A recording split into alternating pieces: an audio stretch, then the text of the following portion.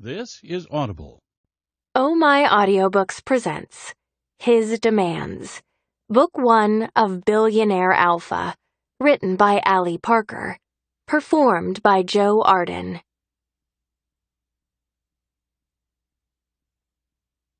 Prologue. Damn. 110. She needed a 70 to make the dean's list for her senior-level marketing class, but she'd pulled out 110. A smile touched Bethany's lips, her eyes darting around the room to see if she could make out the various grades on her classmates' papers. From what she could see, she must have gotten the highest grade. She sat back in her chair and listened as the classroom filled with either groans or soft whispers of gratitude for passing grades. She hadn't worried much about passing, but simply passing was never enough. She had to be at the top, the best grade in the class. The elderly professor moved to the front of the room, dropping a small handful of remaining tests on his desk and turning to face the class. A quick adjustment to his glasses, and he scanned the room, his eyebrow raising at the noise. "This was your final test for my class. I know some of you are graduating on Saturday, and I congratulate you. If you failed this test and subsequently this class and it's holding you back from graduating, that's your problem. You were given every opportunity to do well in here. If you failed, then you worked hard to do so." He shrugged as a lanky guy in the back row spoke up, Bethany turning to look over her shoulder as his drug-induced voice resounded. "Is there a makeup quiz for this test?" "No, Mr. Johnson. This is final, and you'll be seeing me next semester, no doubt." Bethany turned and raised her hand, her long chestnut locks tickling her shoulders as she moved. "What was the top grade in the class?" "Yours." The professor smirked and moved from his reclined position. "Class is dismissed. Don't bother stopping by to talk with me. I have somewhere to be, so this is goodbye for this semester.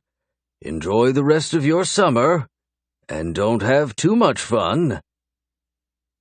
Bethany leaned over and grabbed her backpack, a smile pressing her cheeks toward her eyes as she got up and walked from the room, her head held high and smugness sitting on her like a well-worn cloak.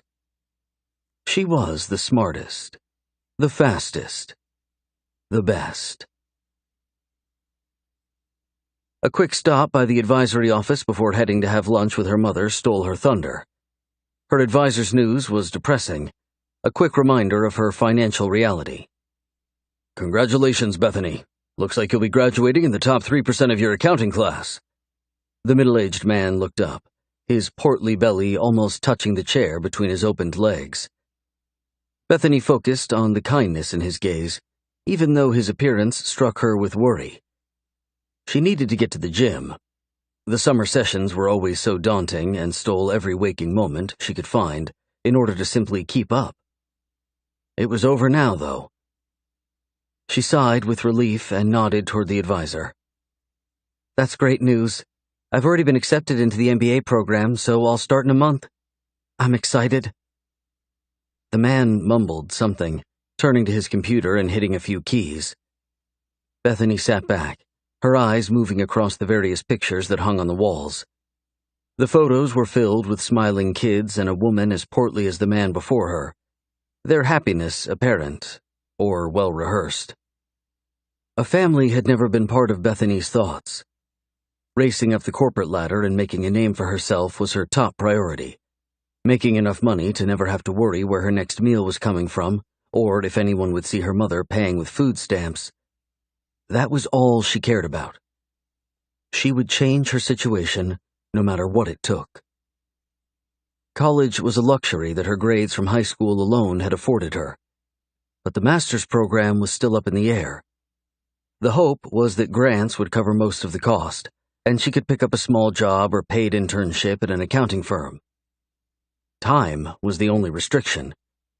She needed something flexible because her course load wouldn't allow for much more than studying and schoolwork. She reached up, tucking her hair behind her ears as she looked back at the advisor. "So, am I good to go?" "Hold on just a minute, kiddo. Looks like there's an issue with your fees for next semester. I'm just trying to make sure you're all paid up." He glanced over at her before picking up his phone. He spoke for a few minutes to someone who she assumed was in the registrar's office. The conversation, from the parts she could hear, was only causing the knot in her stomach to grow. He thanked the lady on the phone and sighed, hanging up and looking over at Bethany. "Good news and bad news. What do you want first?" "The good news?" "The good news is that the first third of your upcoming semester was picked up by a grant." "And the bad news is that the last 2/3 weren't?" "That's right." He shrugged, sympathy covering his round face. "Is there a possibility of getting a small part-time job or internship in the city?" "I have no clue. Seems like more to do, but it is what it is." She sat back and sighed, the reality of her ever-present situation bleeding its way across her emotions. She was going to break down soon, and she'd rather it not be in front of him. She stood up and reached over, her hand extended. "I appreciate your help. I have a month to figure it out, I guess." "You have about 6 weeks before they require that second payment. Good luck. You're smart. You'll figure this out."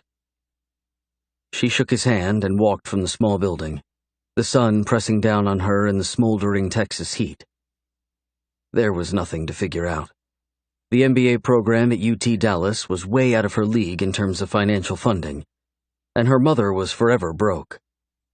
Thanks to a drug-dealing father and a life left in shambles, there wasn't much hope. She got in her car as the first tear fell. She'd have to ask her mom to do something that seemed far-fetched, but was her only hope. "Mom, will you marry Kent?" She looked up in the small rear-view mirror, realizing how selfish she was being as she worked through how to ask something so demanding of her mother. But Kent was a billionaire. It would work in her favor, and she knew without a doubt that her mother would be much happier with the stability and love Kent would provide. It was good for everyone. No, she couldn't do it. But what other choice did she have? Chapter 1. "Mom, will you marry Kent?" Bethany let the question hang in the air as her mom reached for a fluffy white roll sitting in the basket between them. "What?"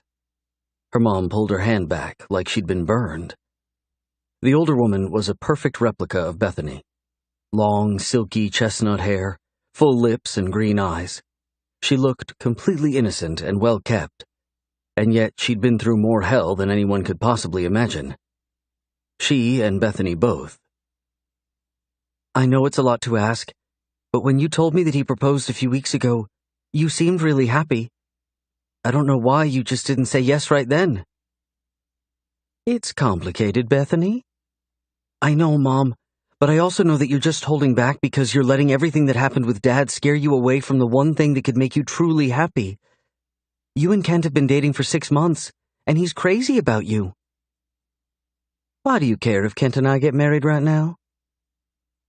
"I had an appointment with my advisor today, and there isn't enough funding for me to get through the first year of my master's program." She held up her hand as her mother started to protest. "I know you don't understand the need for a master's, but I'm telling you that I need it. I want financial freedom. And ever since Daddy left all those years ago, we've had anything but that. I want a chance to be free from this, Mom." Her mom visibly flinched, reaching and taking the bread and then picking at it, her gaze filled with concern. They had been through far too much together over Bethany's 22 years not to be straightforward with one another. Her mom loved Kent, and Bethany knew they would get married eventually, so the request wasn't too far-fetched, just perhaps a little selfish in its timing. "And you think me marrying Kent will take care of your finances?" "I'm praying that you'll mention my situation. I'm not asking for a handout, but a loan. I'll pay it back once I'm working for an accounting firm downtown, Mom. There is no way I'm not going to get a great job next year. I just need some help now. I wish I could help you, but I don't have anything put away. Her mom's eyes diverted toward the table as the waiter walked up, a smile on his mouth. Hi, ladies, you ready to order? Bethany's mom sat up, pulling her menu up as she motioned for Bethany to place her order. Bethany picked up the menu and looked at the prices, not caring a bit what items were attached to them. They were broke, and shouldn't even be at the small cafe. Money was the bane of her existence, and coveting it any time soon seemed like a lofty goal. I'll take a cup of tomato soup and a water, please. Not very hungry today. He smiled and took her menu, winking at her as she smiled back. Nope. Big breakfast. Her mother ordered as Bethany reached for a roll. Her stomach softly protested, the deep burn of hunger an old friend. She hadn't had a big breakfast, or any breakfast at all. Every penny she had went to books and supplies for school. She ate once a day, and sometimes not even that, unless her roommate brought home leftovers. She'd have given anything to order a cheeseburger with fries and a Coke. But life wasn't that giving. The waiter moved away, and Bethany shoved the rest of the roll in her mouth, the soft white bread melting in her mouth. Worry covered her mother's features as she pushed the basket toward her. Are you not eating again? Bethany finished chewing the roll, her thoughts far from the conversation at the table as she enjoyed the flavors rolling across her tongue. She ate out every once in a while, but it was usually on a date, and that always ended with some random horny guy demanding sex. Disgusting. I have to spend what little money I get from my grants on a place to live and books, Mom. Food is a luxury. Baby, you shouldn't starve yourself. What options do I have? Bethany laughed, the sound falling flat. Take a semester off and come back home with me. Her mom crossed her arms over her chest, an eyebrow raising as Bethany reached for another roll and picked up the small cup of butter, dipping the bread in it without concern for her actions. I can't take off from school, Mom, and I don't have a car that runs very well. One more year of this, and I'll be able to finally take care of myself. I don't like that you're not eating. I don't like it either, but you're as broke as I am. I'll ask Kent to give me some money for you. No. Bethany leaned forward, her mouth pursed into a tight line. She didn't want handouts from someone who wasn't connected to her family intimately, and even though a loan was an option, it was the last option on her list. She needed Kent to move into the position of being her stepfather, and then it would make sense to get financial help from him. Yes. No, Mom. Just stop messing around and get married. You're going to get married anyway. He loves you and you love him. What would being married to him change? I would be his daughter, Mom. I would finally have a dad, and maybe, just maybe, he would see my struggle and offer to help me. Tears burned her eyes, and she picked up her napkin, wiping at them quickly. Being emotional or weak hadn't gotten her anywhere in life, and it certainly wouldn't do her any favors now. Oh, honey, I'm so sorry I don't have more to give you. If only I'd been a stronger woman when your dad put us through all that shit. I don't want to talk about this. Bethany dropped the napkin in her lap, her emotions pressing hard against the confines of her chest. I have one more year of school and need help. You're going to marry Kent anyway. I'm just asking that you move it up and do it in the next month, Mom. Please. Her mom bit at her lip, looking up and thanking the server as he put their lunch down in front of them. Bethany constrained herself as the steam rose up from the small cup before her. She could have ordered more, but she knew her mom was broke and struggling as well. The older woman in front of her hid her own suffering and internal strife as well as Bethany did. No one knew how much they'd been through, and how they continued to persevere. Let's pray over our food. Her mom bowed her head and prayed, Bethany closing her eyes and listening to her mom ask God for the millionth time to help them. He'd seemed to turn a blind eye or deaf ear to them for all the years Bethany could remember. But 6 months ago, he had delivered Kent into her mom's life. Kent owned several companies and had been a widower for 10 years. He was older than her mom and had 2 sons, one a complete loser, and the other the center of his enterprise in the heart of downtown Dallas. Bethany had yet to meet either of them, but she liked Kent and knew he would treat her mother like a princess. If only the woman could get past being hurt and used by Bethany's father, giving love another chance and opening up a world of possibilities for them both. Kent would be thrilled to hear I'm ready to move forward, I guess. Her mom's words lit a spark of hope in Bethany's chest as she looked up. He loves you, Mom. He's told you that 1,000,000 times. I know, and I love him too. I'm just a little worried about fitting into his world. I come from the wrong side of the tracks, Bethany. His friends and work associates are going to see beneath my layers of makeup and call me out as the phony I am. You're not a phony. You're the most real person I know, Mom.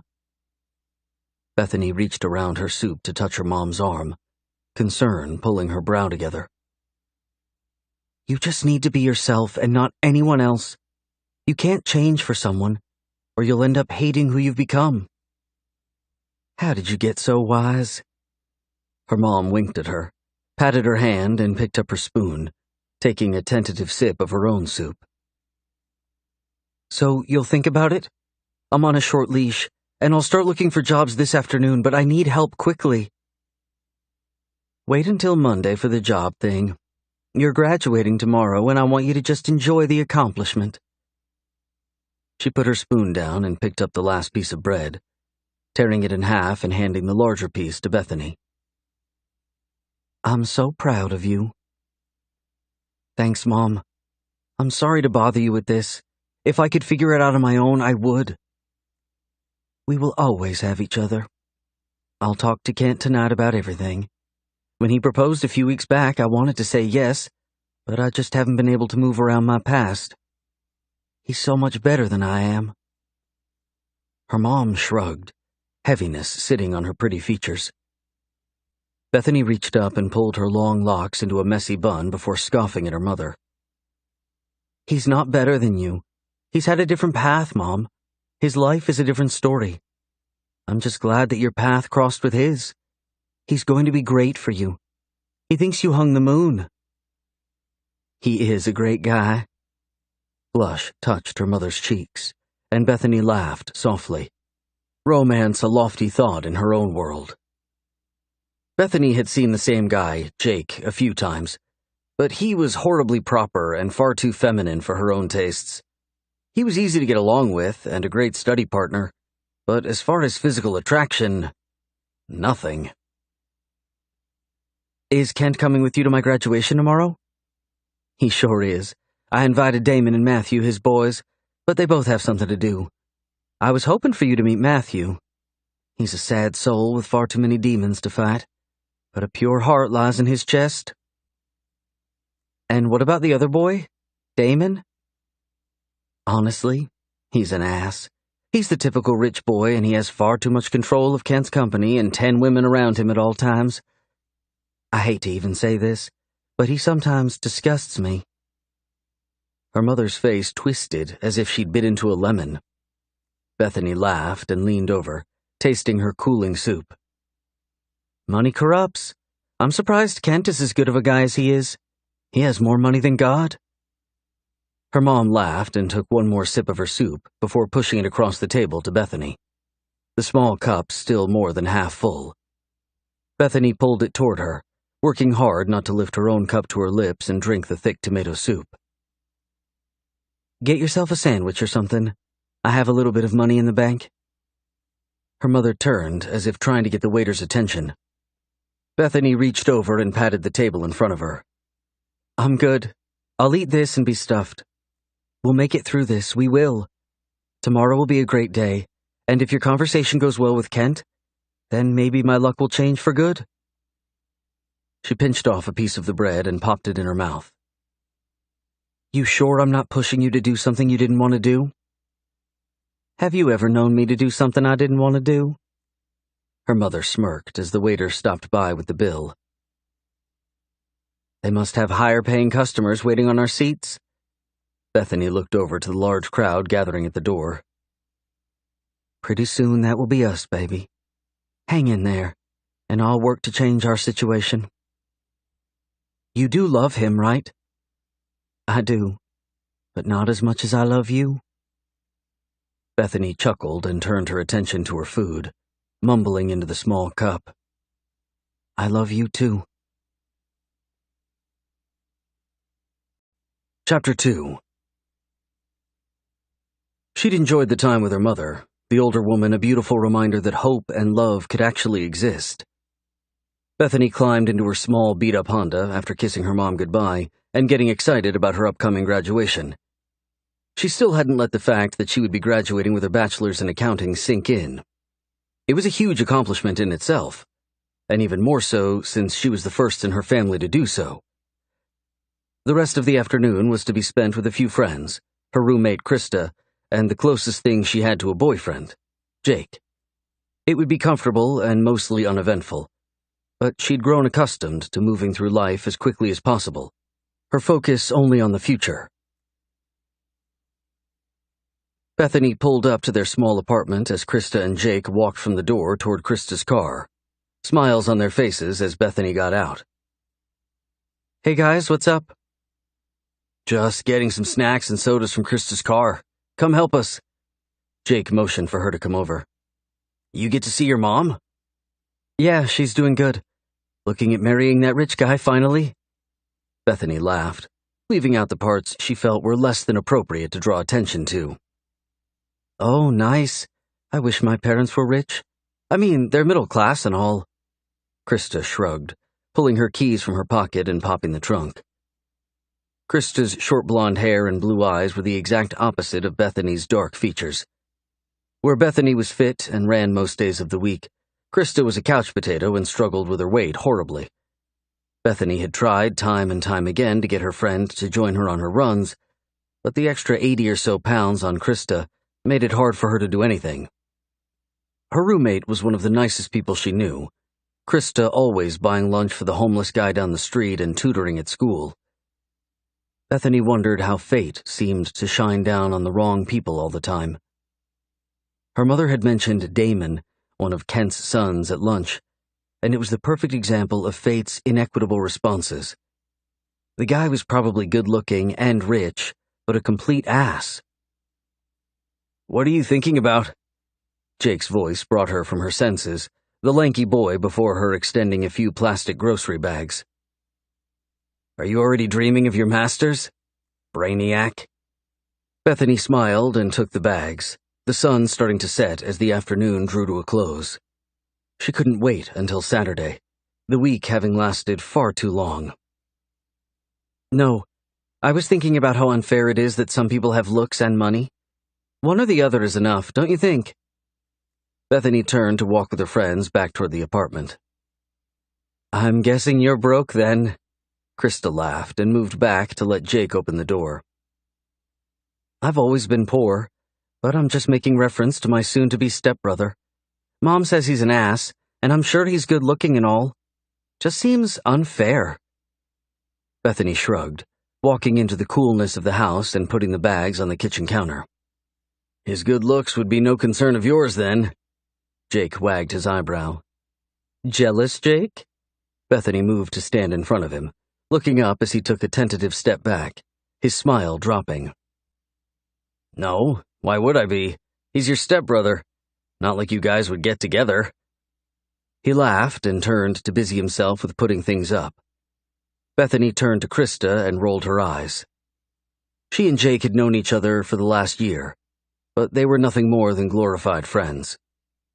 She'd kissed him a few times, but even drunk he would shake like a leaf when she tried. She'd heard plenty of stories of other girls on campus enjoying long weekends filled with liquor and sex. Somehow, she never seemed to get close to the second half of the fun. She wasn't willing to go out with a player, their sexually transmitted diseases of no interest to her. She had been asked out on more than a few occasions, but after so many rejections, The alpha males on campus moved to more susceptible victims. Bethany walked to her room and closed the door before undressing. She wanted to push Jake a little that night, to see if he'd be willing to go further. She had slept around a little in high school and had a few random one-night stands during her freshman year, but human anatomy class had killed all of that for her. Dying with crotch rot was out. She smirked at the thought, reaching for her brush and pulling her hair down to try and tame it. She pulled it into a high ponytail and slipped into a small, cream-colored cotton dress. Her waist was thin, and her breasts were big enough to draw attention, hopefully from Jake. A little bit of makeup and lip gloss, and she was ready to make her move. She walked back down the hall, the sound of a few familiar voices reaching out to greet her. They would have enough friends to spill out into the lawn of the apartment by the time nightfall arrived, but for now, a small group gathered in the kitchen. Bethany walked in and headed for the chips, taking a few and munching on them as she greeted her friends. Jake turned and smiled at her, motioning that she looked pretty. He wasn't her type at all, his long blonde hair always in his face, and his body nothing more than bones. But he was safe. She wouldn't be falling in love with him anytime soon, and he wouldn't be falling for her either. Nothing more than a good friendship existed between them.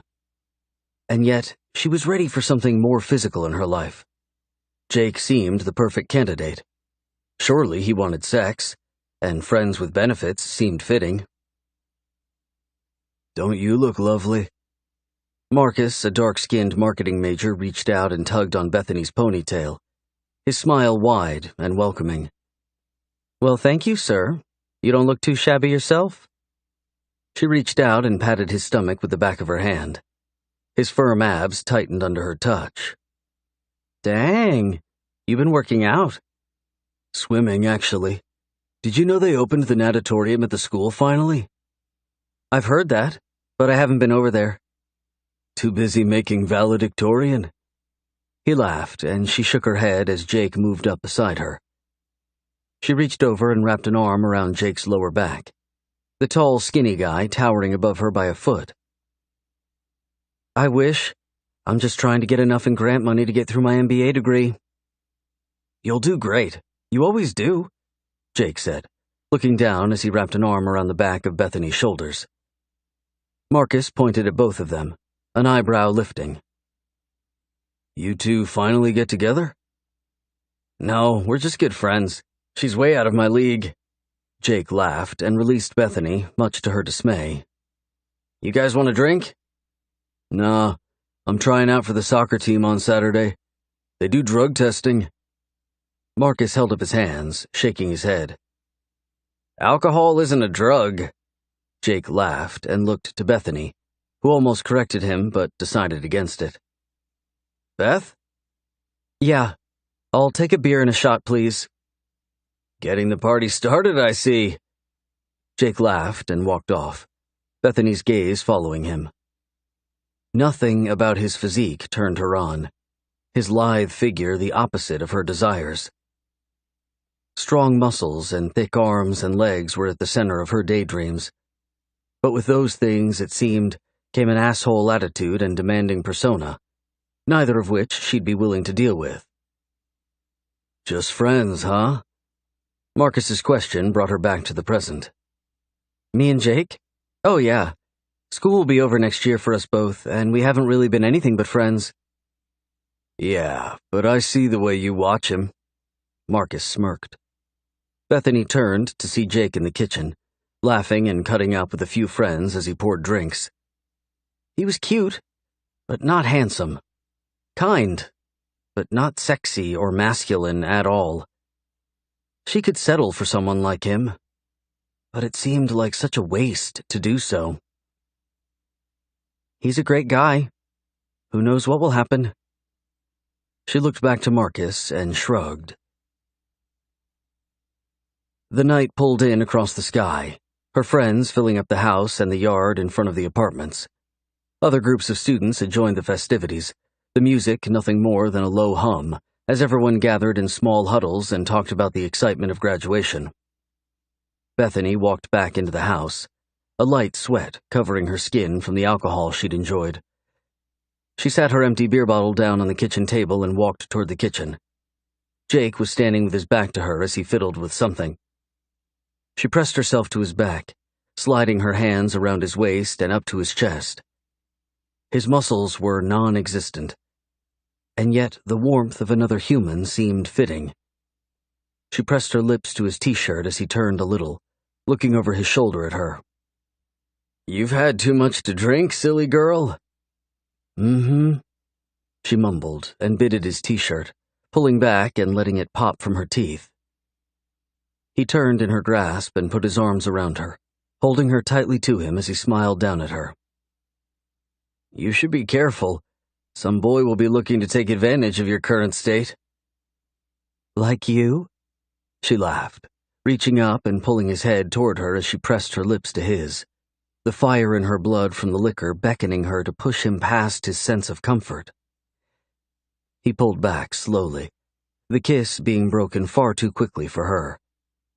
He laughed awkwardly and put his hands on her shoulders, turning them and backing up a step. "You know I would never take advantage of you." He smirked and moved back to finish filling up a small bowl of chips. She leaned against the counter and reached in front of him. "And why not? What if I wanted you to take advantage of me? Take me in my bedroom and strip me naked before—" He cut her off, his eyes wide, his face flushed. "Bethany, you're drunk. Stop talking like that before someone hears you." She laughed, looking over her shoulder and yelling, "I'm drunk and want to get laid. Who's with me?"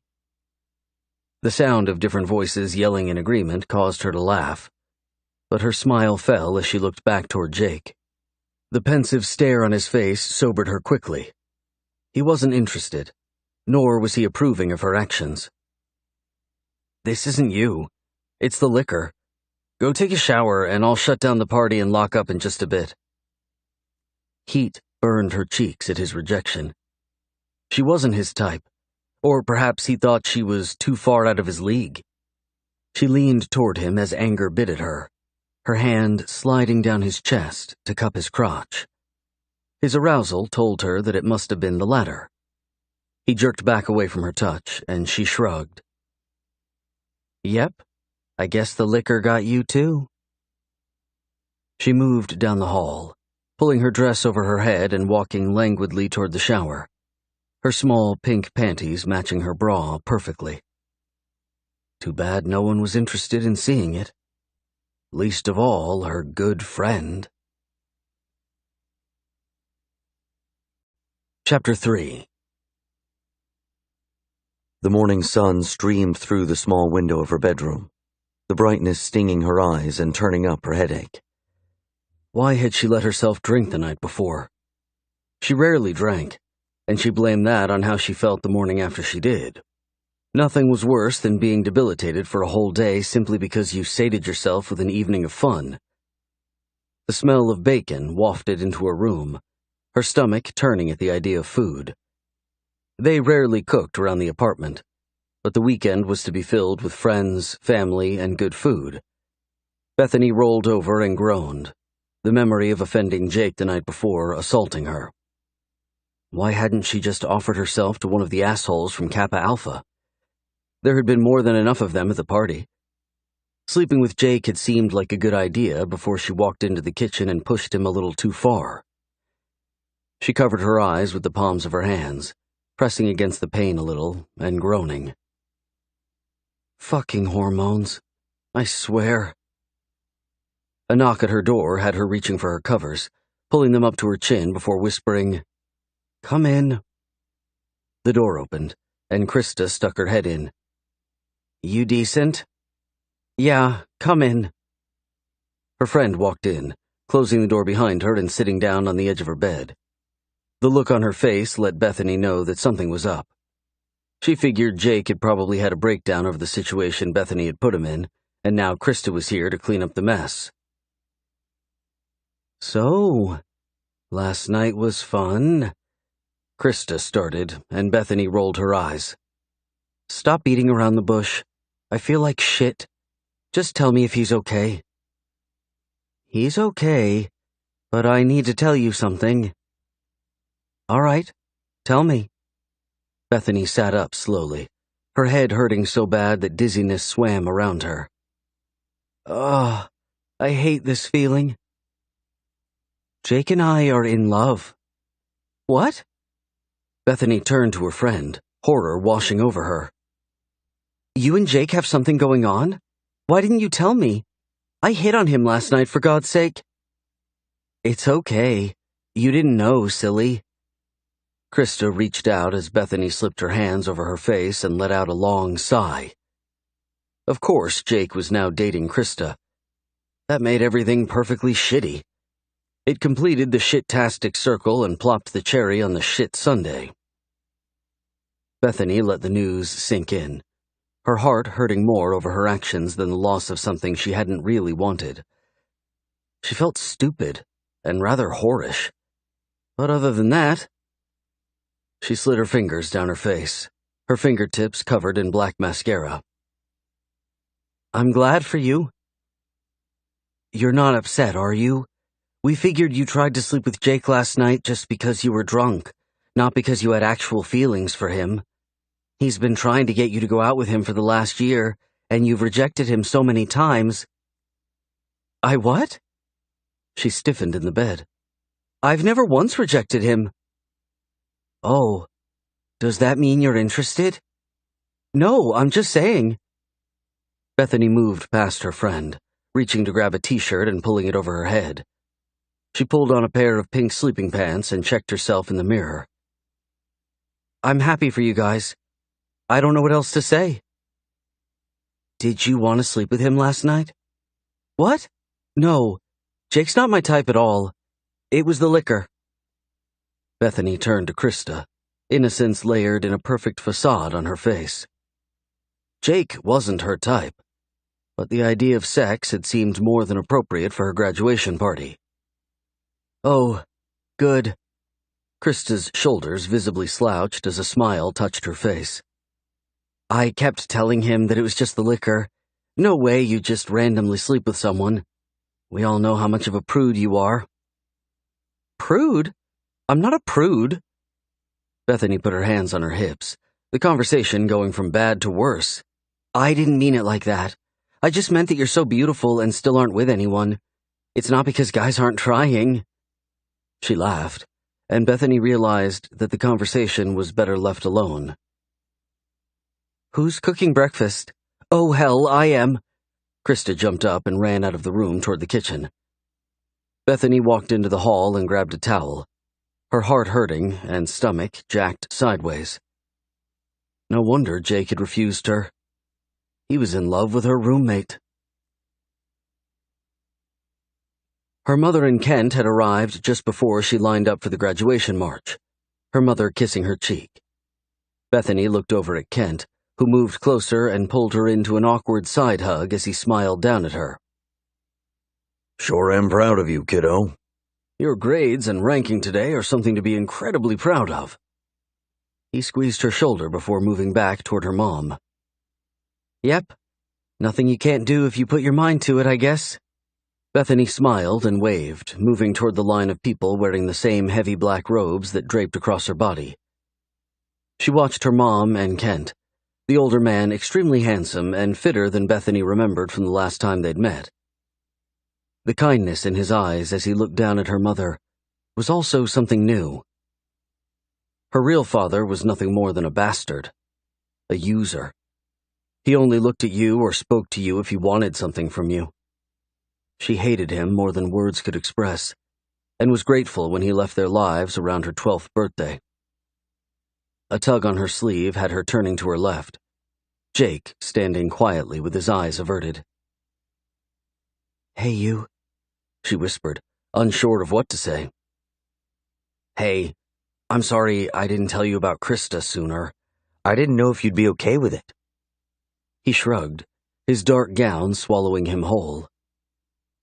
I'm fine. I just wish someone would have told me. She said I tried to sleep with you last night. I feel like a total ass.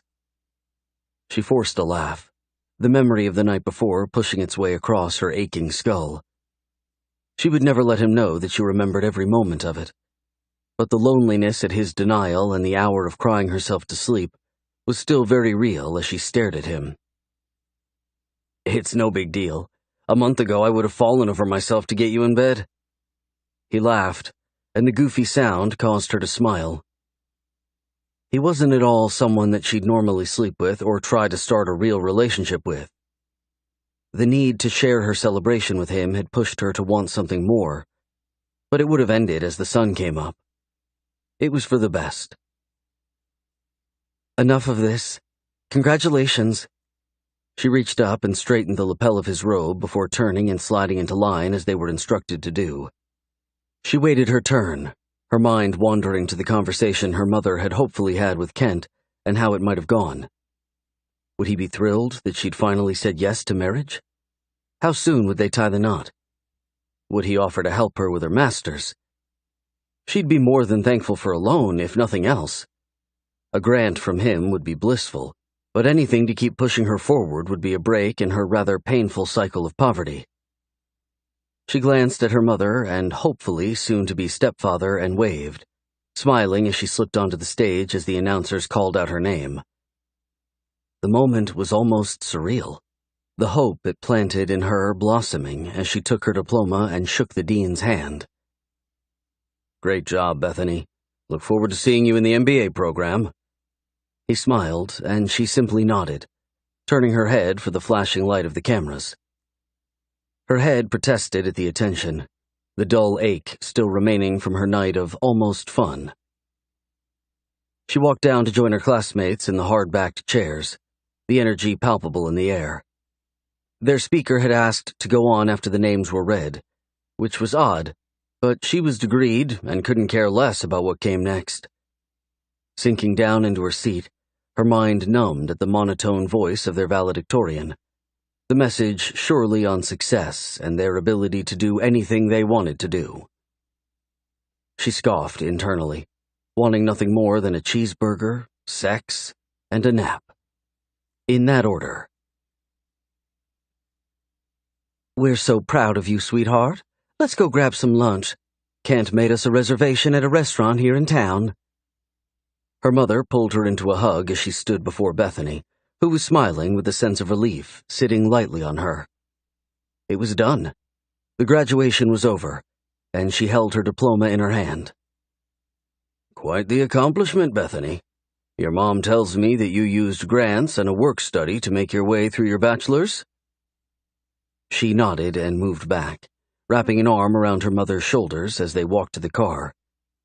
Various friends called out to her, and she responded in between talking with Kent and her mother. "Yes, I was very lucky not to have to apply for loans during the last 4 years. A lot of my friends are leaving today with $40,000 to $80,000 hanging over their heads. I can't imagine." "Debt is the devil for sure." He smiled and held the car door open for her as she got in the back. He opened the door for her mother as Bethany relaxed against the new-smelling leather of his Lexus. She didn't know much about Kent, but what she had seen she liked quite a bit. He was classy and old school, always holding the door open and shaking hands with people. His smile was warm and kind, his eyes dark and full of mystery. He would take some getting used to, as the only man in Bethany's mother's life had been her weasel of a father. Her mom had just about written off men for good until her older sister, Bethany's aunt, Patty, introduced her to Kent. "Hungry, girls?" Kent turned and looked over to Bethany, his right arm extending to hold hands with her mom. A smile touched Bethany's mouth as she nodded. How nice would it be to find someone like him to take care of her mom? How nice would it be to find someone like him to take care of her? She scoffed internally and engaged in the surface-level conversation as they drove to the restaurant. Bethany sat up as the car pulled to the front of the large building, a valet rushing to open her and her mother's doors. She got out, and her mom looked over at her as Kent spoke with another valet. "Kent's paying, so get whatever you want, baby. This is your day." She smiled and held out her left hand, a large engagement ring on her finger. "Oh my God, Mom! He had the ring already?" "He sure did, and I said yes. We'll get married on the beach in Jamaica in 3 weeks. We just want you and his 2 boys to come with us. You can each bring someone if you want, and if not, just come, and we'll have some family fun." Bethany stood there, her mouth half hanging open as Kent walked around the car and put an arm around her mother. "I see your mom told you the good news." "She sure did. Congratulations, how exciting." He smiled and moved them toward the restaurant. "It's given me a whole new outlook on life. But today is about you. We'll talk about the wedding next week. We want you to come spend the week with us, meet the boys and such." "Of course. I'd love to." Chapter 4. At first, she was hesitant to order anything off the menu. The price is ridiculous for a simple graduation meal. Her mom ordered a salad for herself, and Bethany followed suit, but the bread bowl was calling her name. She waited until Kent reached out and took a piece, offering it to her next. "So, Mom tells me that you're an accountant as well?" Bethany passed the bread to her mom, her eyes on the newest member of her soon-to-be family. "I have a degree in accounting and a doctorate in law. It's a passion of mine, but my company is actually an accounting firm, which is something I wanted to talk with you about." He smiled and looked over at Bethany's mother as if asking permission for something. Her mom smiled shyly, and he reached over and took her hand under the table. "Oh, yeah? That's great news. I'd love to talk accounting with you. Just don't tell anyone how nerdy I really am. I keep that locked down most days." She smiled as her mother chided her. Kent sat back, the look on his face giving her peace. "Your mother tells me that you're headed into your master's program in a month and are looking for some financial assistance." She wasn't quite sure how to respond. His statement was completely true, and yet she felt like a beggar admitting that she couldn't pay her own way. She glanced toward her mom, whose eyes seemed to press her toward the message of honesty and transparency. "Yes, my grants only cover 1/3 of my expenses, and getting a job is my next step. I don't mind getting a job, but most firms would require me to work full-time. I could work somewhere non-accounting that's part-time, but I wouldn't make nearly enough money to live off of." Kent was nothing like she expected for a billionaire. Her mother might be aware of her new fiancé's wealth, but Bethany doubted it. She'd done her own research, though, and knew that Mackenzie and Bryant Accounting, LLC, was a cash cow. If Kent wasn't worth at least $30 billion, Bethany would be surprised. Still, he was far too down-to-earth, far from what she expected a billionaire to act like. They were supposed to be greedy and self-serving, manipulative and spoiled. Maybe he was exactly that, and they had yet to see it. Only time would tell. "What about this?" He paused and sat up to the table, his eyes filled with something like excitement. "I'll pick up the tab for the funds that you're lacking, and you come to work at M&B's 3 days a week in the morning or afternoon, whatever your schedule allows you to commit to us." Bethany sat in shock for a minute, his offer way more than generous. She looked at her mom, who was beaming like they'd won the lottery. And, in a way, she guessed they had. The smile on Kent's handsome face caused Bethany's lips to lift, and she nodded before she realized what she was doing. "Deal. Would I be working for you?" "No, your new brother, Damon. Smart as a whip, but you'll love him. The two of you have a tremendous amount in common. He's brilliant and driven, hard-working and very devoted to success." "Sounds perfect, Beth?" Her mom beamed. "More than perfect." She swallowed the lump in her throat, the bread from her plate helping to push down the feeling that perhaps she was making a mistake. She hated spoiled frat boy alpha males. Surely her soon-to-be stepbrother was more like his father and less like the image in her head. Of course, her mom had called him an ass, so maybe not. "Good. You start on Monday." Monday came far too fast. Bethany had spent the weekend packing up a few things to stay with her mom and Kent at his house for her week's vacation. Too bad her vacation had turned into a new job and a possible asshole boss to deal with. Her mom had taken her shopping on Sunday for some new clothes. Kent more than happy to lend his credit card to the adventure. She finished buttoning the white short-sleeved shirt her mother had gushed over in the dressing room, her black pencil skirt accentuating the thickening backside she was starting to hate. Bethany growled and ran her hands over the curves of her rear, her hair long and loose around her shoulders, makeup light but still obvious. She had on black heels and various accents of crimson jewelry. Her stepfather gave her the thumbs up as she walked into the kitchen Monday morning. "Just let Martha know what you'd like to eat, and she'll whip it up for you. You look perfectly professional." Kent smiled and pointed to the kitchen, from which the smell of something delicious wafted toward her. Bethany's stomach growled in protest, and they laughed together as she turned and walked quickly toward the kitchen. Nervousness sat heavy on her, her worry over meeting her new boss nothing compared to having to pretend to approve of her new stepbrother. She would play the game for a little while, but if he was a jerk, like she imagined he might be, she would be more than happy to put him in his place. After a quick breakfast of juice, eggs, and toast, she climbed into her small Honda, her mom blowing her a kiss from the front door. Kent's house was a mansion 3 times over, the number of rooms making it feel more like a hotel. Her mom hadn't moved out of her own small 2-bedroom house on the other side of Dallas, and they had decided that for the week of vacation, she and her mom would stay with Kent at his place. Good thing. Her mom most likely had stale cereal and low-fat milk as the most appetizing breakfast option. Bethany shuddered at the thought. Bethany drove in nervous silence, the sound of the traffic around her actually offering a bit of balm to her beating heart. It had been a while since she'd had to try to impress someone. All of the professors in the business center knew her, and her reputation preceded her thanks to tutoring often and being part of the honors fraternity. This was a whole new situation. She'd have to impress her new stepbrother, and something told her that would be more difficult than she wanted it to be. Not having any siblings of her own, she wasn't even sure how to approach their new relationship, but figured her best bet was to respect him as her boss, and if something familial grew from that, all the better. Forcing something wasn't her style at all. Her heart set on impressing people with her intelligence and wit, no matter the audience.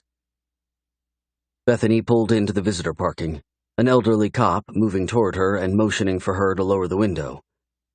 The large building above them reaching high into the sky, as most of the other buildings in the business district in downtown did. "Where you headed, miss?" He leaned down, a smile lifting the furry mustache on his upper lip. "I'm starting my internship with Mackenzie and Bryant today. I hope I'm in the right place." She looked around for a sign. Nothing but plain concrete walls surrounding them. "You're in the right place. Go to the 4th floor or above in the garage, and make sure you don't park in a reserved spot. Take the ticket the little machine up there spits out at you, and have the receptionist validate it for you." He moved back and motioned for her to go on through. "Good luck." "Thanks," Bethany mumbled as she rolled up her window, and the car crept toward the small ticket dispenser. Excitement mixed with fear rushed up her chest, her breathing reminding her of the need to exercise. She usually didn't get hyped up about things, but this was a whole new ballgame. Not having an interview with Damon left her without a clue of who it was that she would be answering to. Her mom's comments about Kent's oldest son left her stomach in knots. She parked and reached in to pull her purse from the passenger seat, hitting her head on the rearview mirror and cursing at herself. She moved out of the car and walked quickly toward the elevator sign. The heat in Texas in late August was painful. If she wasn't careful, her hair would turn into something Tina Turner might be proud to sport.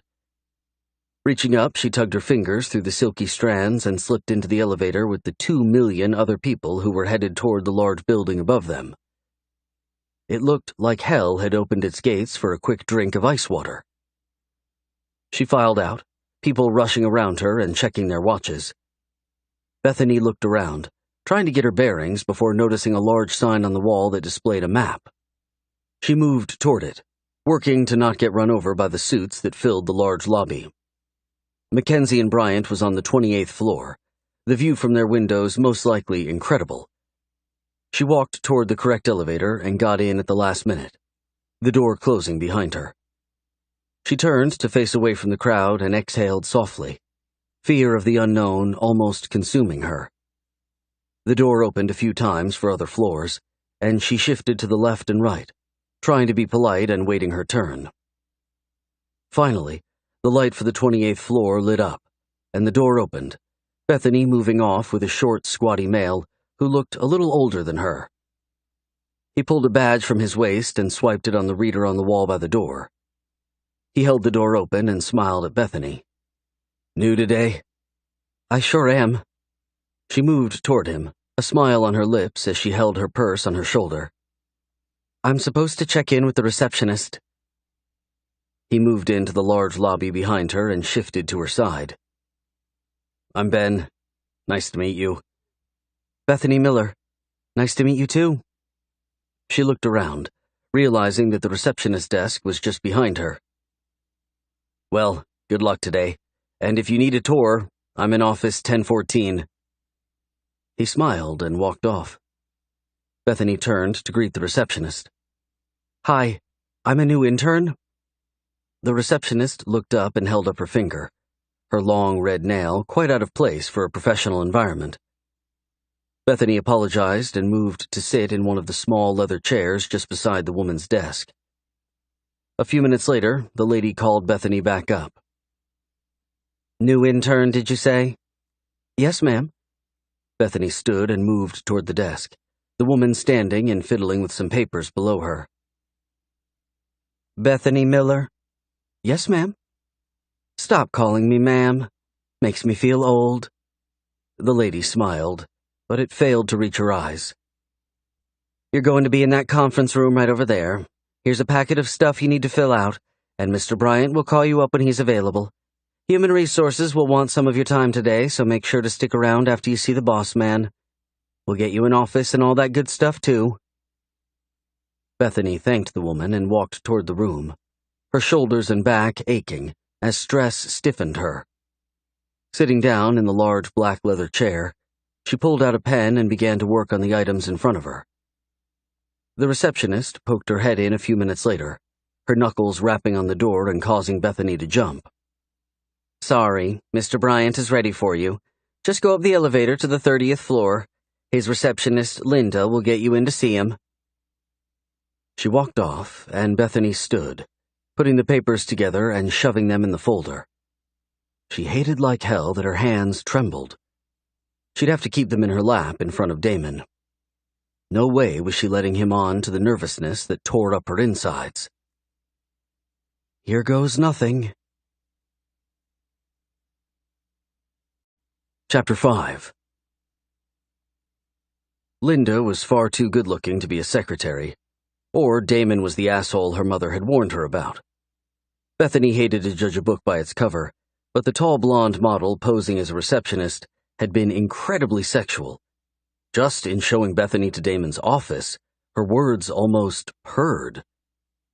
Bethany thanked her and shivered in disgust as the door closed.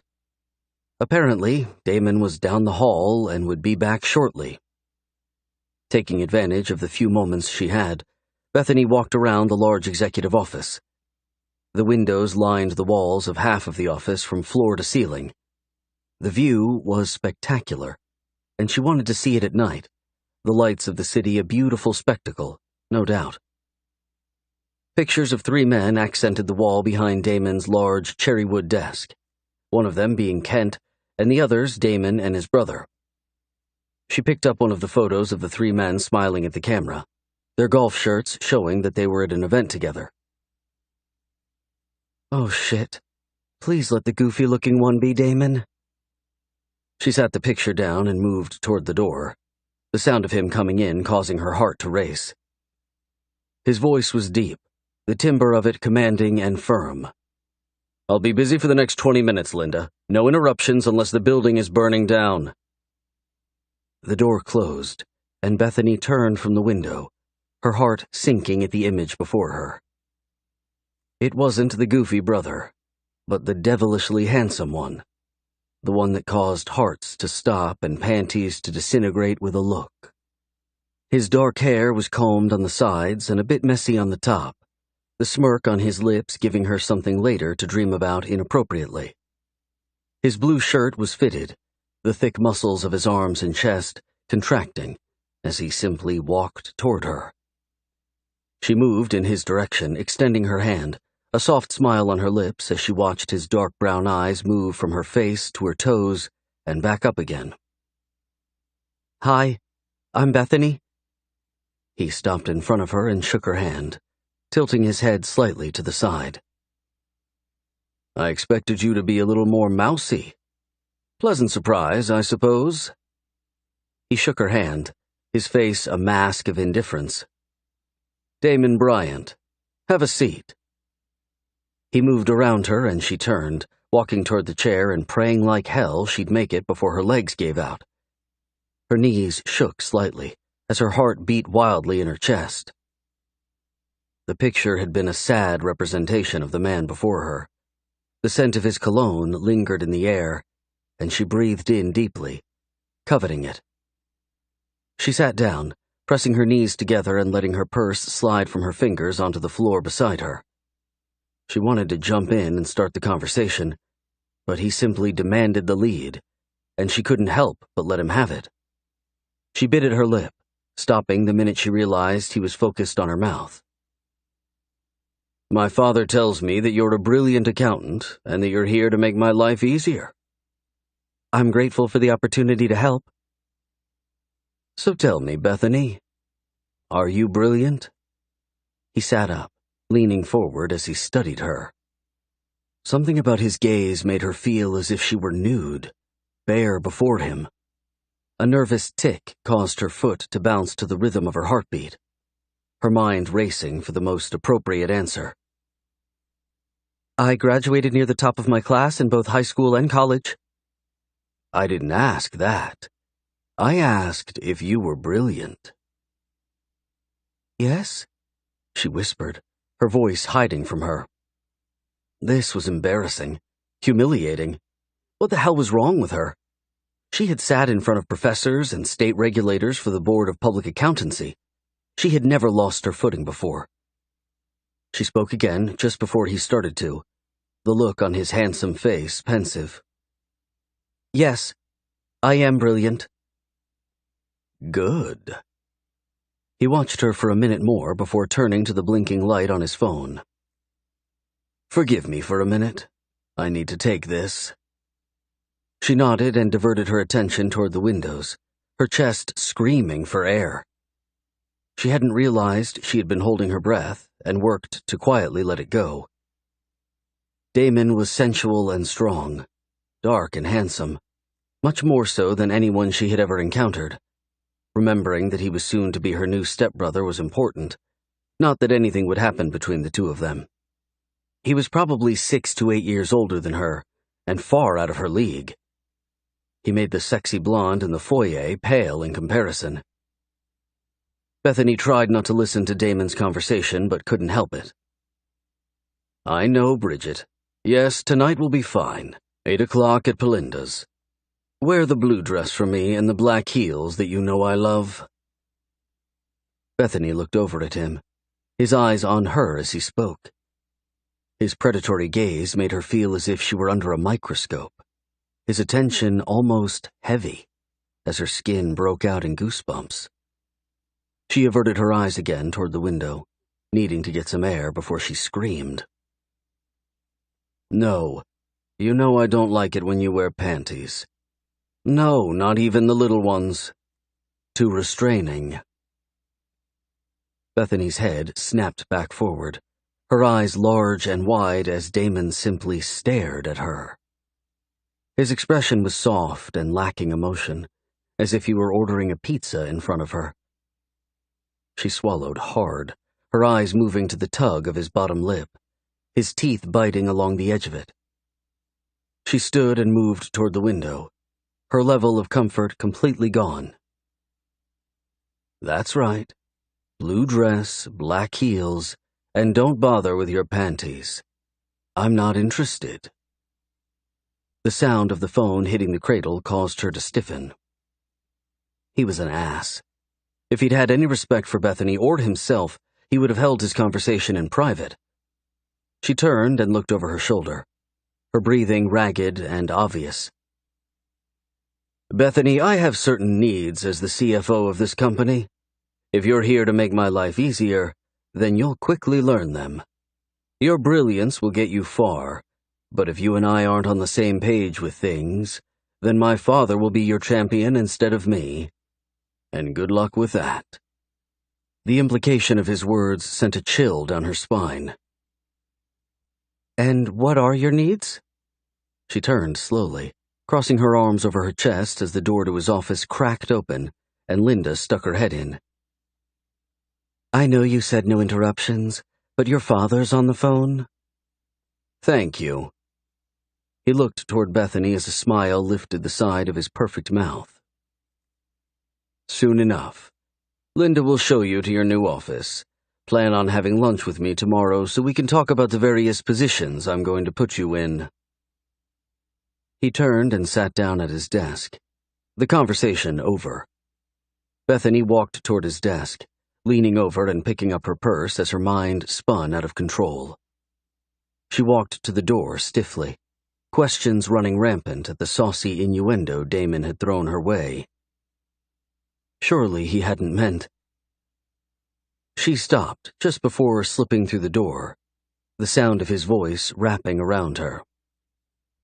Oh, and Bethany, you'll enjoy every one of those positions, and I'll do my best to make this a stimulating experience for us both. He bit subtly at his top lip and watched her closely, Bethany nodding and slipping through the open door. She was in too deep already. Chapter 6. Bethany moved toward her new office like a zombie, her mind trying desperately to work through the last few words her stepbrother Damon had spoken to her. His voice had been filled with conviction, the seriousness of his gaze leaving her to wonder if he hadn't meant everything simply from a business perspective. He had certain needs, and she would be required to know them and fulfill them, as it seemed every other woman in the company was busy trying to do. Did Kent know that his son was pimping out the women of their accounting firm for his own perverted desires? Or had Damon simply meant that, as the CFO, he would need her to be on her toes, to work fast like he did, and keep on top of things? Those were needs, too. Maybe she was trying to make something sexual out of it, because he was by far the most beautiful man she'd seen in her short life. Here's your office. The laptop is yours to take with you. The cords are all there and the phone is already set up. The receptionist turned and extended a golden key, her long nails almost covering up the small item. Here's your key.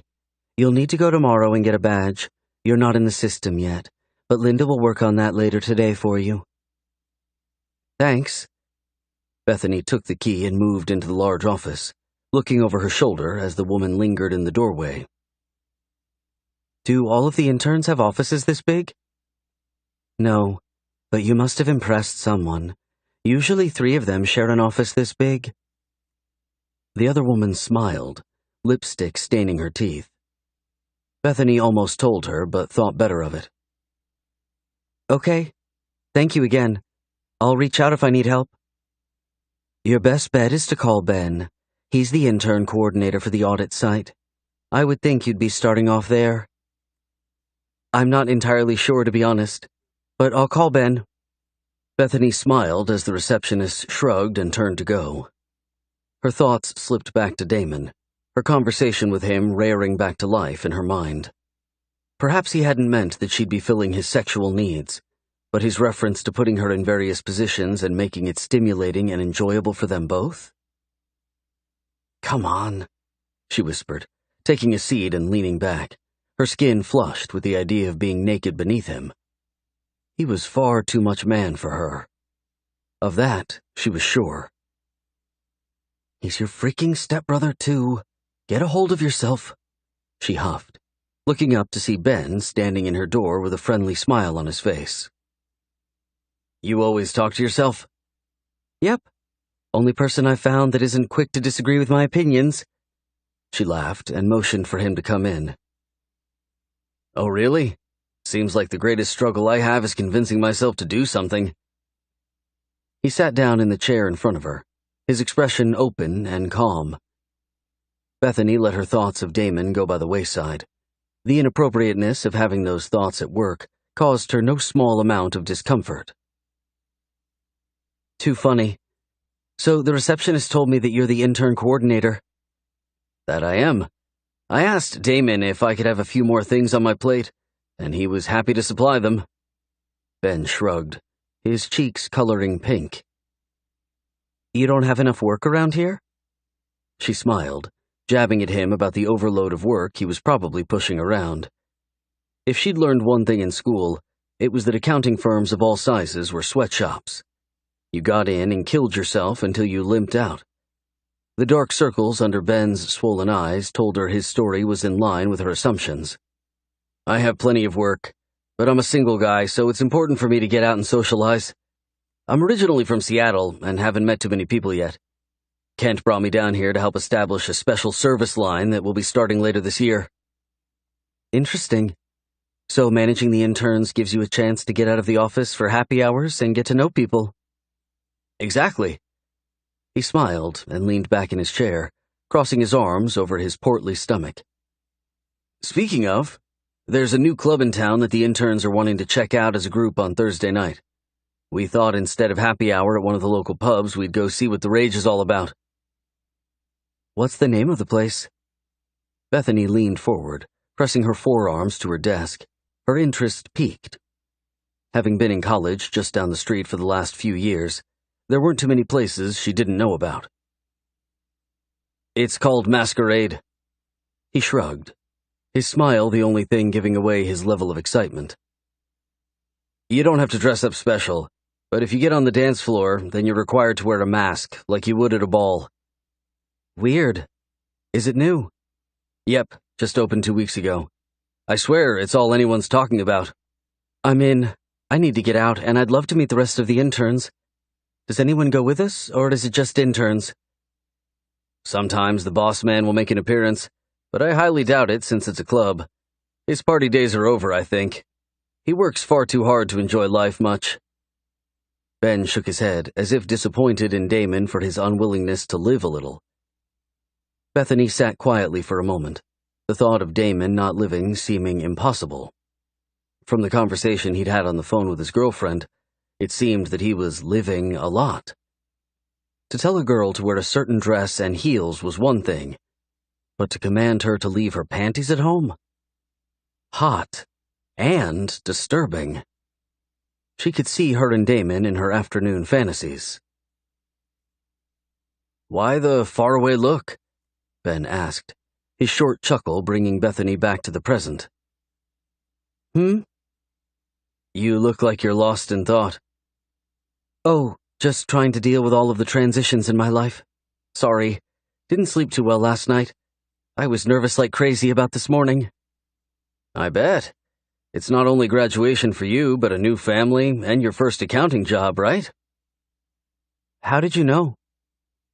She tilted her head to the side, her smile dropping as she tried to understand who else knew about her and Damon being family soon. Ben held his hands up, standing and shaking his head as he backed toward the door. I'm the only one. I get a full rundown on you guys from the boss man because I'm in charge of the program. I only know what I just shared, though, so no worries about a bulletin board being up with your info for all to see. He laughed, and Bethany did too, liking him for his transparency above all.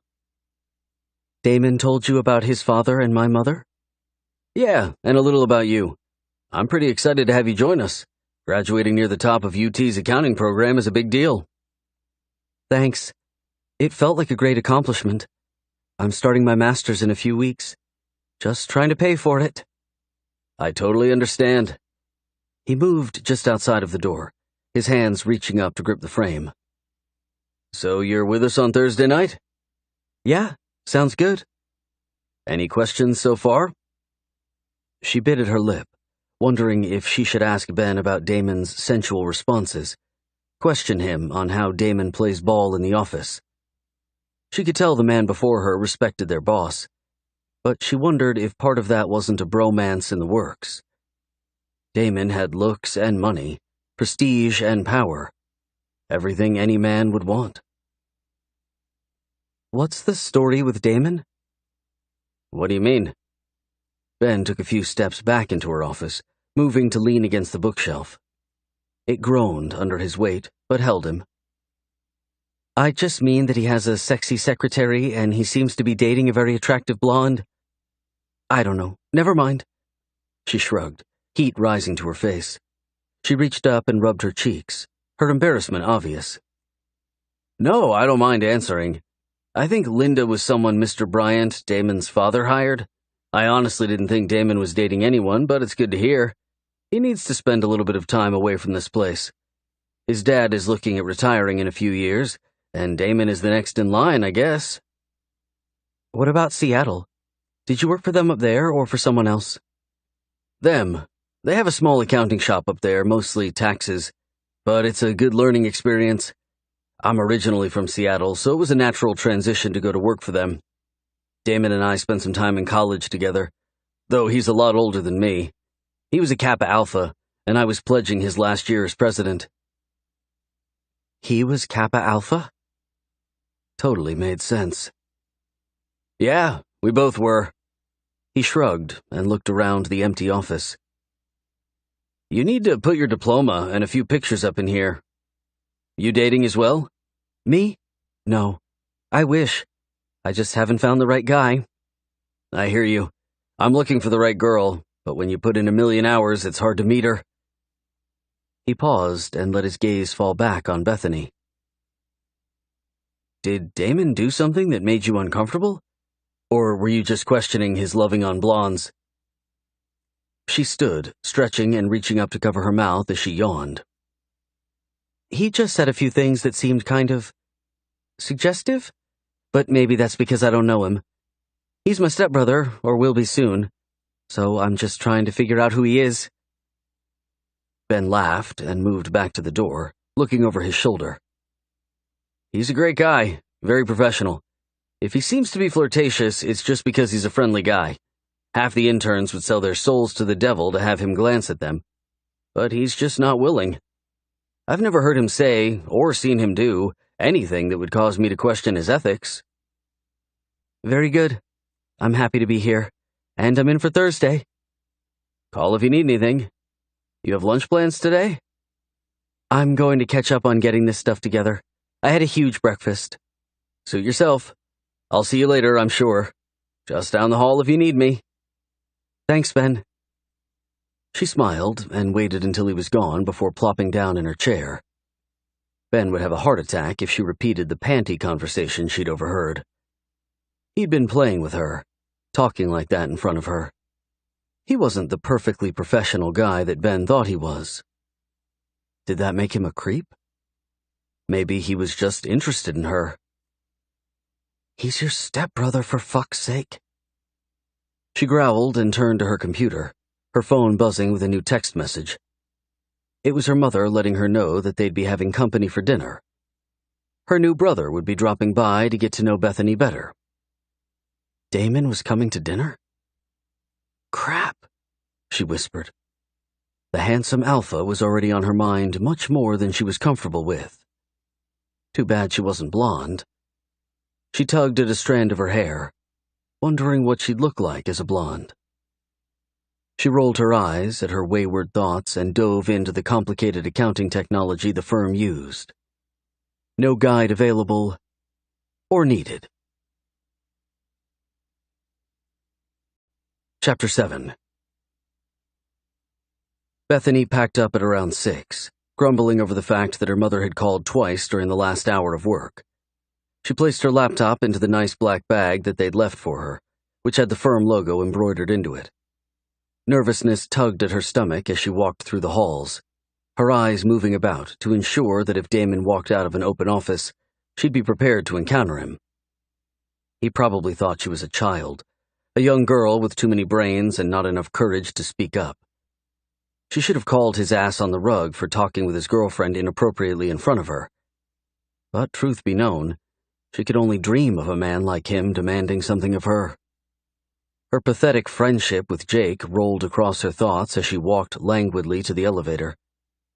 She squeezed in as the doors opened and had to apologize when she stepped on a beautiful red-haired girl's toe. The girl, who was about Bethany's age, merely huffed. Bethany turned and put her hands in front of her waist, clasping her fingers together and trying not to take up too much space. The door opened and she moved out, Jake on her mind again. He had been a great guy, and yet had no drive to reach out and press her to a wall. He had wanted her for the last 2 years, she knew, without doubt, and yet he never pressed her to do anything with him. Maybe if he had, things would have been different between them. She didn't want an alpha male dick forcing her to do anything, but a dominant male putting himself out there with commands and demands that only she could fulfill? She groaned softly at the thought. The ride home was quick, the sun still shining late into the Texas evening. Bethany pulled up to Kent's large home. The circle drive was ornate, and the house was framed by vibrant pink roses. The white brick gave the house a regal appearance, not to mention the bellboy who opened her door and took her keys from her. He was a few years younger than her and horribly shy. He spoke quickly, his eyes averted, as if he were warned not to look at her. She thanked him and walked into the house, her mom walking down the hall toward her with a huge grin on her face. "There's my working girl. Tell me all about it." Her mother stopped in front of her, pulling her into a tight hug. Bethany returned the gesture, feeling as if she were 8 again and had just gotten home from elementary school. Her mom had a way of ushering in memories, good and bad. "It was great. Met some new friends and got invited to go out Thursday night with the other interns. Should be fun." She moved back from her mom, looking toward the kitchen and breathing in deeply. "You said my new stepbrother was coming by tonight? We talking about Damon?" "Nope. The handsome one." A male voice sounded behind her. Bethany turned and smiled at the tall, goofy-looking guy that moved toward her.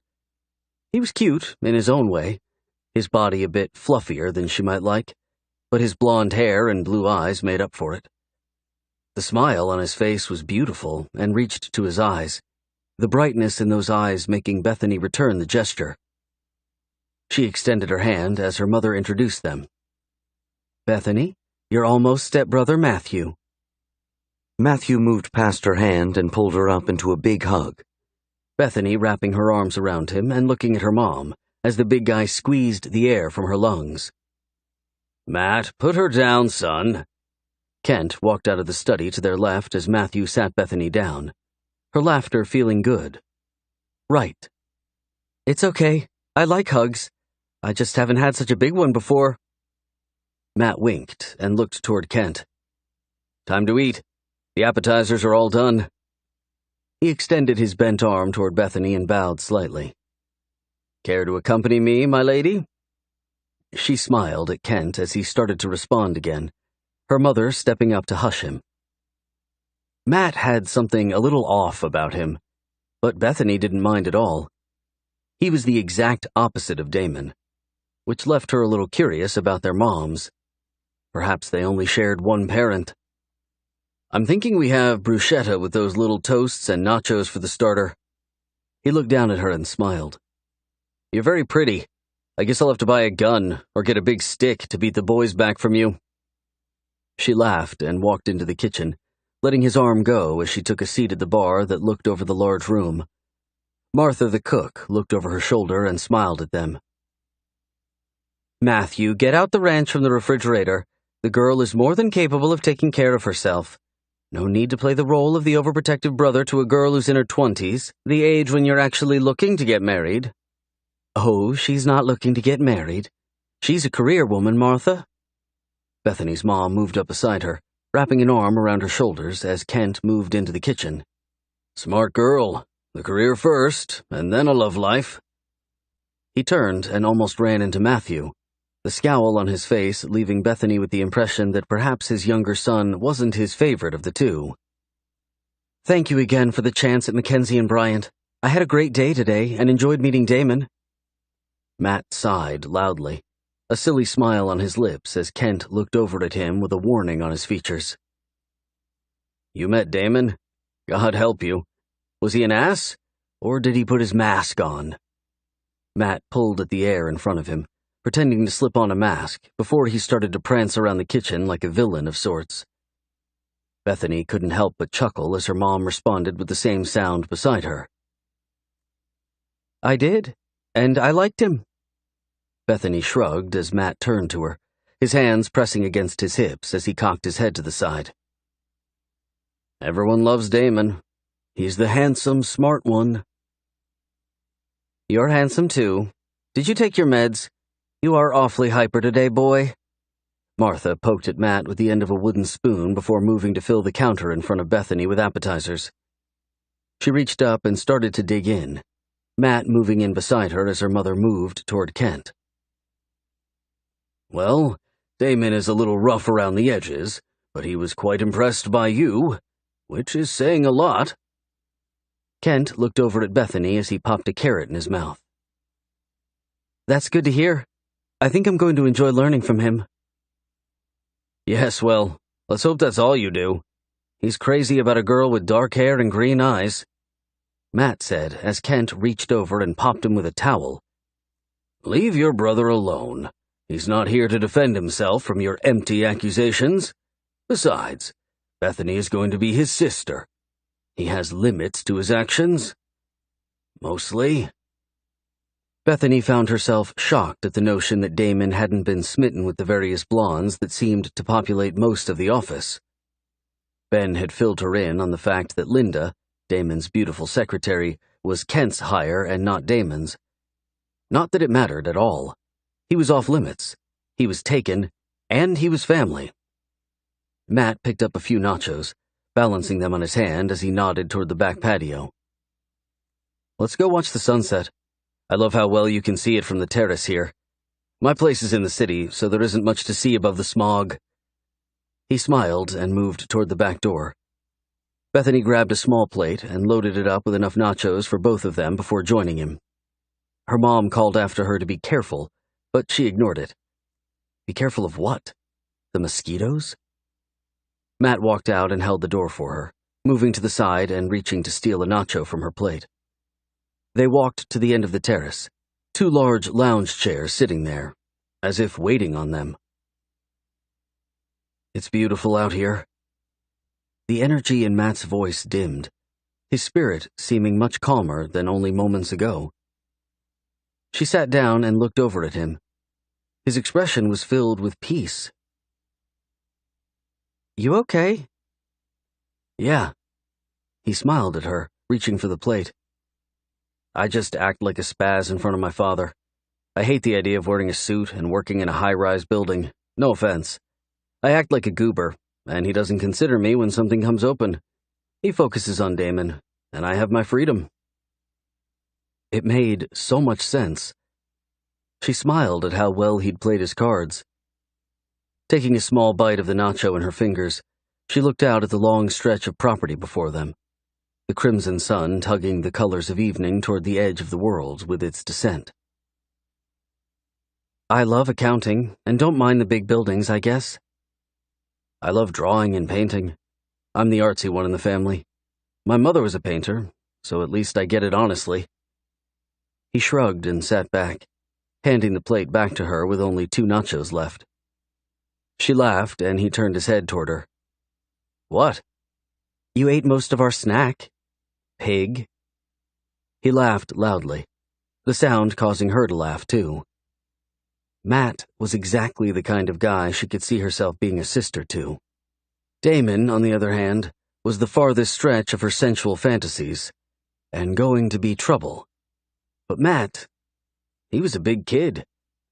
Good thing she still felt like one herself most days of the week. I was hungry. He reached over and pushed at her shoulder playfully. Tell me for reals, did you like Damon? Was he nice or rude as all get out? He was professional. Sort of. I mean, he wasn't rude, but very much focused on business. What do you mean, sort of professional? Did he hit on you? Her throat tightened. The idea of talking about the conversation with his real brother and Matt, perhaps telling Damon that she'd mentioned it, was more than she could bear. Honestly, the conversation had turned her on, and more than once that afternoon she'd imagined him forbidding her to wear panties under her black pencil skirt. Her body burned at the idea of someone with the balls to demand something of the sort. A touch of jealousy hit her as she thought of the girl on the phone, sitting with Damon at a restaurant. Hello? Earth to Beth? Sorry. He just had a conversation with his girlfriend that was... well, it was sexy. He doesn't have a girlfriend. I'm pretty sure he does. Bethany picked up a chip and offered him the plate, Matt grabbing the last one and eating it quickly, as if she might change her mind. Whatever you say, but I know my brother, and he's commitment phobic. Bethany and Matt chatted for a few more minutes before dinner was served. She wanted so badly to ask him about his mom, as he had briefly mentioned her, but she let it slide. Now wasn't the time, in the middle of a family dinner. As soon as dessert was cleared, Matt stood and stretched, promising to come back the next night for dinner if they would have him. His father assured him he would. Bethany stood and offered her bent arm to Matt. Might I walk you to the door, sir? Most certainly, my lady. He took her arm and walked with her, skipping here and there to keep his mental act up. They stopped at the door, and he turned to her, pulling her into another breath-depleting bear hug. She laughed as he sat her down and tipped a fake hat. Behave as much as possible, and if not, pretend it's because you didn't take your meds. He winked and slipped out the door. Bethany thrilled to have him as an almost member of her family. He was just what she needed. Damon, on the other hand, wasn't. Chapter 8. Bethany showered quickly before blow-drying her long chestnut hair, the straightener a godsend in the Texas summer heat. She finished getting her hair to behave and put on a little makeup before walking into her adjoining room and getting dressed. A light blue suit with cream-colored lapels and lining made her look like a fashion icon from the 50s. It was elegant and yet demanded attention. She put on her favorite earrings and slipped on her cream-colored heels, the height of them accentuating her leg muscles. She loved feeling pretty, and yet couldn't seem to find a reason to dress up most days of the week. Her internship was going to spoil her. Bethany walked to the kitchen, Martha handing her a plate with 2 breakfast tacos and salsa on it. She moved the plate to her face and breathed in deeply. The smell divine. Her stomach protested loudly, and she sat down at the bar for a quick breakfast. She didn't notice Martha watching her as she ate quickly, her concern not getting anything on her outfit.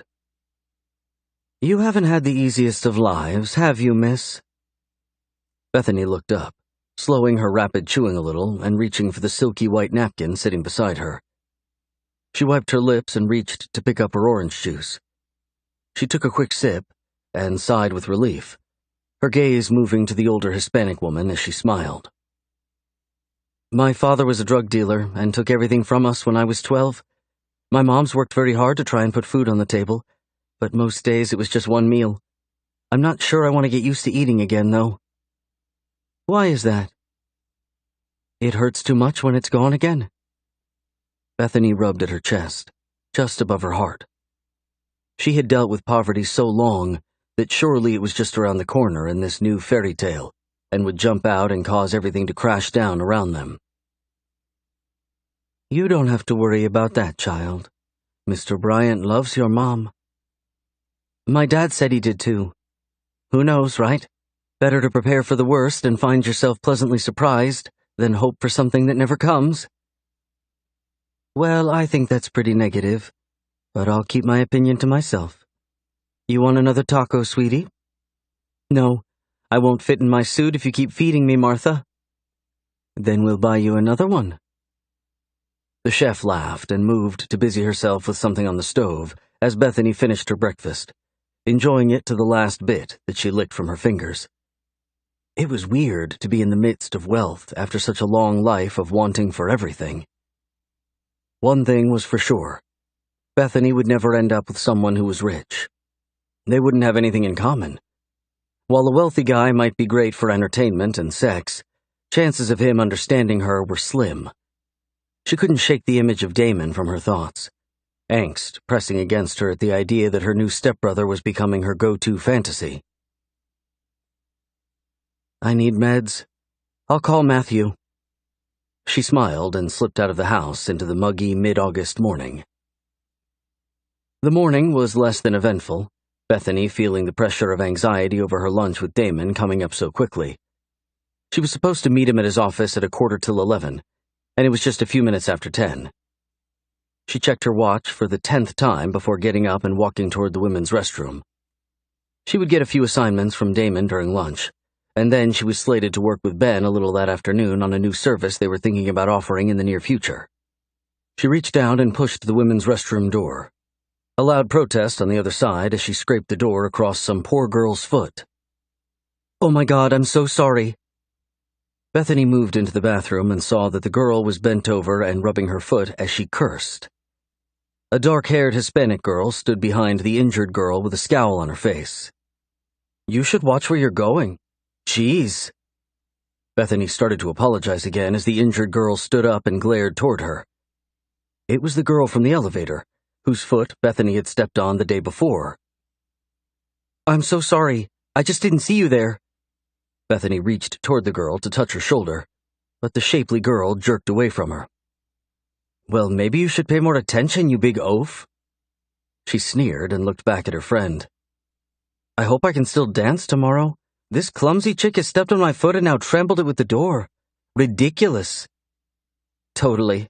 You must be the new intern." "Yeah."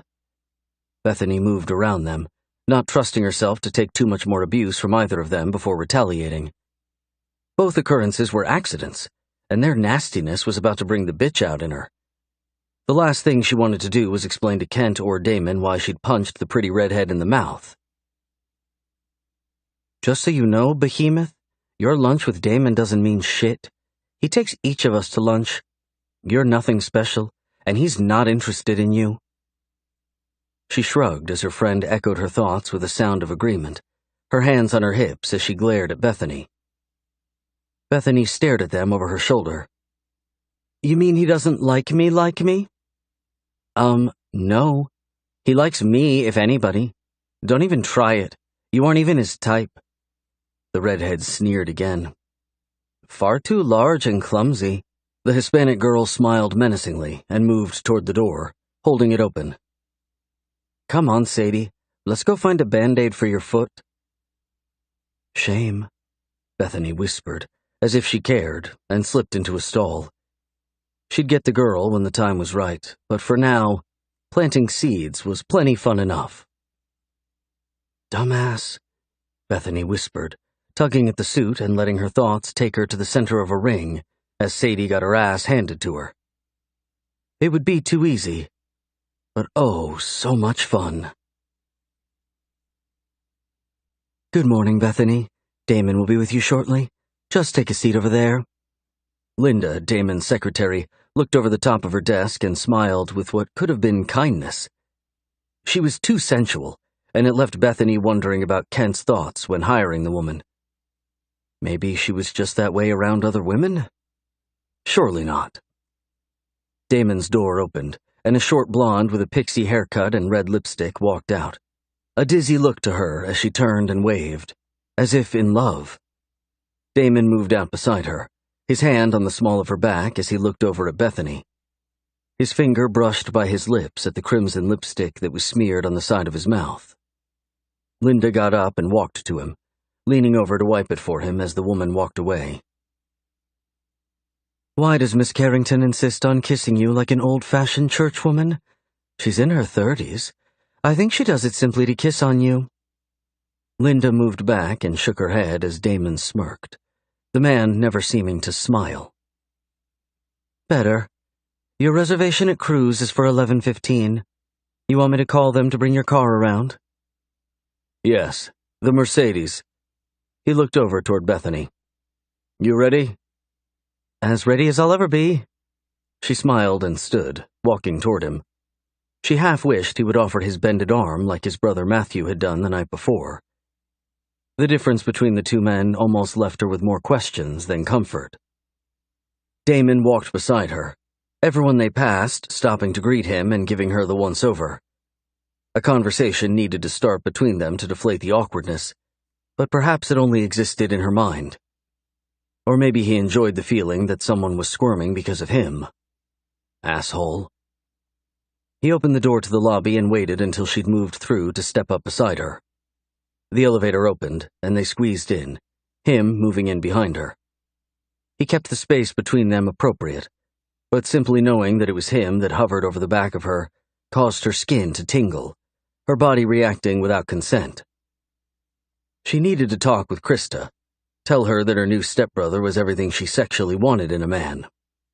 Then let the girl call her a prude. She smiled as the door opened and then moved out, waiting for Damon to move up beside her. I heard you got to meet Matthew last night. I did. I liked him a lot. He's very down to earth. A smile touched the side of Damon's mouth, the look softening his features. She had to wonder if there wasn't more to him. Between Matt's joking about him and Ben's support of him, surely he wasn't the monster he appeared to be. He opened the door again for her, and they walked out of the front of the building, the Mercedes waiting for them. The bellhop held her door open, and Damon stood beside him. His father had obviously taught him the way of Southern manners. She slipped into the car and watched him carefully as he moved around the front of the car to get in. Breathing in deeply, she enjoyed the smell of him. Woodsy and masculine, strong and sensual. His black pants hugged his legs and waist, the faded pink button-down shirt bringing out the darkness of his features. He got in and looked over at her. Steakhouse for lunch. Hope you're hungry. I'm always hungry. My type of girl. He looked over his shoulder, the long, tanned slope of his neck far beyond kissable.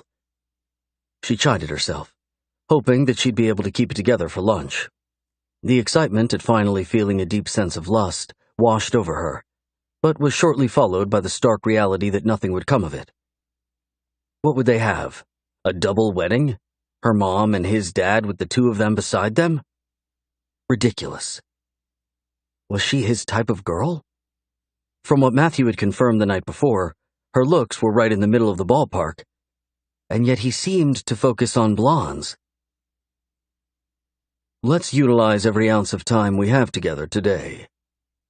He turned back in his seat and reached for a pair of dark sunglasses, looking even more sinful than he had a moment before. Sounds good to me. What is my first assignment? First, my rules. I run the company, and my father has graciously trusted me to do things my way. I have several rules that everyone is aware of, and you'll do well to remember them. Heat flushed her chest and raced up her neck at the condescension in his tone. She would have to suffer through lunch if he was going to put on his asshole cloak and be the man she expected he was.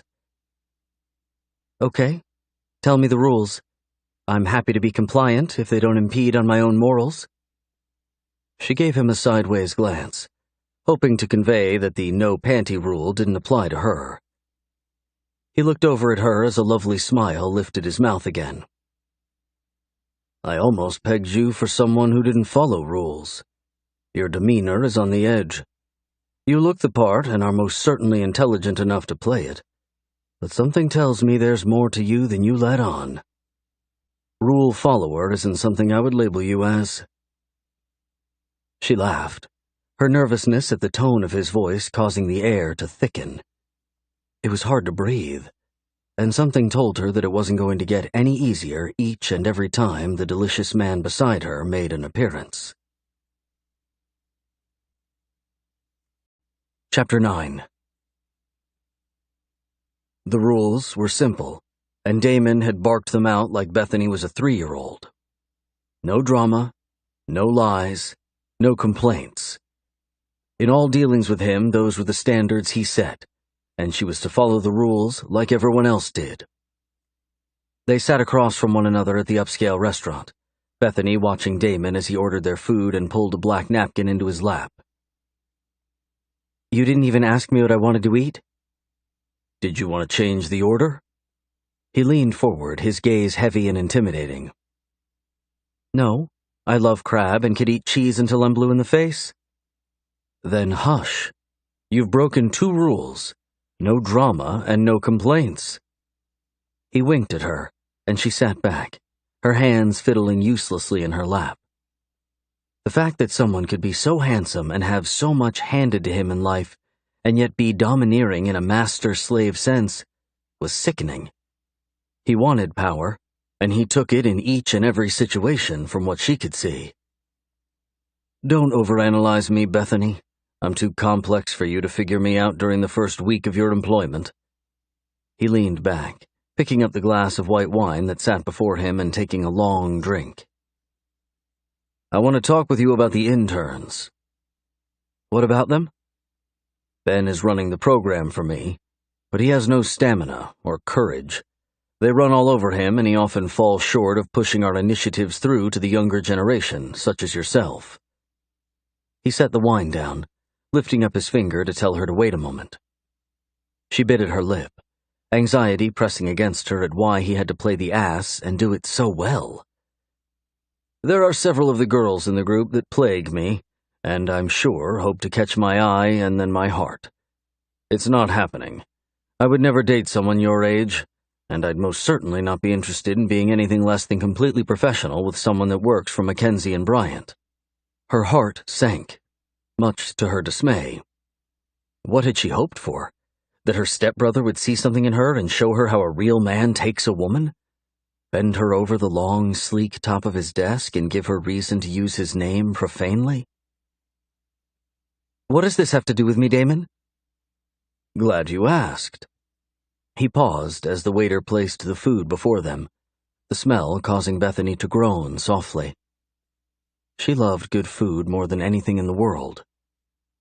Damon's eyes moved from his plate to hers, his lips parting as he studied her. I assume your sensual sound of pleasure is toward the food? She laughed and picked up her fork, picking at the crab before taking a tentative bite and letting it melt on her tongue. She groaned softly again, nothing too loud, but the flare in his gaze told her quickly. He liked sounds. Stop concerning yourself with my food addiction and tell me what you want of me where the interns are concerned. I am one myself, so keep that in mind. He waved her off, picking up his own fork and starting to eat, his head bowed slightly but his eyes focused on her. The long slope of his nose was beautiful, his eyelashes long and almost resting on his strong cheekbones. He was both masculine and yet breathtaking by anyone's standard. I need you to ensure that the message is clear. I'm not interested in anyone within the office. One silly girl keeps trying to visit me daily, as if I'd ever find anything in her interesting. It would only take one moment alone with her and she could file a sexual harassment suit against me. That's where you come in. Make sure they know. Simple, really. And why would I know that you're not interested? They don't know we're soon-to-be siblings. It wouldn't be believable that you just put me in charge of spouting out information, as if you and I were intimate. Don't tell them that you're soon to be my sister. They would treat you quite unfairly, and then I'd be forced to step in and save you. I don't need saving. She stiffened as her past caused her to feel small before him all of a sudden. He looked up, leaning back as realization crossed his features. Everyone needs saving, Bethany. Don't deny yourself when the opportunity arises. She had no clue what he was talking about, and it was easier to continue down a linear path for their discussion. I'll figure out what to tell the interns, but being ambiguous will just make it seem as if I have my own agenda to get into your pants." She looked up as he chuckled, his face softening with the action. Her heart ached in her chest at what would never be. She swallowed the desire to be whatever he wanted, to do whatever he demanded, to force him to want her as much as she wanted him. The realization of her feelings caused her stomach to turn. "You think far too much on things. No drama, no lies, and no complaining. Rules to live by. I promise." They spoke very little on the way back to the office, Damon inviting her to stop by the next day and fill him in on her conversation with the other girls. She awarded him with a deadpan stare and walked back to her office, her fantasies leaving her heart beating fast and her palms sweaty. She needed a stiff drink. The rest of the afternoon, Bethany tried to work through her conflicting emotions. Ben stopped by and gave her a testing file for one of their large clients, and she was grateful for something to take her mind off of the lunch with Damon. Damon hadn't been inappropriate, but it wasn't beyond him to make her feel much more with the way he watched her versus anything he might say. She worked hard on the file until shortly after 6. Her phone buzzed to remind her to get up and head home. She would be working late hours during the abhorred busy season, which was January through April, so most accountants tried to have normal 10-hour days the rest of the year. "Are you going to masquerade with the other interns tomorrow?" She looked up at Damon, his arms across his chest, the thick muscles of his pecs pressing through the soft material. Her breath caught in her chest for a minute, the vision of undressing him rapidly sweeping her away. "Yes? You?" She stood and stretched, clasping her hands behind her back and pulling.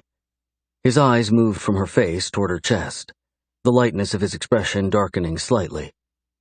She crossed her arms over her breasts and moved out from behind her desk to stand before him. "No, I'm not interested in dance clubs." "Don't dance?" "Only when I have to." "And when is someone forced to dance? Seems odd." "At weddings, which you and I will be attending for our parents soon, it would seem. And when you want to seduce someone." His eyes rolled over her, and once again she felt bare, stripped before him. The power of his seduction was something she'd fall over herself to see. But that was a pipe dream, something she'd not get the chance to witness, most likely. "Are we going to be able to get away for the weekend in Jamaica?" He nodded and moved from his position, running his fingers through his hair before looking over his shoulder out toward the hall. A scowl touched his face as someone called his name, the high timbre of the girl's voice leaving no doubt who it was. Sadie. He walked into Bethany's office and moved to stand just behind her, pulling her hair to the side and fiddling with the clasp of her necklace. Bethany stiffened at his nearness as Sadie poked her head into Bethany's office, her smile falling. "Oh, sorry. Am I interrupting something?" Damon spoke over Bethany's shoulder, his chest brushing across her back as he dropped his hands and slid his fingers around Bethany's fingers. "Actually, yes. If you need something, talk with Linda." He turned toward Bethany as she sat, frozen with shock. He looked down at her with something like hunger and control in his gaze. "It looks great on you. I love the way it teases me to want to see more of your skin." His fingers brushed by the heart-shaped locket, and she shivered, her eyes locked on him, unable to help herself. Sadie huffed loudly and left as Damon moved back slowly, his gaze still holding Bethany still. She took a slow breath, realizing a desperate need for air. "I thought you were going to kiss me. What a mess that would create." She sat down in the chair beside her. "If they knew I was your sister, and then you planted the seed that we were somehow interested in each other—" "No one will know you're my soon-to-be stepsister, and I think planting that seed is the best way to remind everyone else that I'm unavailable." I was thinking about it this afternoon. I'll inform my father, and I'm sure he'll be all for it. I promise not to push you past your comfort zone. Least, not yet." He turned and walked from the office, his movements smooth, his butt fitting in his slacks far too well. Bethany sank back in her chair and touched the necklace around her throat, her eyes closing. He'd been so close. Just a bit more, and his lips would have brushed hers. She swallowed hard, wanting to know what it would feel like, what he tasted like. She exhaled loudly, standing and gathering her things before she made a bad decision. Going to see him again would only cloud her conscience. He seemed to be perfectly fine playing any part he deemed appropriate. Too bad his ethics weren't in line with hers. Matthew greeted Bethany at the door, his famous bear hug her reward for a long day at work. He sat her down and took her bags, walking with her excitedly toward the kitchen. His voice was soft, and he kept glancing around, as if trying to ensure that no one was involved in his business but her. "I had something really cool happen today," he whispered, hanging her handbag on the inside of the closet door. "An art dealer in Seattle called, and they want to see one of my paintings in a few weeks." "Matt, that's great. Are you going up there by yourself?" "It's right after your mom and my dad get married. I wanted to see if you would go with me. We could totally get 2 rooms, no problem. I just don't let too many people know about my talents, so this would be great for us to grow closer as siblings." "I don't see why I can't go, as long as it's not during class and Damon lets me take off from the firm." "Oh yeah, I called him earlier about it." "You did?" She followed Matt outside, sticking her head into the kitchen to wave at her mom and Kent before joining her almost stepbrother. "Yeah, it was his idea that you go with me." He smiled and walked toward the edge of the balcony, the air muggy and less than ideal for her business outfit. "He told you that you and I should go to Seattle?" Was he trying to throw her off on Matthew? Seemed odd. Damon wasn't the family type guy, from what she could tell. Why he would try and build her relationship with Matthew was concerning. Unless he hoped they might find something more in each other.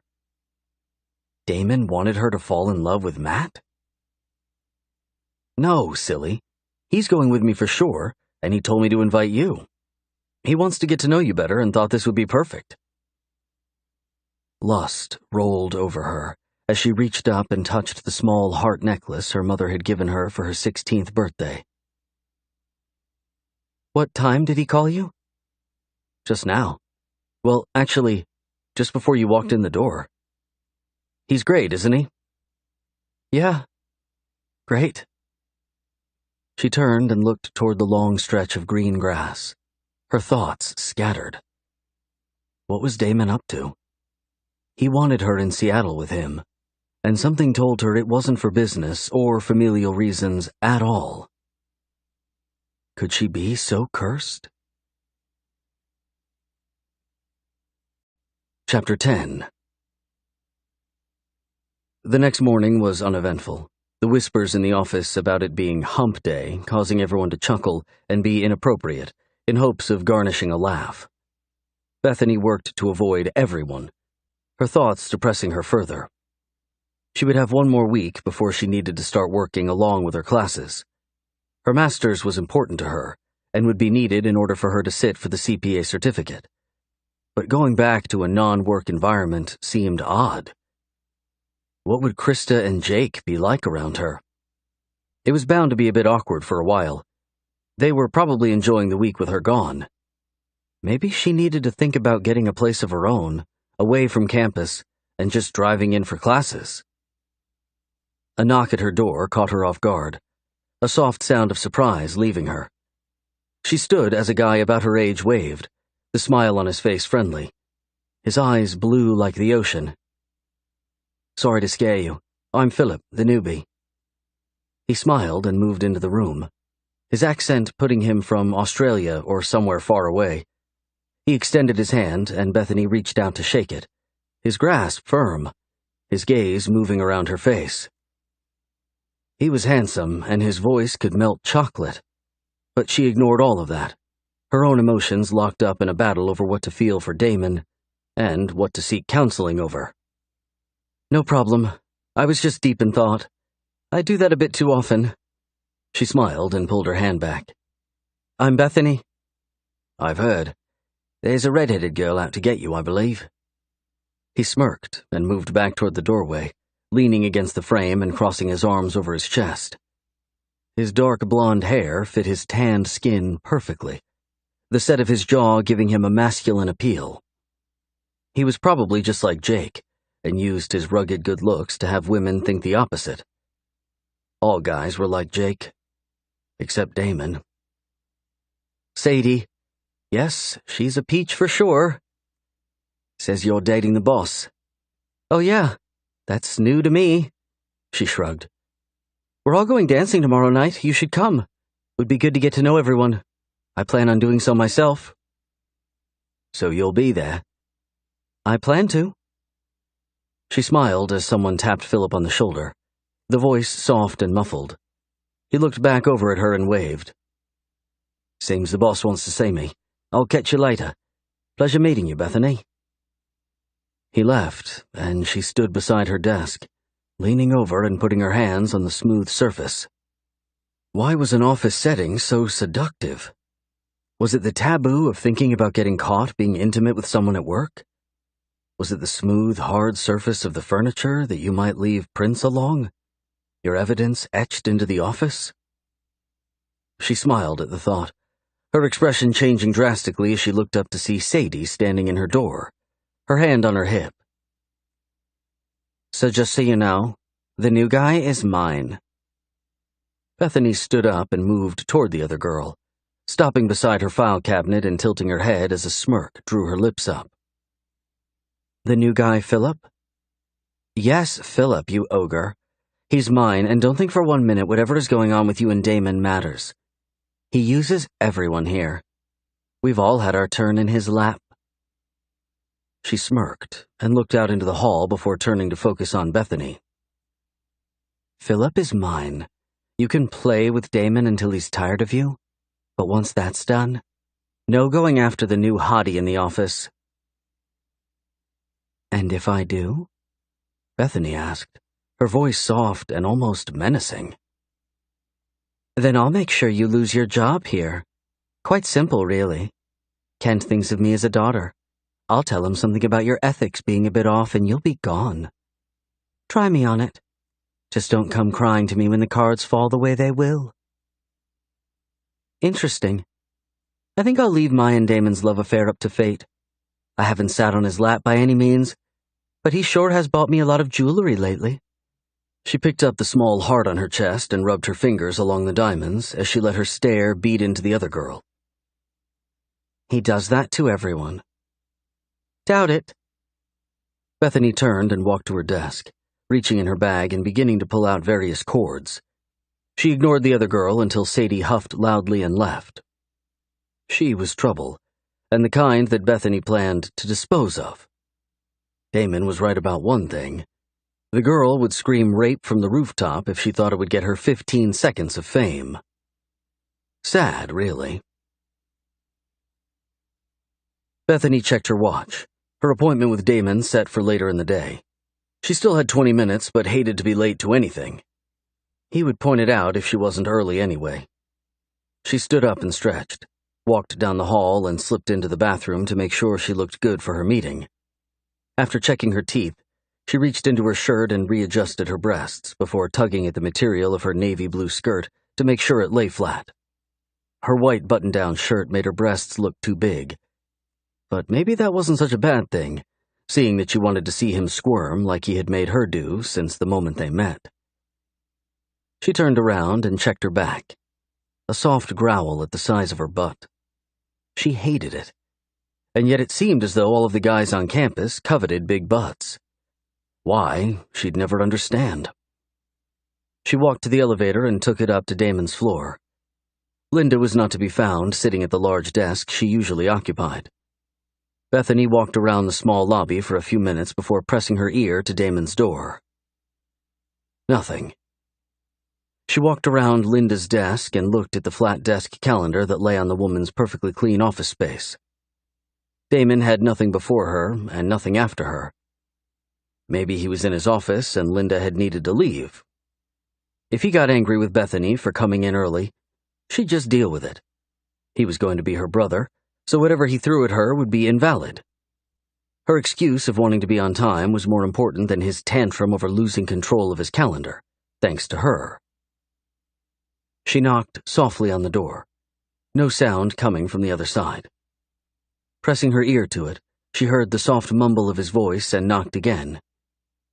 She thought she heard him tell her to come in, but apparently nothing could have been further from the truth. Being careful to open the door quietly, she slipped her head in and looked toward his desk.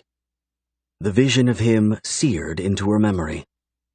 His eyes were closed and his head was back as he sat in his chair. His hand bobbed up and down, his chest rising and falling much too fast for anything he should be involved in at the office. He bit at his lip as he whispered to someone. Bethany wanted to shut the door, needed to close it and run. He had someone under his desk, and she could only imagine what the woman was doing. As badly as she needed to go, her curiosity wouldn't allow her to. Her eyes moved down toward the top of the desk, and she saw a mop of blonde hair being pulled up, but only slightly. His hand was lost in someone's hair. A blonde. Linda? Surely not. He groaned softly and shifted, his hips gyrating forward as he opened his eyes, his focus on the door. A smile touched his mouth as Bethany caught his attention. Her heart stopped in her chest, fear freezing her in place. That's it, baby. Take it all. Such a good girl. So talented to fit so much in your pretty little mouth. Suck harder and let me fill you up. He never took his eyes off of Bethany, his hips lifting again as Bethany moved back from the door. A soft moan echoed from the room as she moved back, and she heard the sound of her name on his lips as he beckoned the woman kneeling in front of him to do exactly what he told her to. Bethany carefully shut the door, turning and pressing her back to it as she tried to catch her breath. Thankfully, Linda wasn't in the lobby, or embarrassment would have stained them both. Sadie was right about Damon. He was a player and had plenty of women on his lap and everywhere else. What had she thought? She would show up and things would change? This is what you get. He's your fucking family. Grow up and stop being a pervert. She walked away from the office, numb to everything around her. Ben tried to stop her to talk, but she blew him off, her excuse the swirling pain in her stomach. She hadn't lied, and there was absolutely no drama in the soft echo of her voice. She was physically ill, not at the fact that Damon was a disgusting bastard, but at the realization of how badly she wanted to be the blonde kneeling before him. She left without telling anyone. Her care not for her job or anyone else, but for the desperate need to get away. She needed to breathe fresh air and clear her head. She needed to talk with Krista, who would be the only one to understand. A text message caused her phone to buzz as she walked toward her car. She waited until she was seated in the blessed silence to check it. Shock slammed into her. It was from Damon. I'm coming to dinner at Dad's tonight. Be there. No lies between us. No drama from you. No complaining when I give you exactly what you want. Chapter 11. I'm coming to dinner at Dad's tonight. Be there. No lies between us. No drama from you. No complaining when I give you exactly what you want. The drive home was torturous. Bethany held her phone in a shaky hand, her desire to text him back almost consuming her. What would she say? How did she respond to that? I don't want anything from you? Lies? What did she want exactly? A fling? Hot sex on the balcony to sate her lack of attention and attraction from other men for the last few years? She sighed heavily, pulling into the driveway of the mammoth-sized house her soon-to-be stepfather lived in. She turned the car off and sat in silence for a minute, her nerves pulsating along the surface of her skin. If he played it off as a joke, things could return to normal and she would just never mention seeing him in his office with the blonde. She could keep her mouth shut. Her eyes closed as she dropped her head back, the phone tight in her grip. How do I always get myself into this shit? A tap on her window had her jumping, her knee hitting the steering column hard. Matthew. The almost stepbrother that acted like family and not a starving lion on the sexual prowl. You staying in there? Drive-through service for you? Like Sonic? He smiled and backed up as she got out of the car, reaching in to grab her briefcase. Hey, you. No, just long day at the office. That sucks. You're off early, though, right? That's about the only good thing that happened. Matthew reached over and took her bag as she walked beside him into the house. The smell of tomato sauce washed over her. Basil and red wine as well. She breathed in deeply and reached for her bag. What is that heavenly smell? The sauce for the chicken that Martha is working on. Go change into something comfortable. The good-looking brother is coming for dinner tonight, so no tempting him with your business attire. Matt winked and slipped into the kitchen before she could respond. Yeah, well, I'd rather he didn't. She turned and walked quickly to the room she was occupying for the week. Whatever happened that night, she could deal with it. She was a big girl and more than capable of pushing Damon back, putting him in his place and reminding him that he wasn't God's gift to women. Too bad he totally is. Why are you pacing the floor? Bethany looked up as her mother spoke, the older woman leaning against the opening to the kitchen. Stressed, I guess? About what? Work and school starting soon. I don't know. She shrugged, her body stiffening as the front door opened behind her. She looked over her shoulder as Damon walked in, a soft smile on his lips. One she hadn't seen before. Hi, Karen, Bethany. How are the two most beautiful girls in my life doing? Karen laughed and walked toward him, hugging him quickly and giving Bethany a yeah, right look as she walked toward the kitchen. Bethany almost reached out and stopped her mom, the thought of being in the hall alone with Damon giving her heart palpitations. He moved toward her, pulling her into a warm, brotherly hug.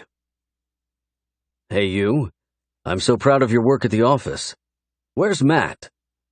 He spoke loudly enough for the others to hear, her arms hanging board straight by her sides as he pulled her in. The smell of him wafted over her. Cologne mixed with sex. She stifled a groan, her lips brushing by her ear. Like what you saw, Beth?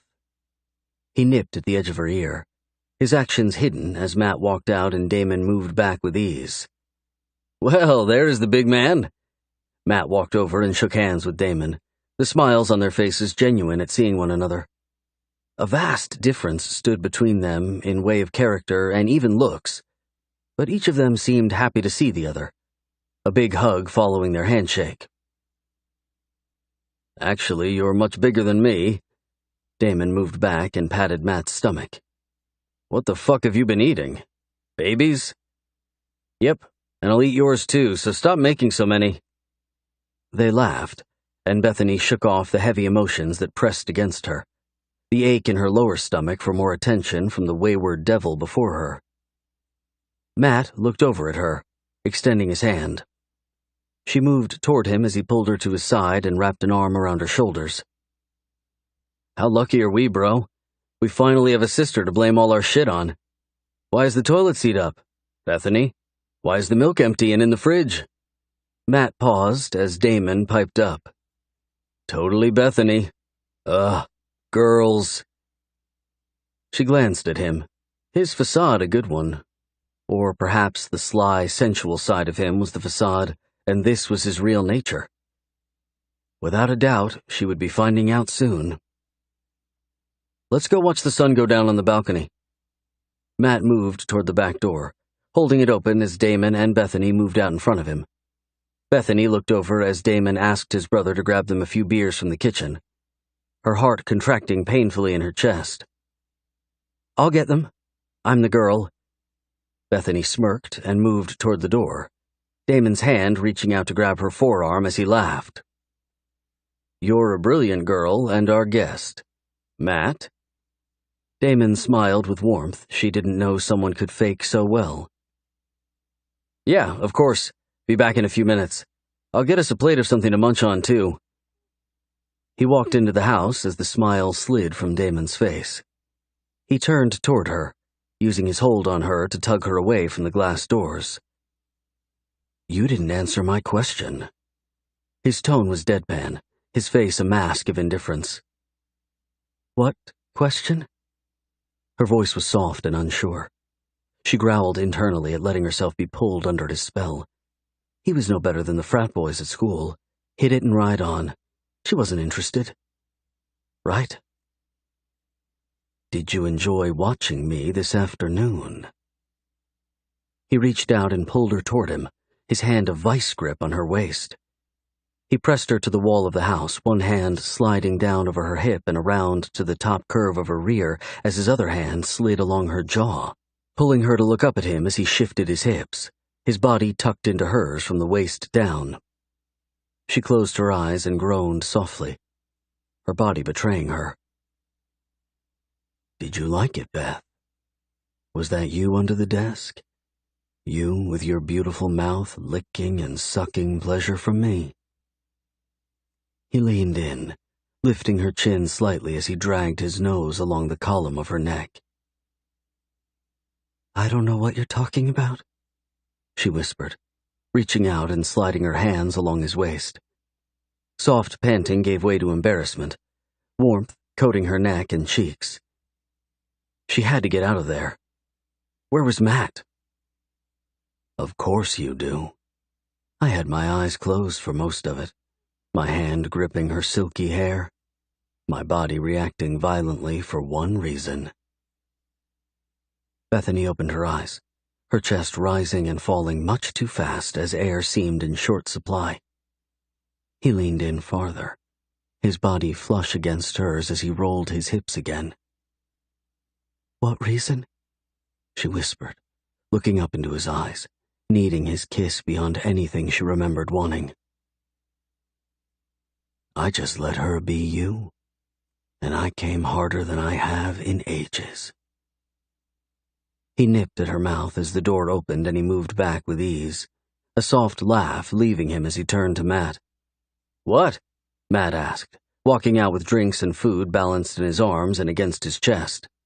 "Just listening to Bethany tell me a few stories of the intern. You know that crazy one that's always trying to get into my pants? Oh God, the redhead? Yeah, she's after the new guy now. Right, Beth?" Damon looked over his shoulder, the guy before her not the one that held her captive against the wall at all. "Yep. Sadie is a total bitch." Bethany steeled herself, moving from the wall and brushing her shirt down in hopes of it hiding her budded nipples.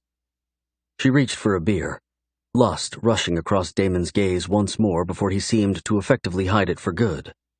"Well, steer clear of her, Bethany. I think Damon's had more horror stories on this one than any before." Matt popped a piece of cheese in his mouth as Bethany took a long, slow drink of her beer, wishing it were something much stronger. She listened to the two guys talk about how crazy girls were, their laughter causing a smile to lift the side of her mouth. A soft tick pulsated along her neck, her blood pressure elevated, her heart racing at the idea of belonging to the alpha before her. It would never happen. The taboo alone would leave them both unable to be anything more than a fantasy of incredible sex and longing, most likely only on her part. Damon seemed to be perfectly fine with having a different woman every day. His appetite varied and more focused on lust than love. Perhaps he had it right. Maybe the way through life was to taste and try lots, to not stop and focus on one person, but to enjoy many. She looked away to roll her eyes, her thoughts ridiculous.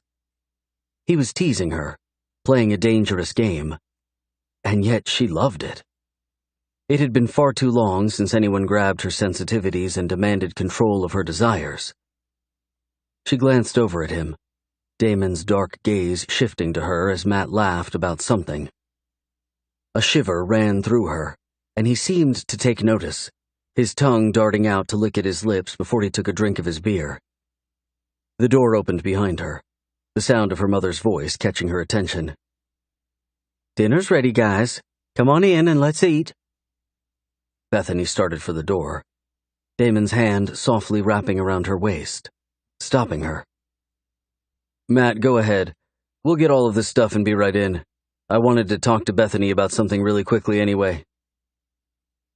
"What?" Matt tilted his head, his eyes shifting between the two of them. "The balance sheet audit for a small manufacturing company and why the debits didn't exactly—" Matt cut him off, throwing his hand in the air. "Okay, don't bore me with that shit. I'll be inside." Bethany smirked as Matt walked away. Bethany gathered the dish they had been sharing, her eyes averted from Damon completely. "What did you want to ask me?" She looked up. Mistake. His stance whispered confidence, his eyes hungry with unfulfilled lust. Bethany swallowed hard and took a small step back, stopping herself before taking another. She would not appear weak in front of him, no matter what. "I didn't want to ask you anything. The taste of you on my tongue has been driving me wild." He licked at his lips again, his fingers coming up to brush by his mouth. "Yes, well, I'm not a blonde." She shrugged and turned to walk toward the door, Damon moving in to walk just behind her. She kicked herself internally for such an ignorant response. She sounded jealous and petty, namely because she was. "I find it funny that you think I like blondes." He held the door open as she stopped beside him, finding a bit of courage as she looked up at him. "You don't? Seems odd that one was crouching beneath your desk today. One answers your phone, and the pictures in your office highlight a different one altogether." "Are you jealous, Beth?" The smirk on his mouth caused her heart to skip a beat, the sweet aroma of him wafting over her as the wind blew. "Nothing to be jealous of. I'm your sister, remember?" She lifted her eyebrow, shrugged, and walked in, his voice nothing more than a sensual whisper. "Not yet, you're not." Chapter 12. "So you know we have the Barrington Corp Audit Committee meeting coming up next week?" Kent turned to Damon, Bethany's eyes on her soon-to-be stepfather as he turned the conversation at dinner from something more casual to business. "I do. I've prepared a few things, but I was thinking we could meet tomorrow morning to discuss the fullness of what you want presented." Damon shifted his dark gaze from Kent to Bethany as he lifted his napkin and wiped his mouth. "I'd like to involve Beth, if you're okay with that." "Beth?" Kent looked over to Bethany. "Do you go by Beth? I thought you went by Bethany." "I go by either. Most people call me Bethany, but Damon has taken a liking to the nickname, I guess." She shrugged, smiling as the rest of the members around the dinner table chuckled. "Short and sweet, just like my new sister." Damon lifted his eyebrows in comic challenge. "Hey, I'm not short," Bethany grumbled as everyone laughed. Damon had far too many sides to keep up with, and trying to discern which was truly him, or if they all were, would be a full-time job. She focused on her plate, the dinner delicious, the company rich in many more ways than she had imagined possible. Asking her mom to move things up with Kent was a bit selfish, but it was working out beautifully. "I'd love for Bethany to be there." Kent picked up his fork and stabbed at the chicken on his plate, his eyes moving between Bethany and Damon. "You guys know that she will be starting school again soon," her mother spoke up. "Have you thought through the schedule for her so that she's able to focus on her masters as well as doing a good job for you guys?" Bethany laughed. I'm right here, Mom. They all chuckled, Damon taking up the conversation as Matt lifted his wine glass in the air and studied the contents as if in an experiment. Bethany stifled a smile at the silliness of her soon-to-be brother. He was convinced that if he didn't make himself out to look crazy, then responsibility and demands would soon take freedom from his days. We can talk about her schedule more soon. When do you go back, Beth? I have all of next week off, and then I need to be on campus a few days a week to help prepare for the semester starting in late August. Prepare how? Damon's voice was soft and conversational, not at all the tone he'd used with her in the office or when pressed against her on the patio. She glanced down at her plate, her cheeks warming at how much she wanted another encounter, something longer and leading to more. I'll be a teaching assistant for one of the accounting professors.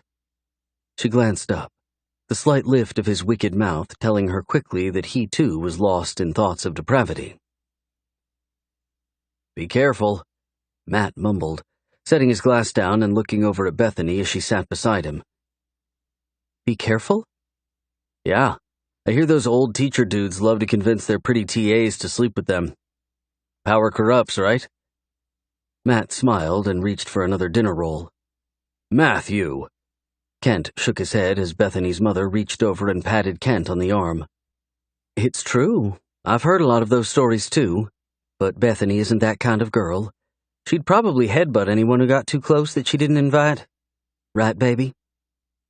Bethany looked up and laughed, turning her gaze on Damon as her smile faded. Yes, that's right. Uninvited attention isn't what I want at all. I want to finish my degree and get on with my life. I'm with Matt. You're far too pretty and intelligent for the old coot not to try. Damon shrugged, seemingly ignoring the conversation that moved silently between them. She wanted him in her bed, but her life was off limits. Not that he would be interested either way, but it would be smart to lay the ground rules for anything that might happen between them from the start. Yes, well, that's enough about me. I'll talk with you guys about my schedule next week, if that's okay. Bethany sat back, laying her napkin on the table. I think I'm going for a swim and then bed. I have a slave driver of a boss, and tomorrow is going to be busy from morning to night. Why into the night? Did you get too much put on your desk? Damon's eyebrow lifted, his head tilting slightly as Matt got up and stretched, heading into the kitchen. Kent and Bethany's mother started their own conversation, the tension in Bethany's stomach moving into her chest. No, I just have that intern happy hour tomorrow night, too. What time do you want me in the morning? She stood up and picked up her plate, her eyes catching Damon's as he dragged his gaze slowly down her, pausing just below her waist. She moved back from the table and shook her head. What time? I'd say I want you all morning long, but I have too much on my calendar to truly enjoy you the way you deserve. He spoke plainly, no one seeming to notice. Bethany looked down the table, her mother lost in conversation with her newest obsession. Wow, that was bold. Bethany pushed the chair in and walked toward the kitchen. That's my style, Beth. Damon's voice followed her as she dropped her stuff in the sink. Surely he would call for her in the morning when he wanted to talk about the audit committee stuff. The nerd in her was more than excited to sit in on such a special project, but the woman within her that needed affection was far more interested in how many ways they could take each other over the course of a 4-hour love session. She walked to her room, avoiding the dining room and Damon altogether. He was nothing but trouble, and her curiosity was going to land her bent over the desk, not of a professor, but of a cocky accountant.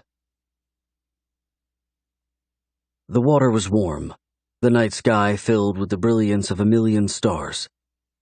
Bethany sank down into it, her bathing suit a small bikini, her full piece being lost to her last skinny-dipping adventure in college. The sound of a car starting brought a mixture of peace and disappointment. Damon must have left, which was a good thing, and yet... she slipped under the water, her long hair billowing out around her. She twisted, looking up through the blurry liquid to see someone hovering just over the edge of the pool. She pushed against the bottom, moving up and lifting her chin to the sky to force her hair from her face.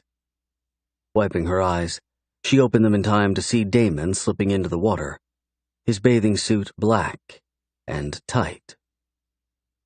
Oh, fuck.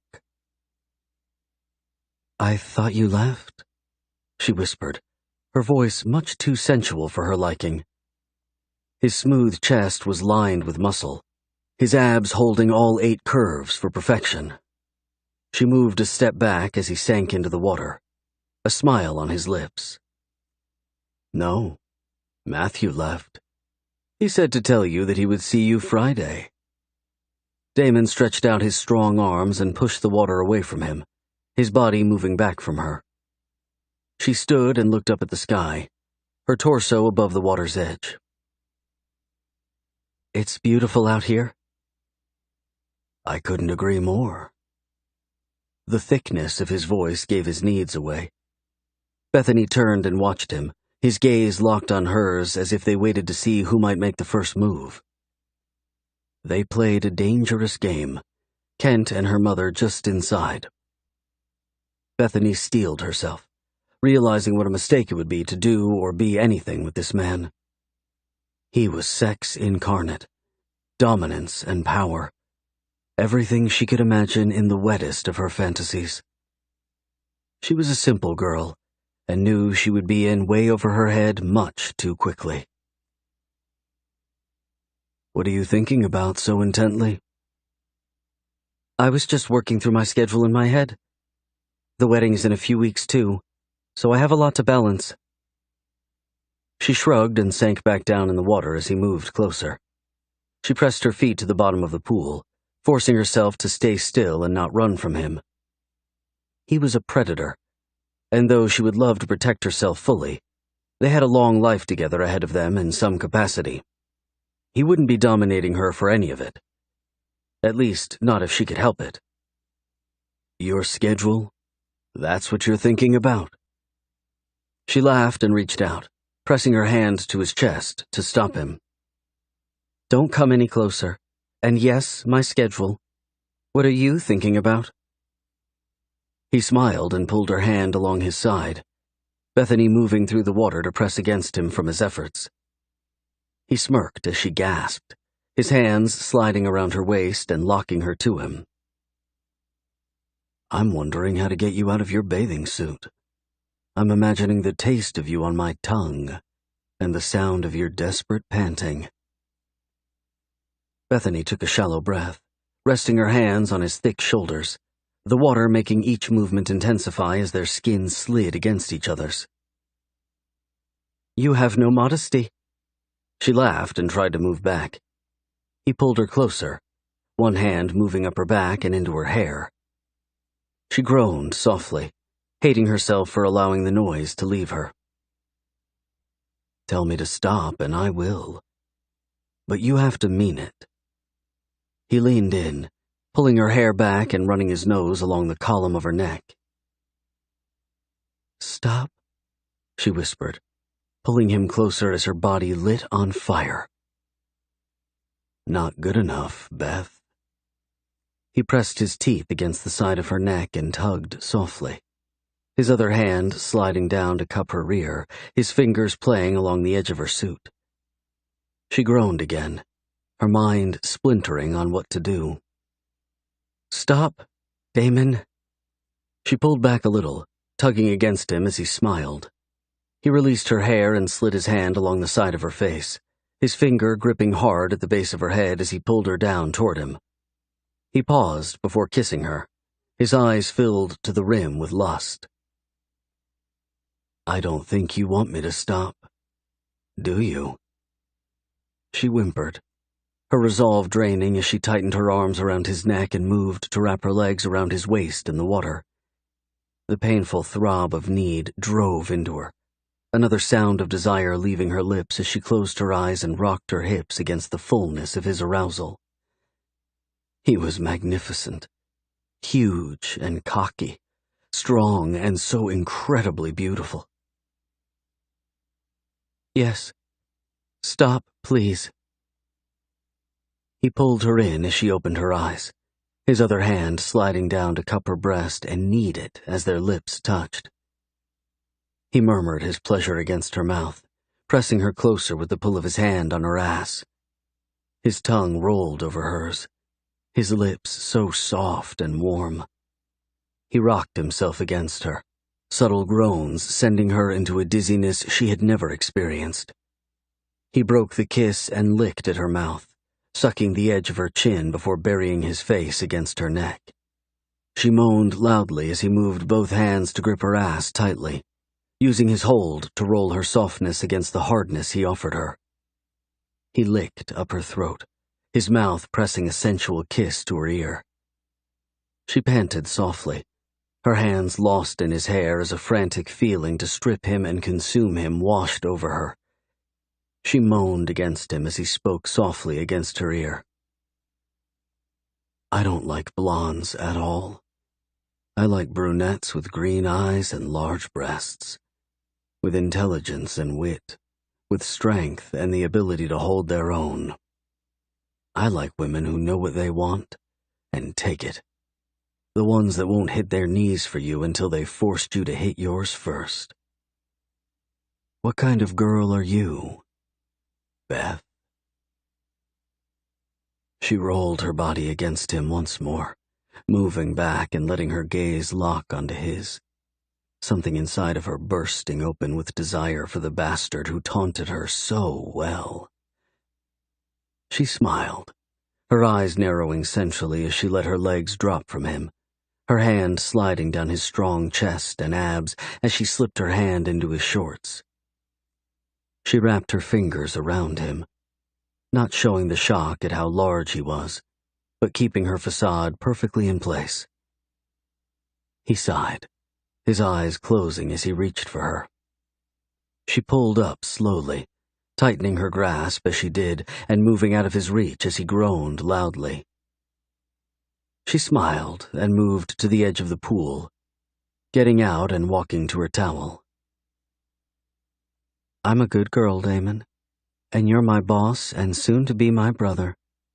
You and I have nothing more than those relationships to look forward to, so the rest will have to thrive in the depths of my dreams each night. She wrapped her towel around herself and walked into the house, the soft chuckle of the devil behind her, giving her more than enough ammo to sweat through her sheets all night long. Chapter 13. Thursday morning came much too fast, and the lack of sleep from a night of tossing and turning left Bethany feeling angry and cheated. She skipped breakfast altogether, not wanting to see anyone or have to hold a conversation of any type. She had a small bonus from joining the firm that should hit her account sometime soon. She was just hoping it was in the bank already. Stopping for a coffee was out until she found time to check her online statement. A soft growl leaving her as she turned off the radio and tried to not focus on the night before. Having Damon out at the house while she was there was a complete no at this point. She wanted him too badly, needed him against her, lost in her. She parked the car and angled the rearview mirror down, frowning at herself. Her makeup looked good, not too heavy but professional. Her hair was up in a loose bun, aging her a few years, which wasn't a bad thing at all. Last night was a fluke, and the fucker is messing with you. Let it go and do your job. She fixed the mirror and got out, the sound of someone calling her helping to squish the need to barge into Damon's office and consume him where he sat. Bethany. Hi, wait up. She turned to see Philip walking toward her with long strides. His hair was shorter, the curlier strands gone and a very professional cut having taken its place. He smiled, and she couldn't help but smile back. He was cute and friendly, safe, and he would make a good friend if nothing else. You cut your hair. She moved in beside him, looking up at him as they moved toward the building. Yeah, well, I guess Mr. Bryant wasn't thrilled with my look, so I got a call from his secretary yesterday to get it taken care of. He laughed and shrugged. Whatever. Damon made you get your hair cut? Or Kent? Damon, but it's all good. I'm new to all of this, and it's his company, so I got it cut. I like it longer. I did too. He laughed and opened the door, moving back to let her go in first. She looked over her shoulder, a scowl on her face as anger rose in her chest. What a jerk. He's in charge and pays me handsomely to work here. It's hair, it will grow back. Philip smiled and pushed the button on the wall. So not changing your mind on going to the club tonight, right? Bethany walked into the elevator, squeezing to the back with Philip. She waited until everyone got on to turn to him, her eyes catching the back of Damon's head and nodding to give Philip a heads up. Manipulation reared to life inside of her. The desire to push Damon to the edge and see what he was really up to presented like a perfect package. I'll be there. I bought a little black dress for the occasion. I just hope it's appropriate. I've never been to a work function. She shrugged, trying hard to keep the wicked smile off her face as she knew her words were reaching their intended victim. I'm sure it will be just fine. I wasn't sure I was going, but if you're trying out a little black dress, then I think I could definitely help judge it for you. He laughed, and she swatted at him, his deep accent pulling her from her nefarious purposes. Where is your accent from? Australia. The elevator stopped, and a few people got off. Bethany ignored the fact that Damon was closer, having shifted himself in front of them. His back was to them, but the familiar smell of his cologne tugged at her hormones far harder than the lovely voice of the guy beside her. I love it. It's so different. Most girls here like it, but at home, it's just commonplace. He paused and looked at his watch. You want to grab lunch today? I know you were busy yesterday, but today any better? Bethany didn't get the chance to answer as Damon looked over his shoulder, the warning in his gaze setting her on edge. Actually, she's having lunch with me and Kent. We're discussing the audit committee at 11 today, so your date tonight will have to suffice. Damon shifted his eyes from Bethany to pin Philip in place. Of course, sir. I didn't even see you there. No disrespect meant. None taken. Damon turned back to Bethany, his jaw locked into place. My office at 10:45 so I can prepare you for the lunch conversation. Damon slipped off the elevator, and Bethany shook her head, her face burning with anger at his response. She deserved it. She had been playing with him, poking at a loaded gun, and it had gone off in her face. She glanced at Philip, who looked like he might pass out. Hey, you okay? She reached out and touched his arm as the door to the elevator opened. Yeah, just don't like that guy very much. He acts like he has the power to ruin you. I hate it. He rolled his shoulders and forced a smile, Bethany chuckling at the sadness of his efforts. I'll see you later. We'll talk more tonight. And good luck at your meeting today. She waved and turned down the hall, her mood slipping further south as she mumbled, Thanks. I'm going to need it. He was pissed. That much was obvious, but he seemed the type to hide those sorts of emotions. Had none of them turned the tables on him and played back? Was his dating life a quandary of limp robots that simply did as he said, when he said? He leaned over the top of a large glass table, his finger moving along a flowchart as he spoke to her in a monotone voice.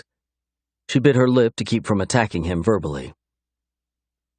They will have the CFO of Barrington give his report, and then I will give ours, you being the one to flip the slides, and Kent will fill in as he sees fit.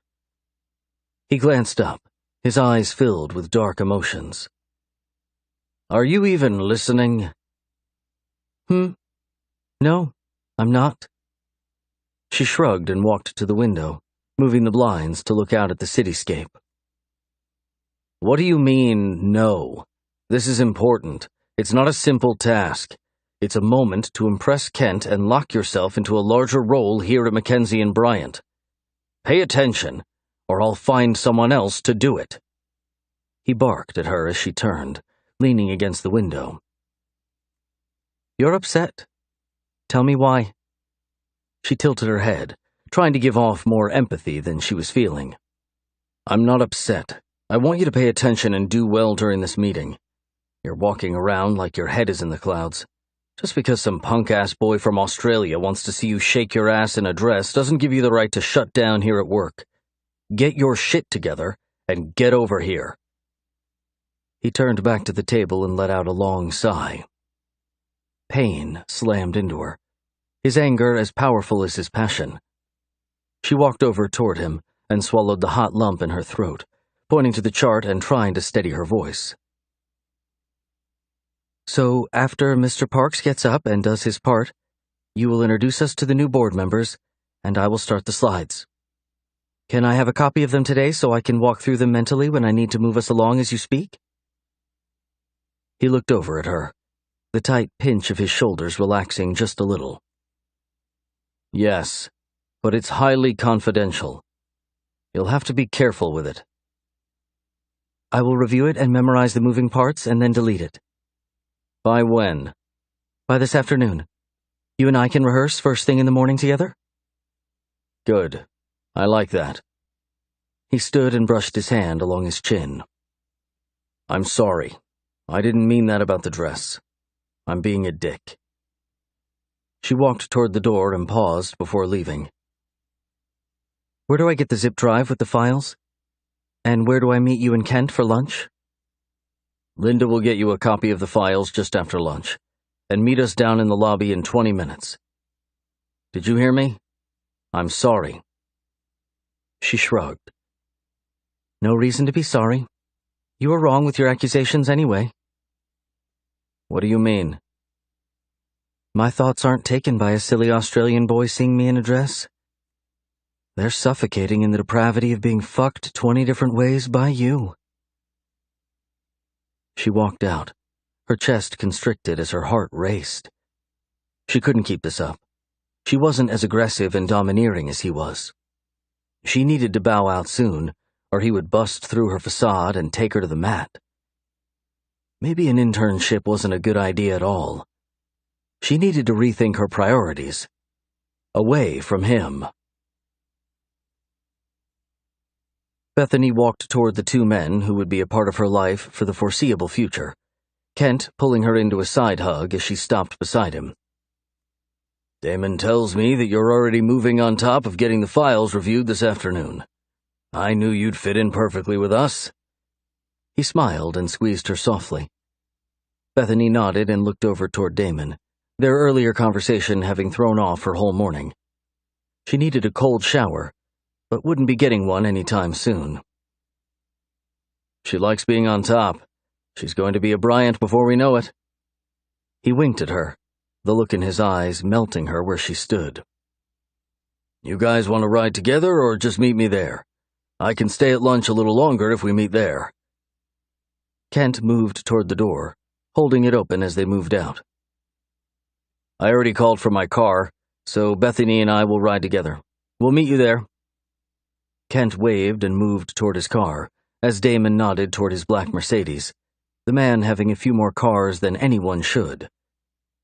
Bethany walked in awkward silence to the car and got in, buckling up and sitting back as her eyes closed.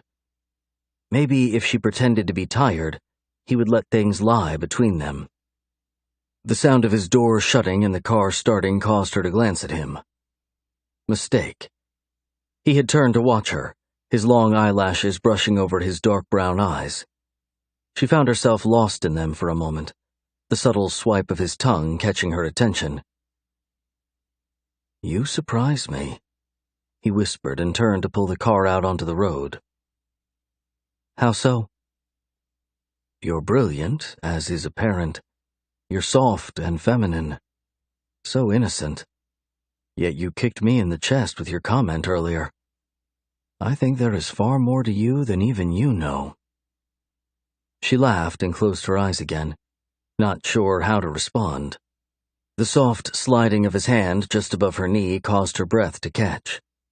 She opened her eyes and looked toward him as he pulled his hand up, his eyes on the road.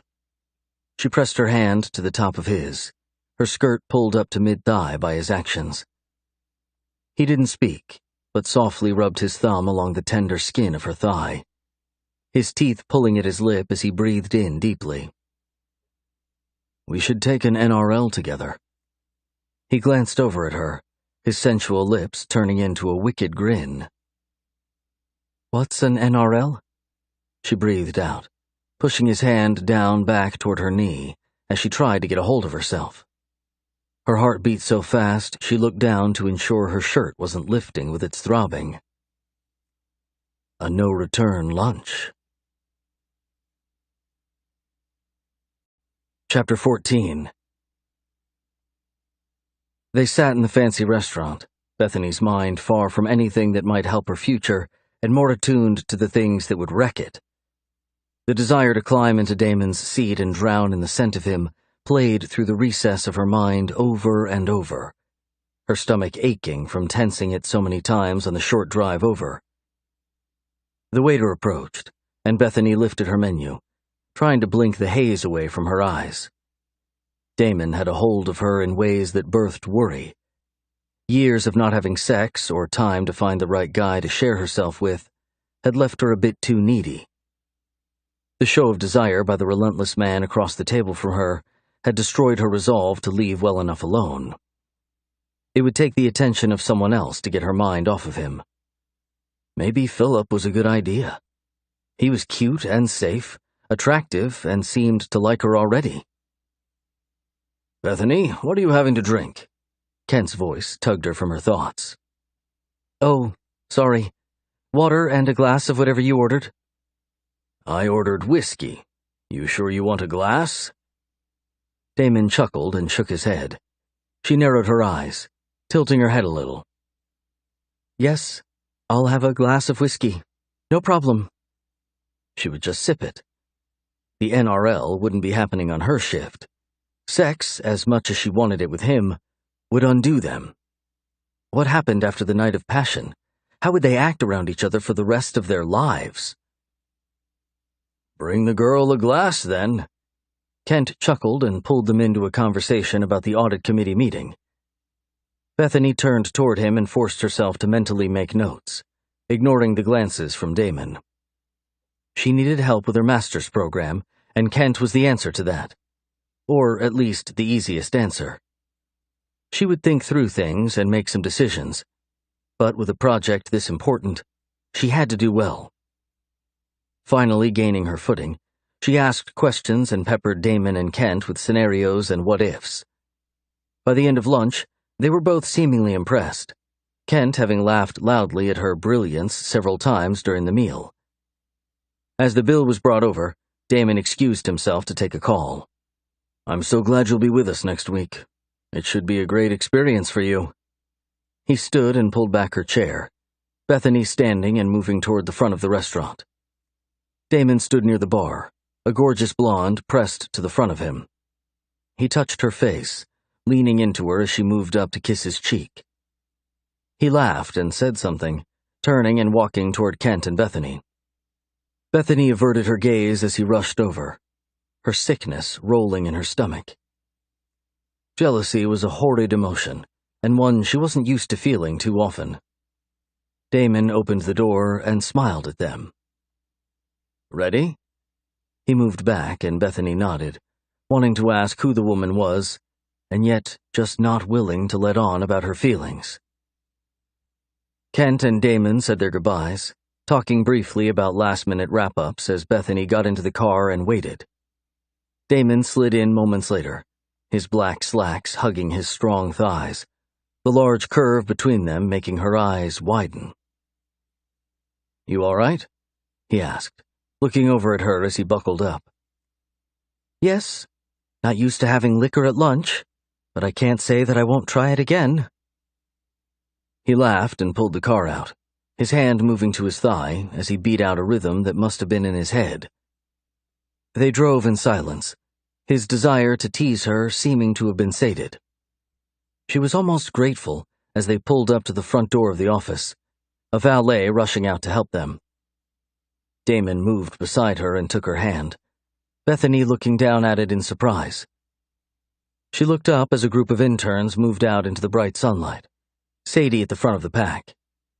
Philip wasn't part of the crowd, and for that, she was grateful. "Hi, Damon." The tacky girl spoke seductively. All of the interns waved at Damon. "It's Mr. Bryant. And hi, guys. Behave, and no liquor at lunch."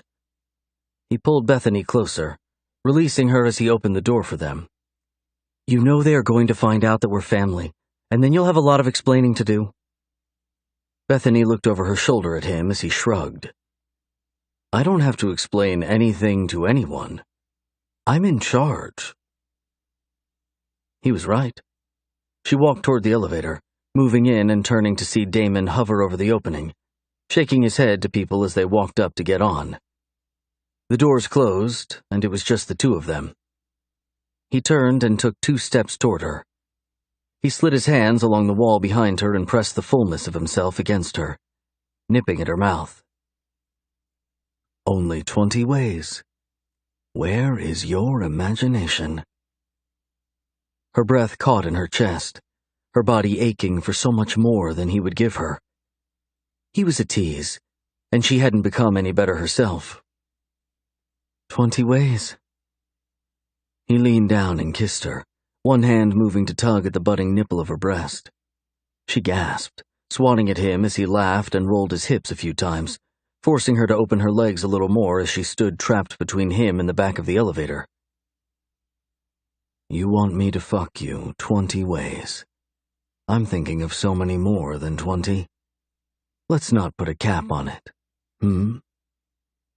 He nipped at her again and moved away, the door opening to his floor. He turned to walk from the elevator, grabbing himself and shifting his appearance as he glanced back with hooded eyes.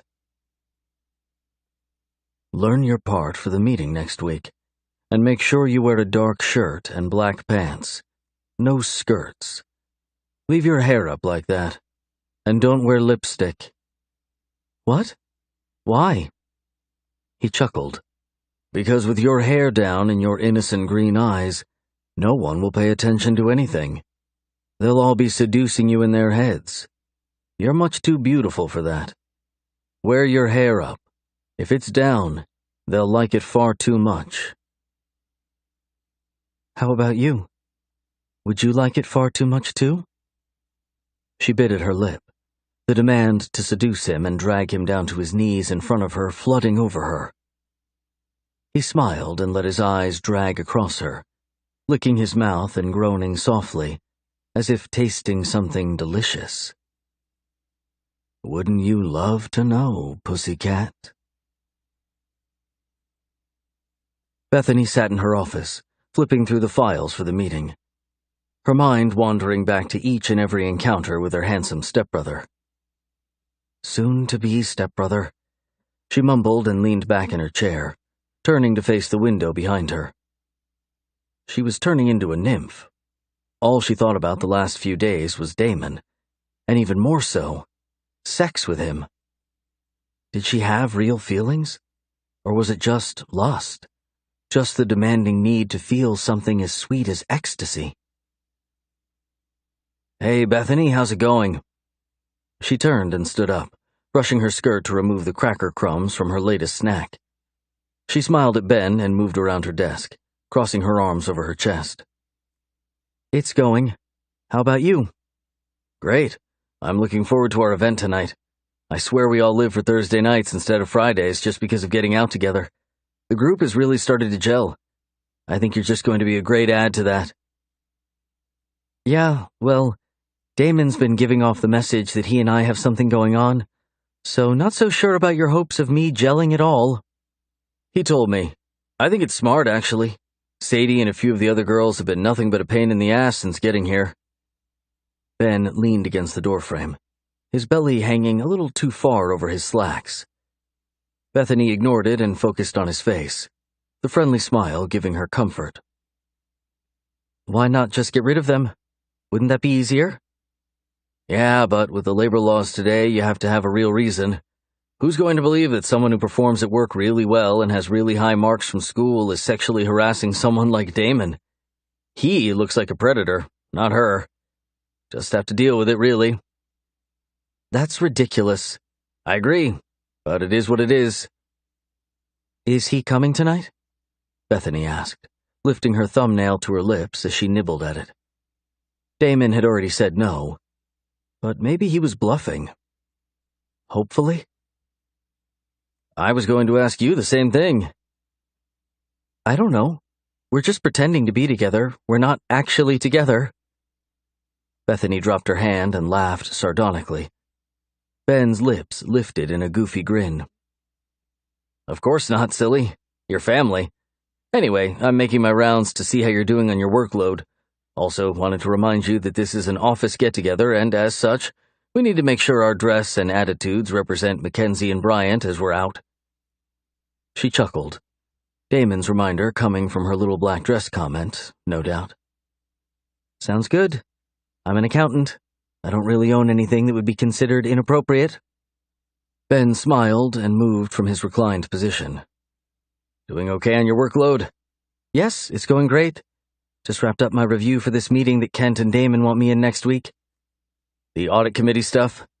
Yeah, that's it. Yeah, so don't mention that to anyone else.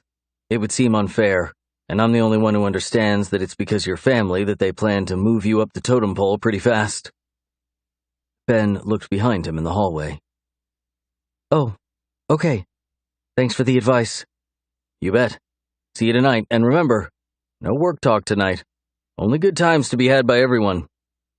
I'm there, and I will do my best to follow the rules. She lifted an eyebrow as Ben left, the sound of his soft laughter warming her. He was a good guy, one she needed to get to know better. He knew Damon pretty well, so if she was going to get any sort of scoop on who Damon really was or what his past relationships looked like, most likely it was going to be from Ben. The last few hours of the day passed too quickly. She wrapped up her review and took the zip drive back up to Linda, Damon's secretary. She nodded toward the door and smiled toward the pretty blonde. Is he in there? No, he just left after getting back from lunch. I assume he went to see his girlfriend, but don't tell him I said that. He has a girlfriend? Bethany couldn't hide the emotion on her face. He has lots of girlfriends. Linda stood up and took the drive. Have a great evening, and enjoy the intern party. If you have your sights set on Damon, don't bother. He's a bastard and a half when it comes to women. Best boss in the world, but his sex drive is insatiable, and he's gotten in loads of trouble thanks to it. Do yourself a favor and stay far, far away. Bethany nodded, whispering, "I will," as she turned to go. Chapter 15. A quick stop by the house to change into something more club-worthy, and Bethany was on her way to masquerade. She applied more makeup than usual, her dress covering everything but hugging her curves and accentuating perfectly just how much of a woman she was. If Sadie wanted to step up against her, she was going to bring it tonight. It had nothing to do with Damon, and everything to do with someone needing to put the bitch in her place. The redhead thought she had entitlement, the right to demand things and threaten various people at will, including Bethany. Not tonight. Bethany pulled up to the club and got out, walking into the loud sound of Pitbull's "Time of Our Lives," screaming from the speakers. Ben waved his hand wildly at her, a large table over in the far corner theirs. She walked toward them, cursing herself for forgetting a mask. The theme that night was half-masked. Your mask was only allowed to cover your eyes. Bethany laughed at the large clown mask that Ben pulled from his face, a large smile on his mouth. "Hey, girl, where's your mask?" A few other interns turned, smiles on their faces, drinks in their hands. I totally forgot it. I can go get one and come back? She shrugged, keeping her eyes on the man in front of her. She hadn't really gotten to know anyone that well, and felt a bit on the spot all of a sudden. "No worries." He turned and yelled at the group. Introduce yourself to Bethany while I get her a mask." He disappeared, and several people moved up to introduce themselves. She shook hands and smiled, worried about her dress all of a sudden.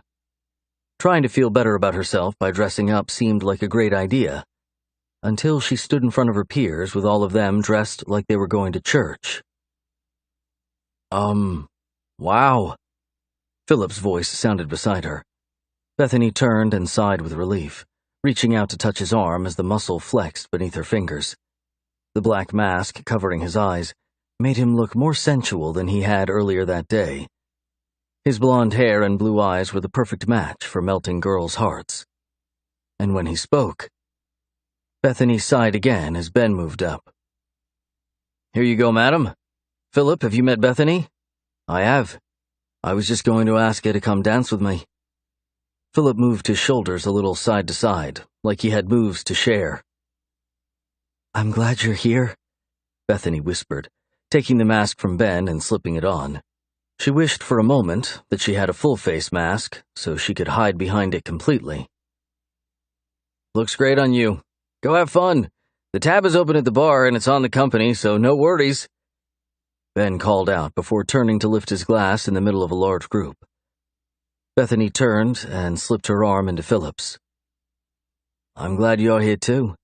I think I might have to hide the rest of the night. Sadie seems dead set on grabbing my attention and—" "No. Just no." He laughed, and Bethany did as well, stopping by the bar and ordering a beer. "You like beer?" Philip asked, moving to stand closer to her. The button-down shirt he'd worn that day at work looked really good with his jeans, the material soft in appearance and hugging his sleek frame. "Yeah. You don't?" She thanked the bartender and lifted the bottle to her lips. "I love it." He lifted his Heineken toward her, and they hit the bottles together. "Most girls drink fruity drinks and stuff." "I'm not most girls."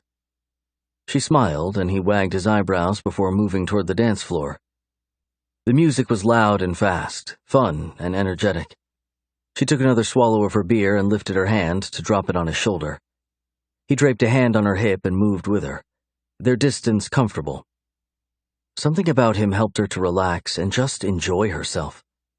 His eyes moved along her as they danced, the smile lifting his lips every so often, giving way to his own thinking being less than professional. He wasn't Damon, but that was a good thing. Stripping him naked and making an exhibitionist of herself on the dance floor wasn't at the front of her thoughts either, which was a relief. She had begun to worry about the depravity of her own thoughts. It was nice to know it wasn't a shift in who she was, but rather the undeniable heat between she and her boss. The song ended and Philip spun her around, the two of them laughing and crashing into each other. "I'm going to run to the restroom. I'll join you again in a minute."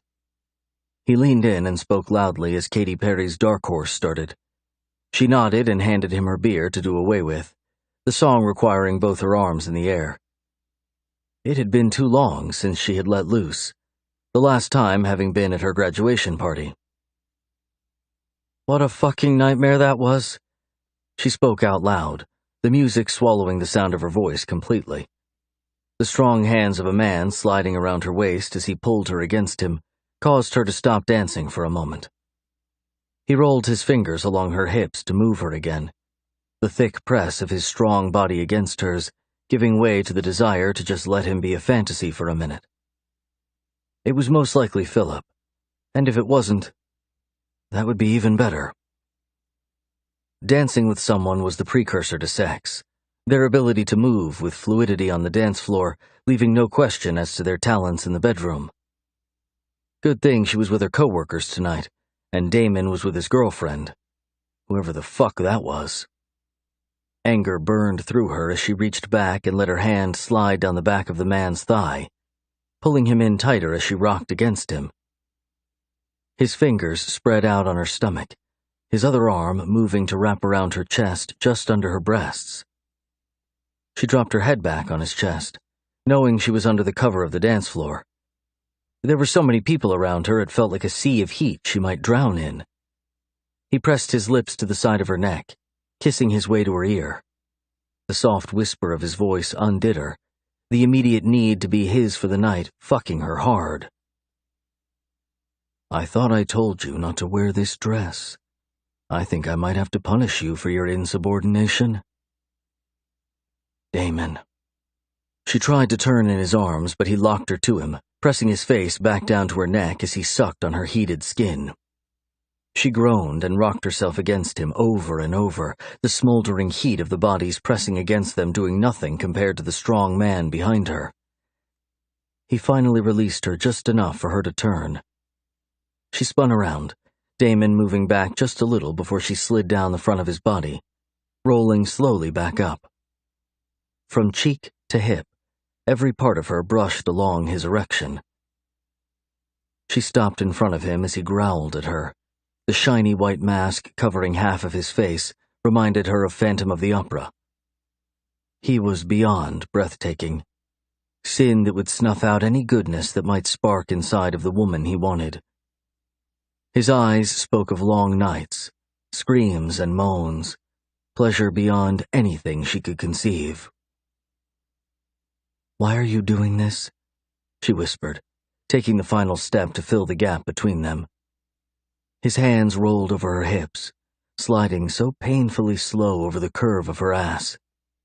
His fingers tugged at the side of her dress, but he didn't pull it up.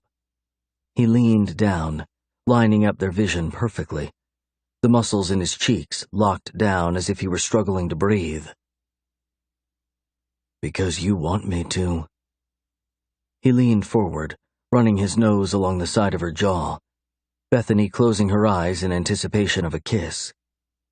A loud moan left her, and Damon rolled his hips again, rubbing himself against her belly. "I can't take much more, Damon. You have to stop." "You sound convincing. I don't think we've even come close to pushing you toward the edge of what you truly want from me." He brushed a kiss across her lips as one hand released her. She pressed against the kiss, moving back in shock as the air became so hard to breathe. The back of his fingers brushed across her sex, the dress a hindrance. He moved the other hand to hold her head still, his fingers softly petting her, the motion lost to the movement around them. "Tell me you don't want to push to the edge with me. Tell me, Beth." He turned his hand and cupped her, pressing his fingertips hard against her. She yelped, rocking into him and hating herself for doing it. What was wrong with her? Tell him to stop and walk the fuck away. "More," she whispered, her mind screaming to back away. "Yeah, more, baby. I need more of you."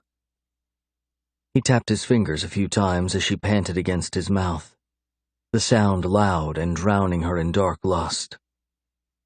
He moved his hand from her face and took her arm off his shoulder, pulling her hand down to stroke his arousal as he growled against her lips. "More. God, please, more," she whispered, a frantic throb destroying her ability to reason. He rocked against her hand, moving his from her and holding her tightly to him as he made love to her mouth, his fingers lost in her hair as she forgot anything but him existed. The world faded fast, the music becoming her reality, the force of his tongue her lifeline. She sucked hard on his offering, moaning and panting until he broke the kiss. "Fuck," he growled, turning and pulling her from the floor. They walked to the front of the club, Damon ripping the mask from his face. He dropped it in the trash can beside the door and walked out into the night, breathing in deeply. Bethany stopped beside him, pulling her hand from his. "No, I can't do this. It will change everything between us." He turned toward her, wrapping an arm around her waist and pulling her in tightly as he glared down at her. "You and I, we're going to happen. You can choose if you want me to take you the first time in the comfort of my home or sprawled out, naked and shaking across your desk. Tell me now, because I will decide for you if you don't speak up. Demand something of me, Bethany. Take charge of what's about to happen to you. Show me who you are." She let her eyes move across his face, her vision swimming from the emotions pumping through her painfully. "Get the car and take me to your place. No lies between us. No drama from you. No complaining when I give you exactly what you want." He whispered softly before leaving. "Fuck me." "I plan to." She ran her fingers through her hair and shivered. The night just having taken a drastic turn. No more cat and mouse. Time to let him have his way. Chapter 16. The drive to his place was filled with tension. Sexual anxiety sat like a fog in the air above her. She glanced over at him. His jaw was locked into place, his knuckles white as he rolled his grip on the steering wheel. She reached over and slid her hand along his thigh, all her focus on breathing in a pattern that didn't leave her looking as needy as she was for him. He shifted his gaze to her, his tone sharp and unyielding. "Not yet." She reached farther, wanting to make him burn for her the way she was burning for him.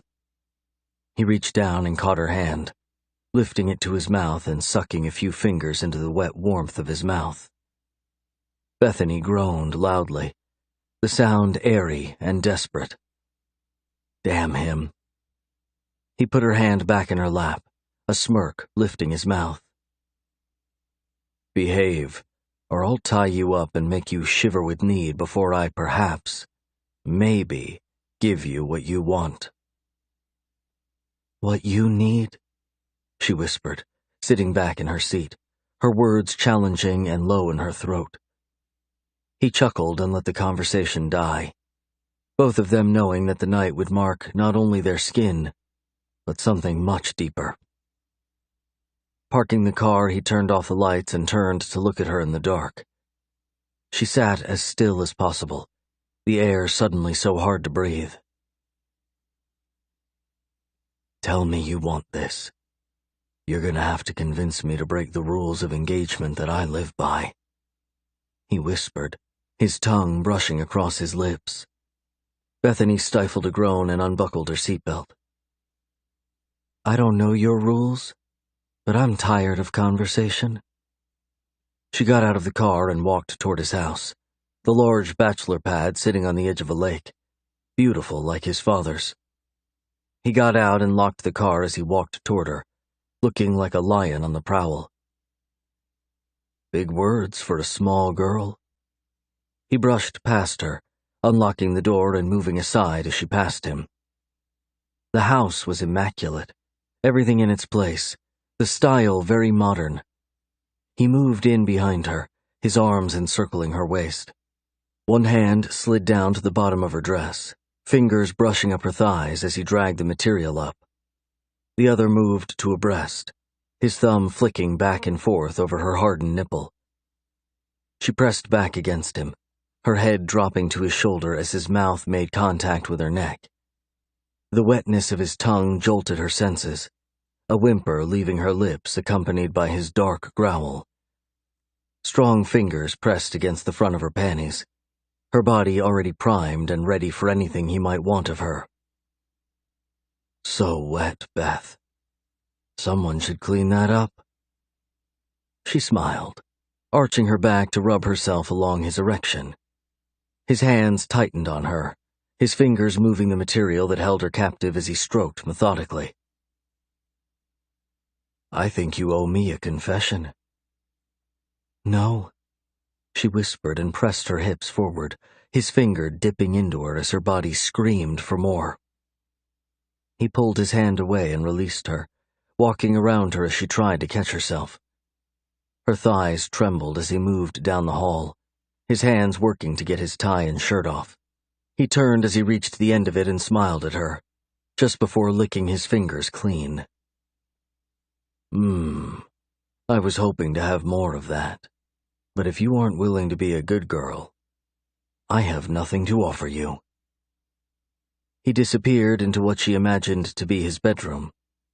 Bending over to press her hands to her knees, she focused on breathing in deeply, the room spinning slightly. What was it about him? If she bent to him, would he lord it over her? Or was that all part of his game? In the pool, he had mentioned wanting a strong woman, one that wouldn't get on her knees until he had done so himself. She stood up and ran her fingers through her long hair. If he wanted to play, then she would meet him in the middle and break his resolve in half. He thought he knew how to tease a woman, to bend her, but he was in for a surprise. Bethany stepped out of her dress, letting it drop to the floor. She walked toward the room, undoing her bra and slipping out of her panties just before walking in. Damon stood with his back to her, his shirt gone and the strong muscles of his back contracting as he undid his pants. She crawled onto the large four-post bed and slid across the sheets onto her stomach, her feet coming up to slide along each other. "I'm serious, Beth. I'm not like other men. I want to hear what I want to hear when I want to hear it. You don't relent, and I'll either take it from you or make you beg for keeping it from me." "What do you want to hear, Damon?" she whispered seductively, the cold sheets silky against her bare skin. He turned to face her, bending over and pulling his slacks from him before realization slipped across his handsome features. He paused, his body hard and more than ready for a night of fucking. Tilting his head to the right a little, his eyes dragged down the length of her. He smiled and nodded, licking at his lips again. "I believe that your actions far outweigh your words." He moved toward her and stopped beside the bed.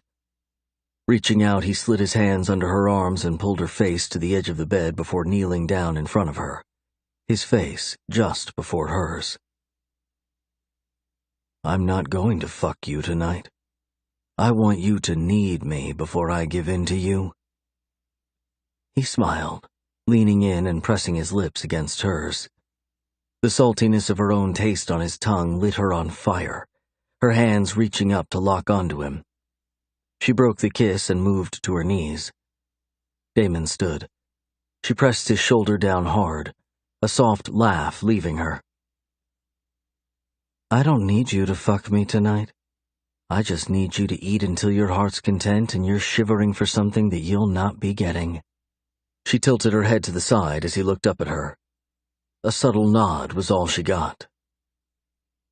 "Hush, woman." He moved fast, his motions concentrated and sensual like nothing she had ever seen.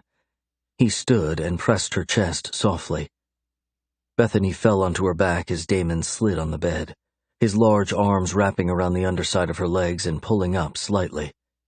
Shoulders pressed against the bottom of her ass, he buried his face against her knee, Bethany breathing in sharply and arching her hips as shock rolled over her. She hadn't expected him to beckon to her. It was a bold move and one she figured would get her laughed out of his bed. But nothing of the sort happened.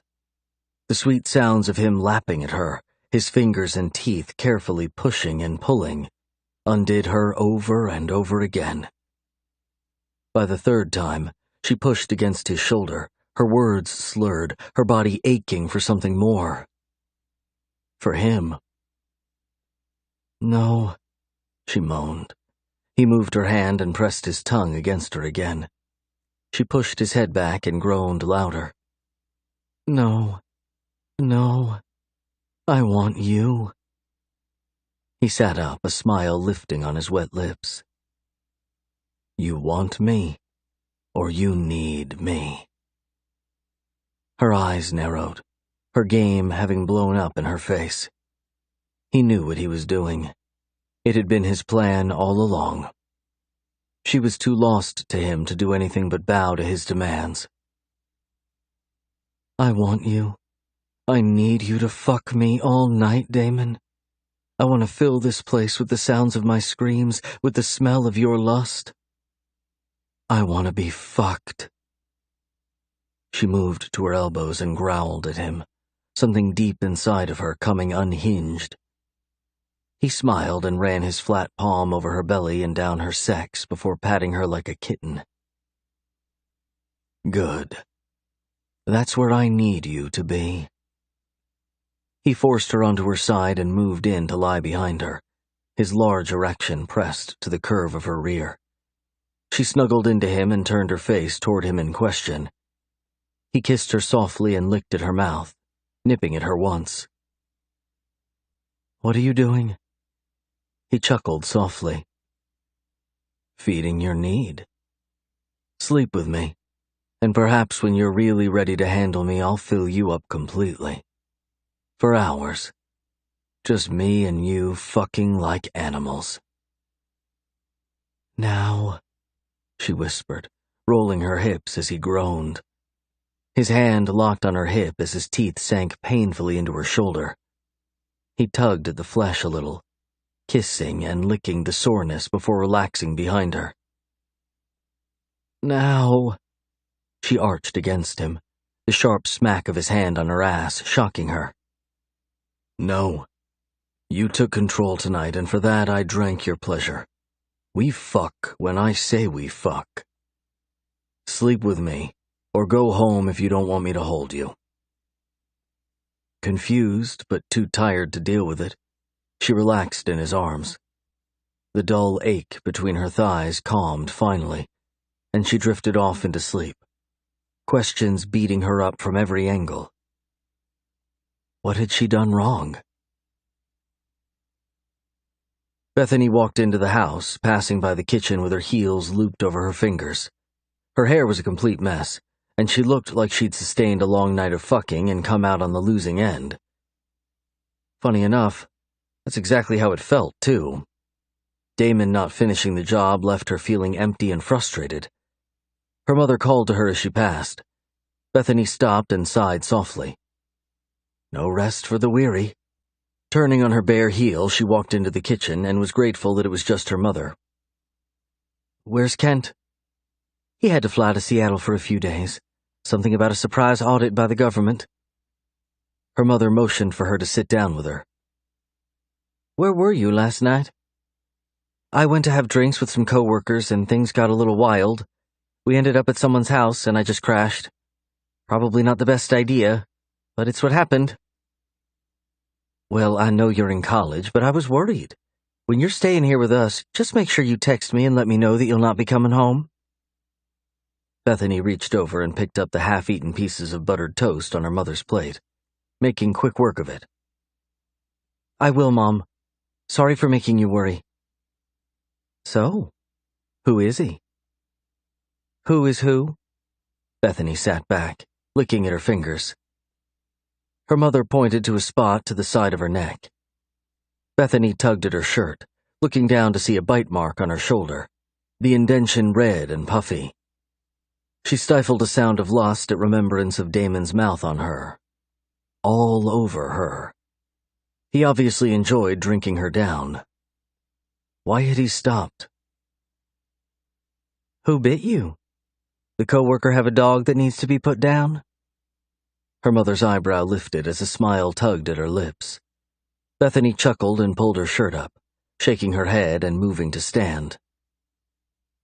His name is Philip. He's a new intern at work. He's handsome, smart, and just my kind of guy, I guess. I shouldn't have stayed, but it's been a long 2 years of not dating anyone to focus on my grades. Bethany shrugged and reached for the last piece of toast as her mother lifted the plate toward her. I think it's great. You need to let your hair down and enjoy yourself some. Her mom laughed softly, the older woman's cheeks coloring a bit. I think my hair down is half the problem. Bethany took a bite, butter running down the side of her hand. She moved to lick it as her mother waved her off. No details. You and your tongue get out of here. I'm still your mother. Bethany chuckled and turned, walking from the kitchen and rushing around to get ready for what was sure to be an awkward day at the office.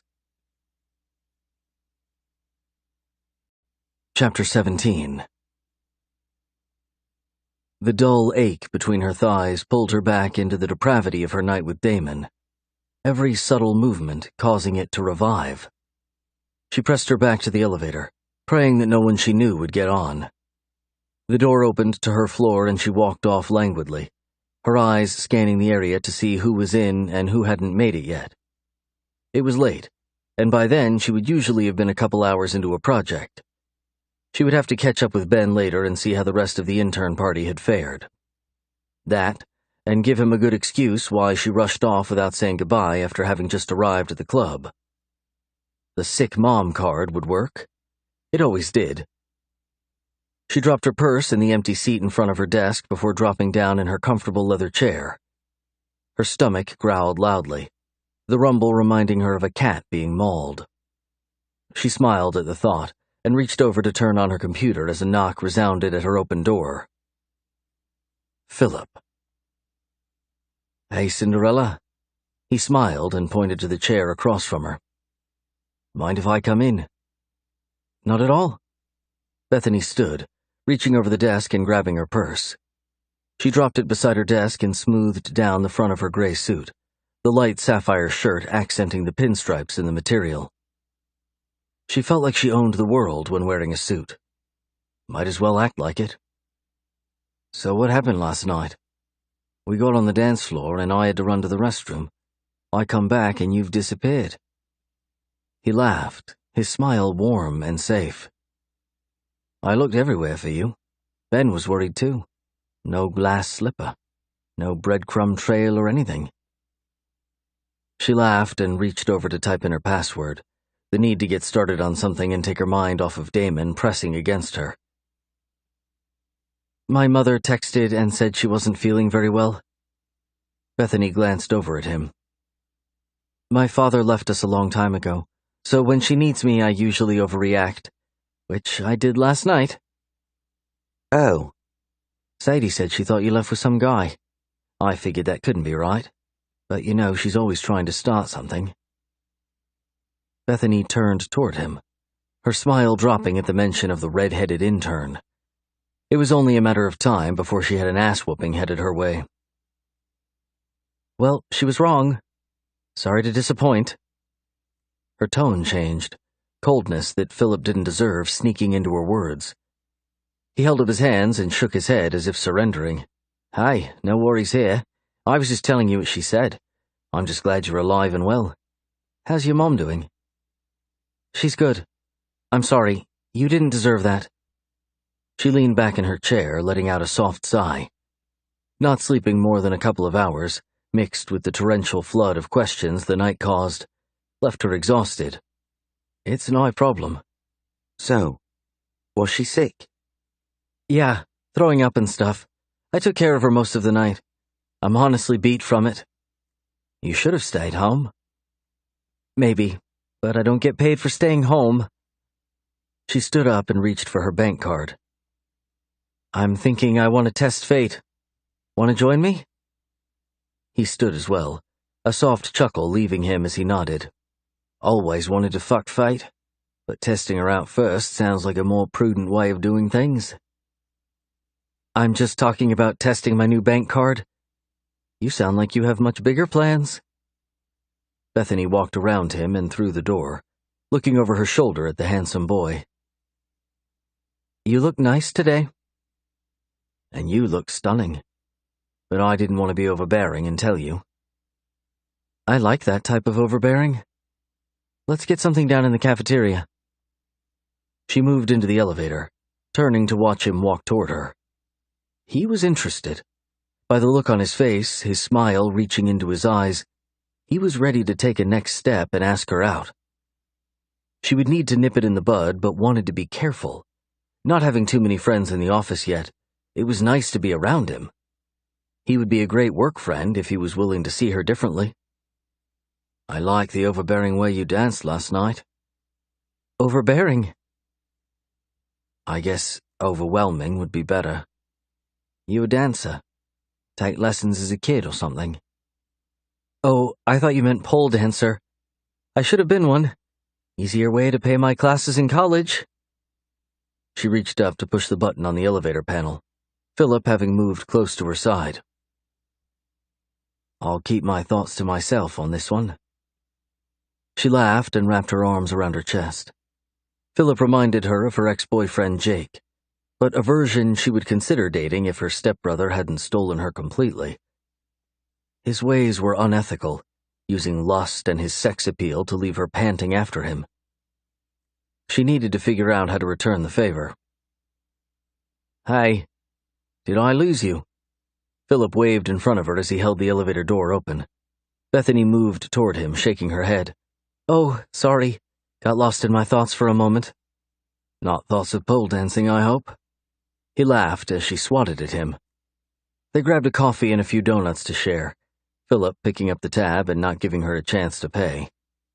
Bethany sighed, rolling her eyes at him. "I thought you guys from Australia were domineering and made your women do everything." "You considering yourself to be my woman?" Heat rushed up her neck. She reached up and tugged at the top of her shirt to make sure the evidence of her night was fully covered. They sat down at a small table near the edge of the large white-walled cafeteria. "No, I didn't mean it like that. I just meant women in general." He grinned and reached for the only chocolate donut.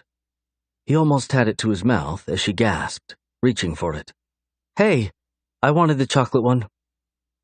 He pulled it out of her reach and smiled so big it had to have hurt his face. She reached again, moving out of her chair as he laughed loudly. "No fucking way. I get the chocolate one." She put her hands on her hips, tilting her head as she eyed him and then the donut. "I'm not playing with you. I'm eating the chocolate one." She reached again as he stood, too, extending the donut behind him.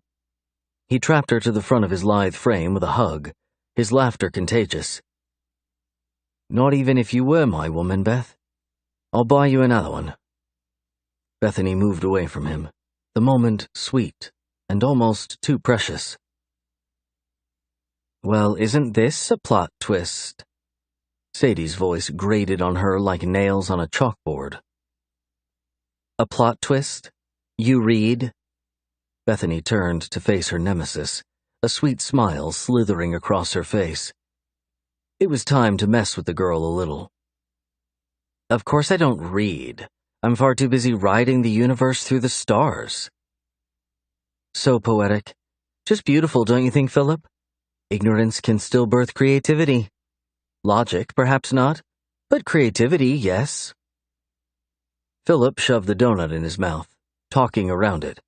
Bethany popped him on the chest as he broke up in laughter, pointing to the dining hall and walking away.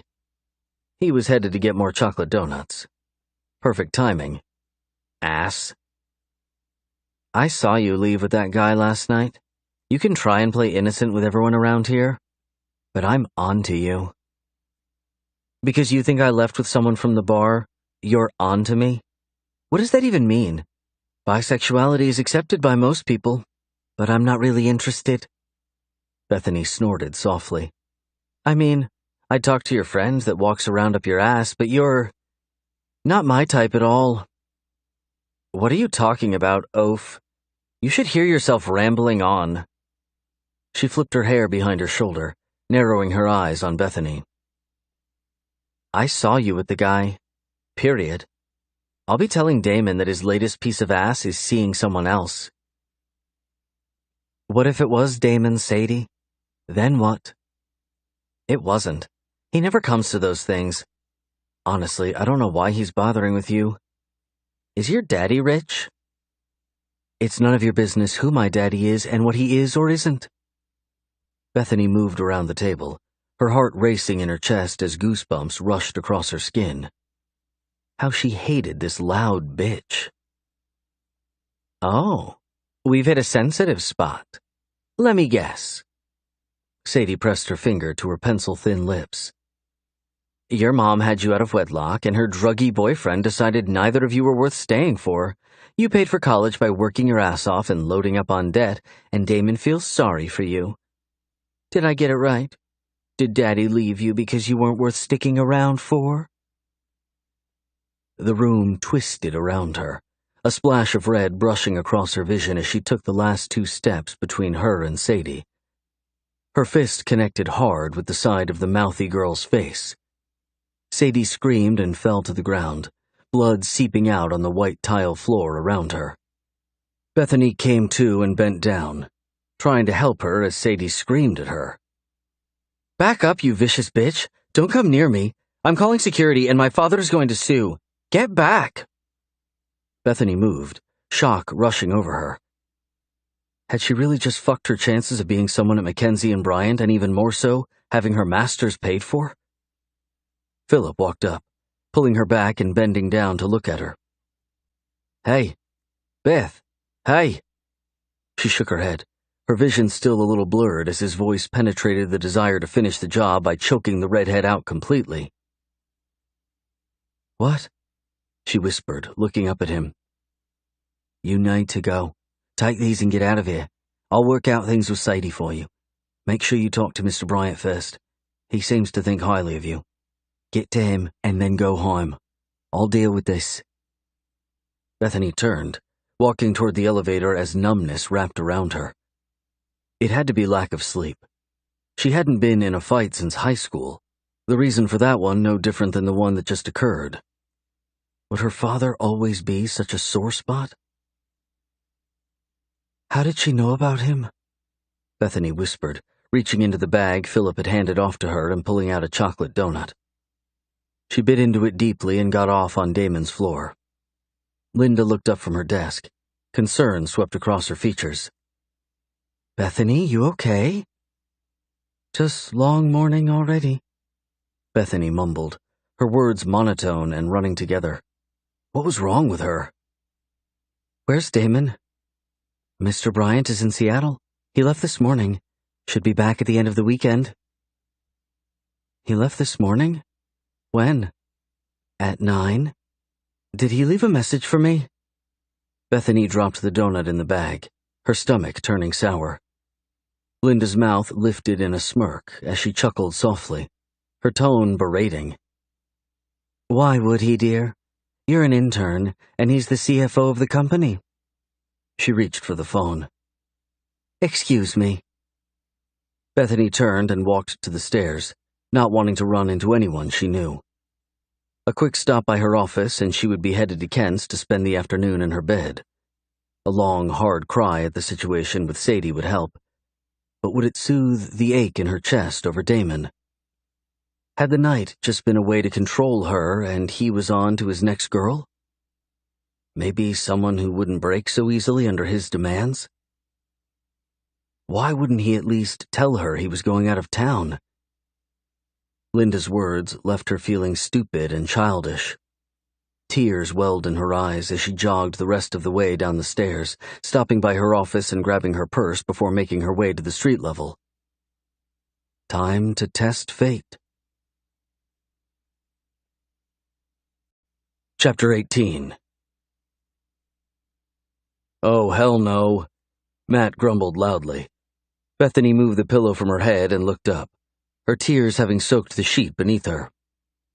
"Go away. I'm not in the mood to be friendly." He pounced on the bed, his large hand pressing against the upper part of her back again and again. She bounced with his efforts, growing angry and swatting at him. "No need to be friendly. We're family. Get your ass up, I'm taking you out." "No, I'm not interested in seeing people. I hate everyone." "Liar. Get up. I'm going to inhale everything in the fridge. When I come back, you better be in the shower and getting ready. Jeans and a t-shirt. Get up, get dressed, and let's go have fun together." "No," she grumbled, sitting up and pushing her hair from her face in time to see Matt leave. She didn't want to go anywhere. The darkness of her room provided the perfect place to hide.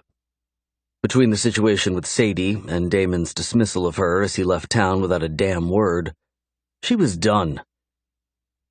"Get up or I'll drag your ass out of there." Matt's voice lost volume as he moved away.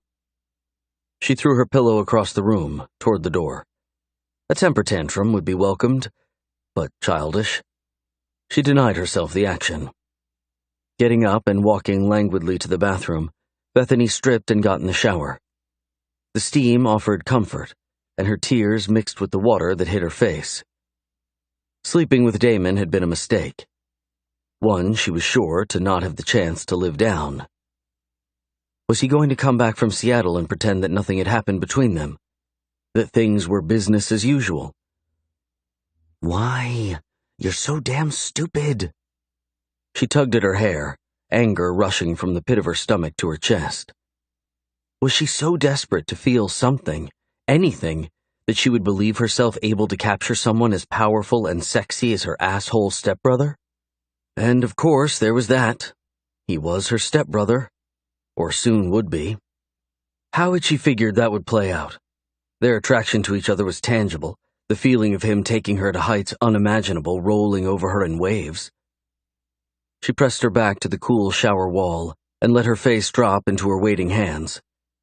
Even if there had been something worth exploring in a relationship with him, how would that ever work out? Hi, this is my husband and brother Damon. She growled loudly in the shower, hitting her balled-up fists against the slick tiles. She needed to separate herself from him entirely. To be intimate with him once was a mistake, just blatant horny ignorance. To do it again would be a clear indication that she was sick or a complete dumbass. "Hurry up, I want chips and queso. Nothing else will do," Matt yelled, his voice slipping through the crack under the locked door of the bathroom. "I'm hurrying. Excuse the fact that I have to stop for a fucking meltdown every few minutes." "It can't be that bad. Come on. We'll work through it together." "You don't want to know this, Matt." She let her hands drop and turned to put her head under the spray of the water, not wanting to continue the conversation. She was horrified by the thought of Matt finding out that she had fallen in love with Damon. "Love or lust?" she whispered before turning off the shower and stepping out into the chilly air of the bathroom. Did it matter which? A few minutes later, Bethany was standing in the entry to the kitchen. Matt's back was to her as he shook his butt and danced in the light of the open fridge, a song being hummed from his lips softly. She cleared her throat, and he stood, hitting his head on the top door of the freezer. "Ouch! Damn it!" He turned and smiled, shutting the door and walking toward her. "Sorry, I didn't mean to surprise you." Bethany shrugged, leaning into the hug he offered. Why couldn't Damon be like Matt? Why couldn't there be no Damon at all? "No apologies. Let's go. I'm taking you out. Shopping, dinner, and coffee. Sound good?" Bethany pulled out of his grasp and shook her head. "I guess, but I'm telling you that I'm not the best company tonight." She glanced around. "Where's my mother?" "She said to tell you that she would see you later tonight. Something about her and her best friend going out to look for outfits for the wedding." "Outfits for the wedding?" Bethany turned and followed Matt's lead as they walked through the expansive house and out into the warm summer night. "It's a destination wedding, remember? So I guess flip-flops and togas? Who knows? You're the girl, you tell me." He pushed his shoulder into her before she moved around the car to get in. Matt's small Toyota Corolla gave off the image that he was a regular guy with a regular life. Exactly the way she knew he wanted it. She got in the car and pulled on her seatbelt. He slipped in and turned the car on, revving the air conditioner up to high before pulling out into the quiet street of the neighborhood. "I'm almost worried about making time for the wedding with school starting the week after we get back and my responsibilities at the firm." Bethany looked out her window, her teeth pressing down on her bottom lip. "The wedding is going to be a great time, and one you seem to need. Talk to me about what's going on with you today. You don't seem like the type to hide away in your bed and let anything get you down. What happened?" She turned her head toward him, reaching out to turn the radio on for background music. "I punched that red-headed girl at the office in the face. I'm sure I broke her nose and probably lost my job. I'm surprised Damon hasn't called and chewed me out. Actually, I'm not surprised. He left town without saying anything. Nothing at all. Nada." She crossed her arms over her chest, leaning her head back and closing her eyes as a shaky sigh left her. "Okay, one thing at a time. Did it feel good to pop the skanky bitch in the face?" Bethany snorted and glanced at Matt, his smile bright and full of mischievous intent. "Yes, but that's beside the point.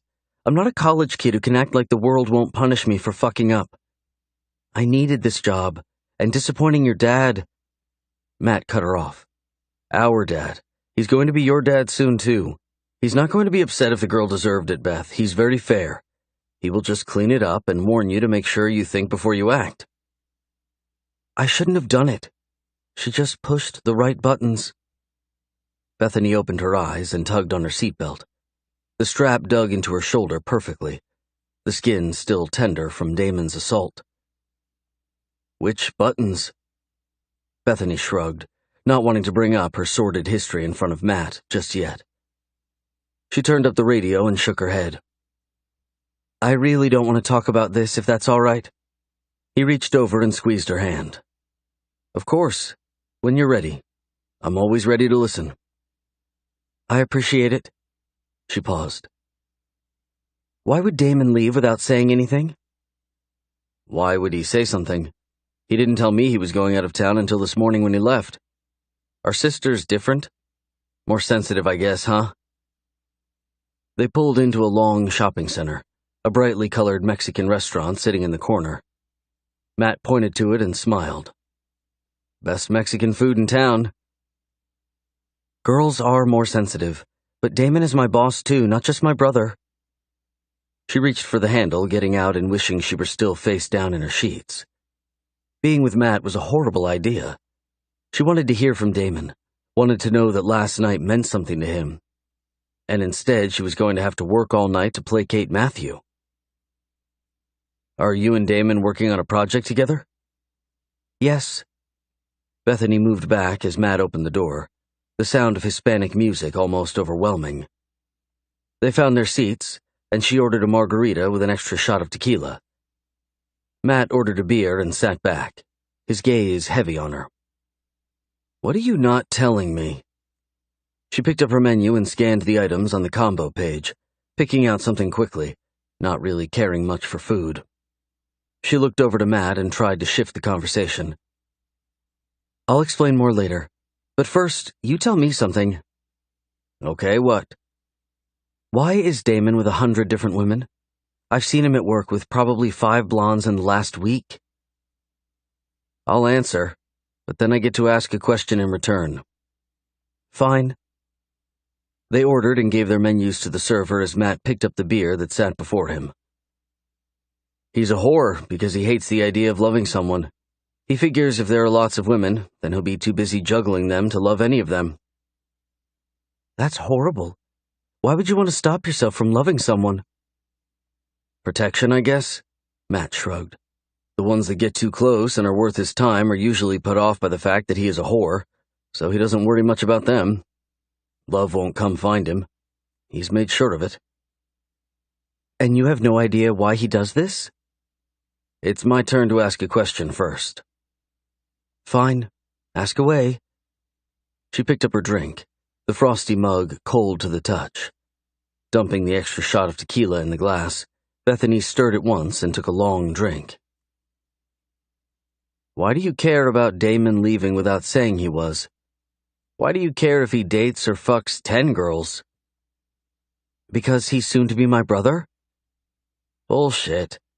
Come clean and trust me. You're about to be my sister, and I've always wanted one. Talk to me. She set her drink down and let out a long breath, sitting back in her chair. She should tell him, but he would judge her. How could he not? I'm attracted to him. She shrugged again, reaching for a chip and shoving it into her mouth in hopes of the conversation being stalled. Just attraction? Nothing else? That's more than one question. Why does he push women away? Was he hurt in the past? Old wounds causing him to lash out? Yes, he was crushed in the past. He's not going to let anyone in that doesn't fit perfectly into his definition of what his woman should be. Even then, the girl who captures him will have to push past his defenses. I almost pity her. Who hurt him? Sadness brushed across Matt's features as he picked up a handful of chips, starting to pop one in his mouth. He paused and turned his gaze on her, his handsome face seeming to feel the effects of Damon's pain. Our mother. Chapter 19. What about your mother? Bethany leaned back in her chair as the server deposited her enchiladas in front of her, the smell overwhelming. Damon caught her cheating on our dad several times before she got sick. He wanted to tell Dad, but Mom would beg him, plead with him not to. Matt shrugged, sadness creeping across his handsome features. He went to tell him one night, finally.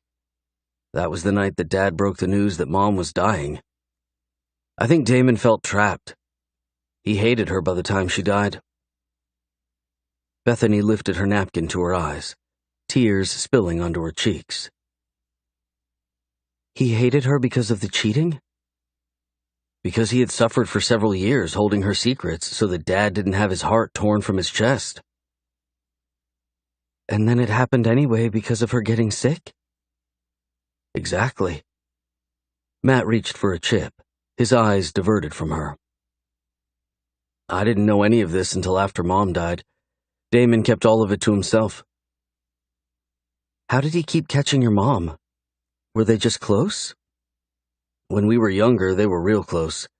The first time he caught her, we were in high school, and he just happened to stop by the house with his girlfriend at the time. Matt picked up his fork and nodded to her. Eat. We can still talk and chew. She smiled in response to his goofy grin, the conversation painful, and yet no tension sat between them. And after that, he just stopped by trying to catch her? Exactly. She promised to never do it again, but he wasn't convinced. He almost failed his junior year of high school from missing too many of his classes. He was obsessed with making sure she kept to her word. It consumed him for a while. So he thinks all women are cheaters? Matt nodded and took a bite of his food, breathing in and fanning his mouth. Hot! Bethany laughed. That was the deal. He was dominant and beautifully sexy, but control was paramount. She took a couple of bites of her food before letting her guard down and confessing a few of her own demons.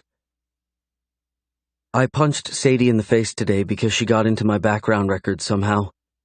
That or the girl is just wicked good at reading people. She mentioned my childhood and how pathetic I was because my dad was the piece of shit he was. She pulled the napkin up, embarrassment washing over her. I'm sorry. I'm not usually so weepy. Matt reached out and rubbed her shoulder, his hand strong and comforting. No apologies. Sharing the hurts from our pasts isn't easy, but it's going to build up our relationship. Cry all you want. I feel like my insides have turned inside out just thinking about how much my brother hurt. He didn't even go to Mama's funeral. Dad's still pissed at him for it, and Damon just can't tell him why. That's horrible. Bethany picked up her drink, taking a long sip and licking at the salt on the rim. My dad left when I was 12. I guess it was in trying to protect us from the drug dealers that were coming after him. But the mess he left my mom in was unforgivable. She ended up $200,000 in debt from his charges. We moved from a normal neighborhood to the ghetto overnight. Food stamps and 2 meals a day instead of 3 or 4 became the norm. Fuck, Beth. I had no idea. He moved his hand back to his lap as a frown tugged at his mouth. When did things get better? They haven't, but I think your father is our saving grace. At least I hope. She shrugged and put her fork down, her appetite gone. How have you been paying for college? I work 2 or 3 jobs on campus and tutor like crazy. I've gotten several scholarships and grants, but it's all dried up. Kent is willing to pay for my master's if I work for him while I go through it, which is more than generous. Dad's good like that. He will be so good to your mom and you, Bethany. He's exactly the kind of man I want to be when I grow up. Matt smiled and shrugged, laughing softly. I think I'm falling in love with Damon. Bethany dropped the bomb, needing to get it off her chest. The air became hard to breathe, her admission more to herself than to Matt. It had only been a week. How ridiculous was that? It didn't matter. The truth gave way to clarity, and she realized how quickly she could get wrapped up in striving to make Damon happy, in loving him beyond anything he could imagine. She could restore his faith in women and wipe away his hurts. She could. Matt sat back, the smile playing at the edge of his kind mouth. I think you would be perfect for him. Yes, well, he might not feel the same. And there is the issue of us being family. I think he might actually feel the same. That's the problem. He's going to fight against it. I would be careful to play an evenly balanced game. What do you mean? Damon is forever testing women. I told you he doesn't trust them at all. He wants to push you to your limits to see if you'll break. So push back. Don't break. But break him if you can. Just make sure when you do that you move from a power play to love. He needs love. He needs to remember how good it feels to trust someone fully. Matt waved the server over, their food barely touched. Something wrong with the meal, sir? The server stopped by the table, confusion on his face. No, we're just full. We ate too many chips. Can you bring us some to-go containers in the check? Of course. Bethany pulled her napkin from her lap and dropped it on the table next to her plate. He plays a hard game. I'm not used to playing games at all. I've rarely dated because my time has been focused on my grades. But I guess I'm willing to try. I hate the idea of either of you getting hurt by the other. We have a long life of being family in one way or the other. Matt pulled out his card, offering it to the server as he approached. I agree. The issue of him being my stepbrother is a whole nother concern. One easily looked over. He's not your brother by blood, and no one would need to know that. Matt signed the bill and stood, reaching for her chair to pull it back. You feel like shopping? I feel like sleeping for a week. I'm depressed, confused, and have a slight buzz. Then we're twins. Let's go home and we'll pick up this date next week sometime. Bethany slept like a rock. Saturday morning coming much too quickly. She lay in bed for an hour after waking, hoping like hell she would slip back into the restful darkness. No such luck. Her phone buzzed on her nightstand and she flipped across the bed like her ass was on fire, hoping it was Damon. I'm headed back today. I'll be at Dad's before dinner time. Be there. She sent back a short message. Fuck you? No, fuck me? He shot back a smiley face, and the world fell into place. Bethany flopped back on her bed, groaning loudly. He had her trapped into thinking about him and needing him without reservation. The slightest movement in his emotions sent her off one end of the spectrum or the other. Great, she muttered and got up, taking a quick shower and diving back into her sheets until her mom poked her head in the open door. You up? No. You respond well in your sleep, then? Her mom laughed and walked in. Bethany rolled over and curled up, smiling at the beautiful woman before her. I'm brilliant in all forms. What can I say? Her mom popped her butt and shook her head. And filled with humility to boot. What's up? We missed you last night. Matt and I went to get Mexican food. Wish you would have come with us. I went to get some new outfits for our wedding trip. I'll show them to you later. Her mom yawned, covering her mouth. Anyway, Kent called from Seattle and said to tell you to pack up. He wants you to come up on Sunday afternoon so you can see the audit firsthand. I have to be on campus Thursday and Friday. I can't miss the first week, Mom. Bethany moved to sit up, the news causing worry to sprout. I told him that, baby. He's aware. He just wants you there Monday through Wednesday. You can fly back Wednesday night. What about Damon? He's flying home today and will fly back out with you tomorrow. Are you coming too? No. Kent wants me to, but I have too much to do. We leave for the wedding in 12 days. I have to get a few packages shipped to the hotel for the decorations and stuff. I thought it was going to be a small wedding. It was, until Kent's sister Allison got a hold of the information. Now there are a good number of people joining us. I guess when your friends are wealthy, they can drop everything and go to Jamaica in the middle of the week. Her mom chuckled and stood, reaching over to kiss the top of her head. Bethany leaned into it, emotion tugging at her. Mom, would you love me if I did something terrible? Her mom moved back, tilting her head to the side. I would love you with all my heart no matter what you did. I know you to be a girl that makes good choices, but if one day you don't, I'll be there to help bury the body. Bethany laughed and fell back in her bed. I love you, Mom. Me more. Now get up and I'll feed you. I know you love me only second to a good meal.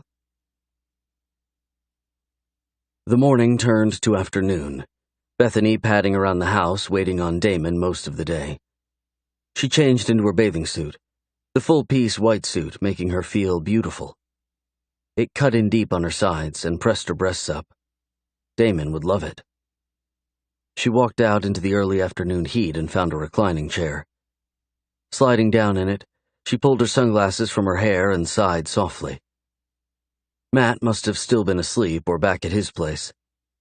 They had stayed up until the wee hours of the morning watching movies together.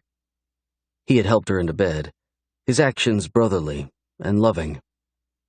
A smile brushed across her lips at the thought of how easy it was going to be to fall into familial love with him. What's the smile for? Damon's voice jolted her. She pulled her sunglasses off and sat up, squinting as she glanced up at him. The dark gray suit he wore brought out the tan of his skin. Long black eyelashes and full lips catching her attention next. She wanted more of him. Matt and I watched old movies all night. I was just feeling blessed to have him as a brother. She shrugged and stood, unsure of whether to approach him or not. Matt's confessions the night before left her on shaky ground, her actions sure to push Damon away or pull him close. Glad he's all you've ever wanted. In a brother, she finished his sentence, catching on quickly to the pinched tone of his voice. What's wrong? Something happened? Yes, it did. He turned and walked into the house, his movements stiff and unnatural. Chapter 20. Sickness washed over her as she grabbed her towel and walked quickly to catch up to him. Damon, talk to me. She pulled at his arm as they moved into the living room. The house was quiet, the only sound being their breathing. He turned, his face a mask of anger. Bethany backed up a step, not sure how to respond to his glare. She had done something to set him off, and yet she hadn't seen him since they held each other all night on Thursday. I just got a call from our lawyers that one of my interns broke another intern's nose. The intern that's in the hospital is looking to sue my firm because of it. Did you not want to mention that before I had to stand condemned for shitty management skills before the lawyers? Do you think that lying is the way to build a business relationship with me? What else haven't you told me? Care to confess now? He barked at her, running his fingers through his dark hair and beginning to pace in front of her. Bethany pulled the towel closer, suddenly feeling young, childish, exposed. I'm sorry, I wanted to tell you in person. How old are you? Do you think punching someone in the face is good business practice? He stopped and pressed his hands to his hips, leaning toward her menacingly. No, I'm sorry. I just lost control of my temper. She goaded me one too many times, and that was it for me. Yes, well, I'll send you the bill when she sues us. Oh, wait, you're broke. I guess I'll do with you what I do with everyone. I'll clean up your mess, and you just go have a good time being irresponsible and doing whatever the fuck you like. He growled loudly, his fist clenched, his jaw set in a strong grimace. Fuck you. Bethany turned and walked to her room as tears filled her eyes. He had no idea the life she had lived. He was hurt from his past, and everyone who got close to him would be his punching bag. If he gave two shits about her, he would have asked how it all happened. She would beat herself up later over not telling him about it. I'm not done talking to you. He stormed after her, only to get a door in his face. He beat on it a few times. Bethany, open the door. Go away. I'm not taking this shit from you. You aren't my father. and you're sure as fuck trying to act like it." She dropped the towel and pulled her suit off as his voice softened, but only slightly. "I know that. I'm pissed that you didn't tell me. Why? Why wouldn't you call?" "I didn't think you wanted to talk to me, Damon. You went down on me Thursday and left Friday without a word. I'm not interested in looking like you matter if you can't return the favor. Go away. I don't need this shit, and I don't need you." She walked into the bathroom, the sound of him hitting the door hard, shaking her to the core. She turned on the shower and got in, her sobs painful and redemptive. He was a mistake. He was damaged goods and her brother. She pressed her head against the cool shower wall, a flood of emotion dragging over her in waves. The hot water held her attention for more than an hour, her skin properly wrinkled by the time her tears were flushed and her resolve set. She would pay for the lawsuit. She would pay for her own schooling. Being broke was something that was part of her past. She could work at another firm and take care of her own shit. It would just take longer to get somewhere in life, but she would do it on her own. Bethany pulled on a t-shirt and jeans before walking into the living room. Her mom held up her phone, a smile on her face. "Looks like that cute boy from the office is calling.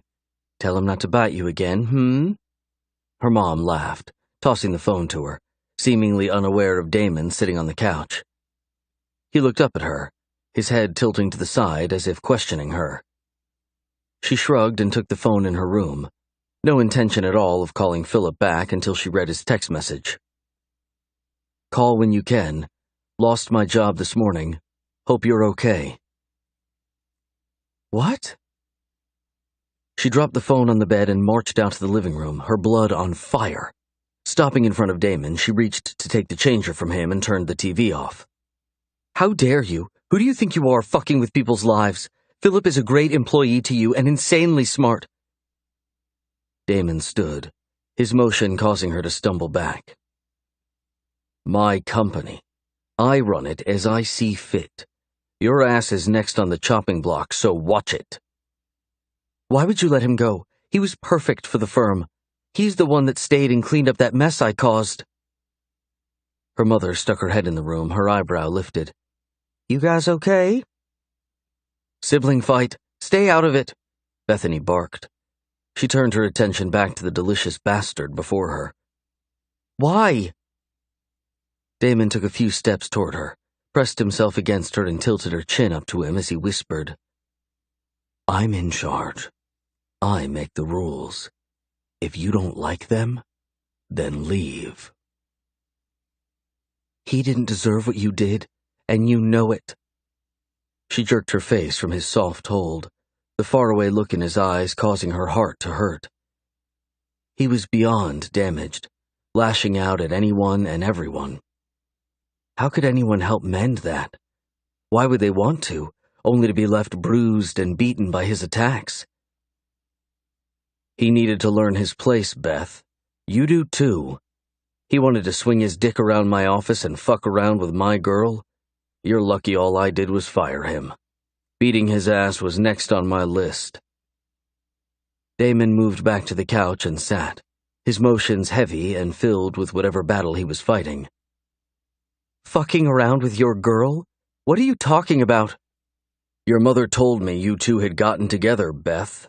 She was going on and on about how great he sounded, about how much you seemed to like him.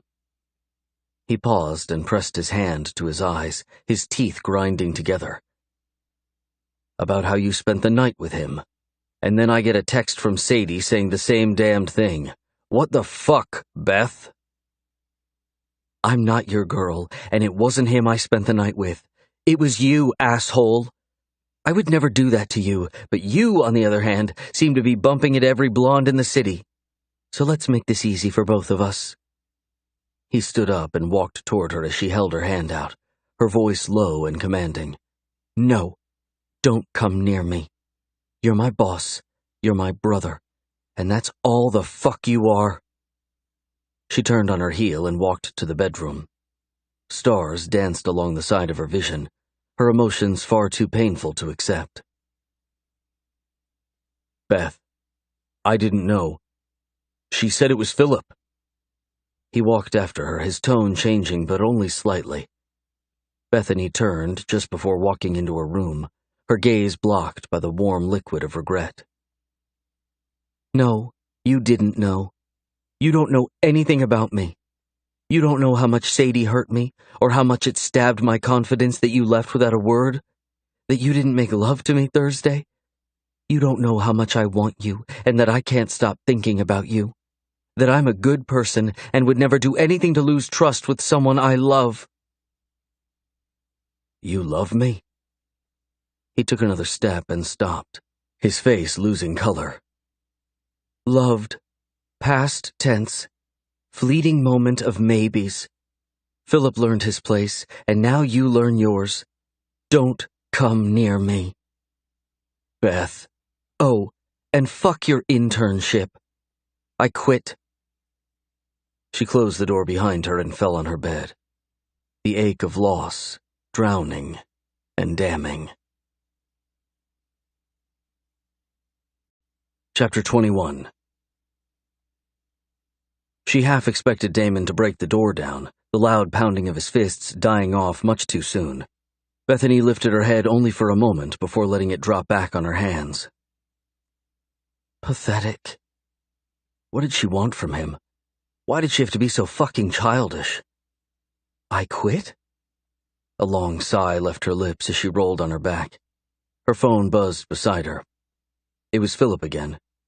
She answered it, stifling the pain and confusion that sat heavy on her. Hey. Hey, you doing okay? His voice was much more chipper than she expected it should be. Yeah, just fighting with our boss. Your boss? Yeah, that guy. She groaned as she sat up. Philip snickered, the sound causing her lips to turn into a smile much to her displeasure. Enough about him. How about you come have dinner with me tonight? I've been meaning to ask you out since we met last week. A silence sat between them for a few moments, Bethany knowing quickly that having dinner or anything with Philip wasn't the answer. The fact that her emotions had unraveled so quickly in the living room had everything to do with her loving Damon and nothing less. I don't think dinner is a good idea, Philip. I'm trying to figure a few things out right now, and getting involved wouldn't be fair to me or you. She shrugged, rolling her eyes at herself, as if he could see her shrug. Okay, how about coffee between friends? I want a relationship with you. I'm willing to take a friendship over nothing. Would coffee turn into something more? She scoffed internally at the thought. She wasn't boy-crazy or a whore like some of the girls on campus.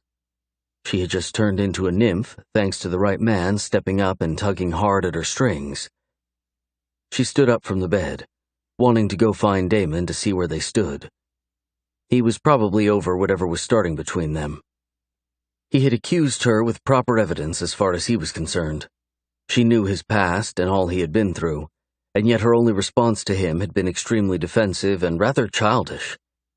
She pressed her hand to her head as Philip's voice filled up the line again. Hey, if you don't want to see me again, just tell me. I don't want to push at all. Just wanted to see you and check up on the Sadie event. A snicker from him had her smiling again. No, it's okay. I'm just trying to figure out what to do. She looked over at the clock. It wouldn't be time for dinner for another few hours. She could go with him and be back in time to try and smooth things over before Damon and her flew out to Seattle together. Totally up to you. Yeah, let's do it. Really? Yes. I'll meet you at the Starbucks by the office? That sounds perfect. I'll see you in 20 minutes or so. Bethany slipped her phone in her jeans pocket, wondering if she had just made yet another mistake. Slipping on her flip-flops, she paused to wonder what her next move with Damon should be. She had basically told him to take the job in the budding relationship and smoke it. A growl left her lips as she quietly opened her door and looked around into the living room. Empty. A quick walk to the kitchen had her heart racing and her stomach turned into knots. Why couldn't she have just responded like an adult to his accusations? Simple. She wanted him to trust her without her having to put any effort into it. She was a trustworthy person and deserved the benefit of the doubt. Maybe someone who hadn't been crushed by lies and deceit as a kid wouldn't have a problem with that. Damon was different, and now he most likely thought she was seeing Philip, too. Were she and Damon seeing each other? No. What about all of the other women in his life? Doubtful that they had been dismissed.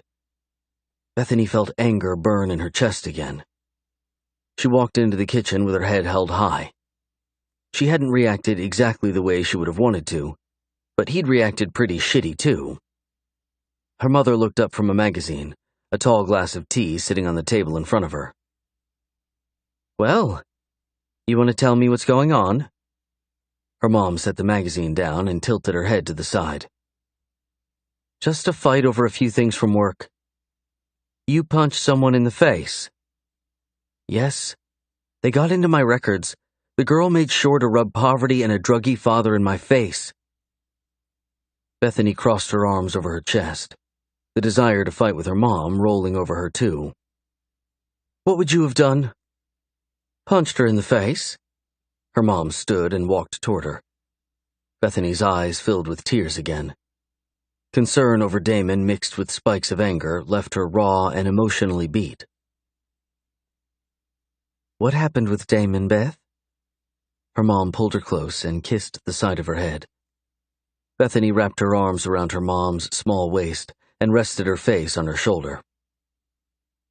"He's mad that I didn't call, which I understand. He's pissed about me acting inappropriately with Philip, who's a co-worker. That's none of his business. I shouldn't have mentioned it in front of the ass. Forgive me." Her mom squeezed her again before moving back. "You don't have to go up to Seattle if you don't want to. I'll just tell Kent that you're not feeling well, that you've come down with something." She patted her mom's hands before pulling out of her grasp. "It's okay, Mom. I'm going to go up there and show them how smart and mature I can be. It's an opportunity to make things right between all of us." "Well, if you change your mind..." "I'll let you know, Mom. I'm going to go have coffee with Philip. I'll be home in time for dinner. I need to pack." Her mom nodded and moved back to sit down at the table. "If you're going home with him, just let me know so I don't worry." "Nothing to be worried about. He and I are just friends."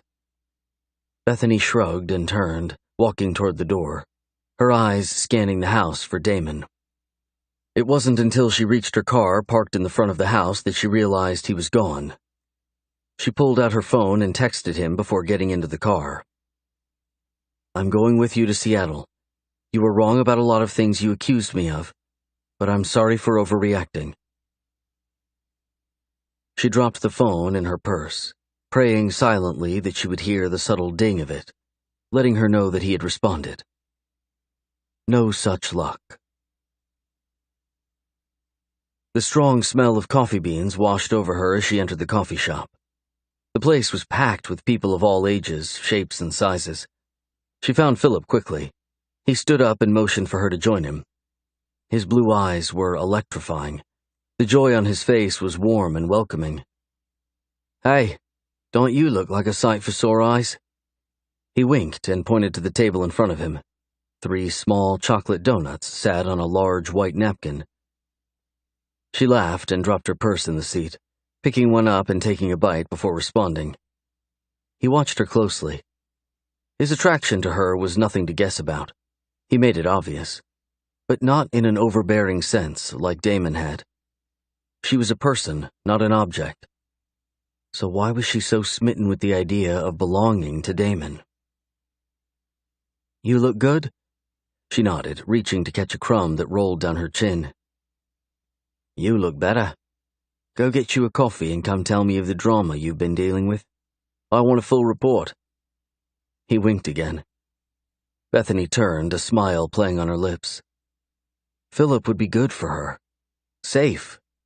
But there wasn't any chance. Her heart contracted painfully at the thought of Damon. Her lust reared to life at the mere whisper of him being close, at the possibility of tasting his lips or feeling his hands on her. Their night of passion hadn't come close to all of the things she needed to do with him. Crazy. Fucking crazy, she whispered to herself as she approached the counter. The teenage boy taking orders chuckled. Am I crazy, or are you? Oh, me, for sure. I'll take a double espresso with milk and sugar. He took her order as she moved toward Philip, the handsome guy finishing one of the donuts and licking at his fingers. How long do I have you? His eyebrow lifted as he sat back, picking up his drink and taking a tentative sip. I have about an hour. I need to pack and get ready for a trip. Where you going? He pointed to the seat. Take a load off. They'll call your name. Bethany looked over her shoulder at the counter for a minute before dropping her purse on the floor and sitting down. Seattle. Mr. Bryant wants me there for an audit the location is going through. Damon? No, Kent. Oh, good. So how did they take the news about Sadie? I didn't tell them. I don't know why I didn't. I just hurried home and got lost in the problem. I spent the evening with my brother and just totally let the fact that I needed to call them slide. She broke the last donut in half, sitting back to take her time enjoying her portion. That's not good. Damon doesn't seem like the kind of guy who's okay with having news sprung on him. Yep, he was rightly pissed. We had a big fight. Are you guys a couple? I mean, you don't have to say anything if you don't want to. Yes, we were. Not sure what we are now. It was ugly. My fault. Philip leaned forward, pressing his elbows to the table. Not really. More my fault for not being clear with him about Sadie. I think you were just the cherry on the sundae. How so? He thinks we're seeing each other behind his back.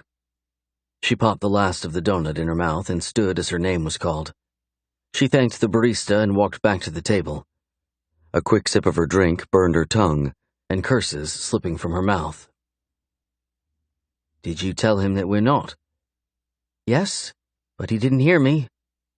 I think I did. She took the top off her drink and blew at the hot liquid, steam rolling off the top.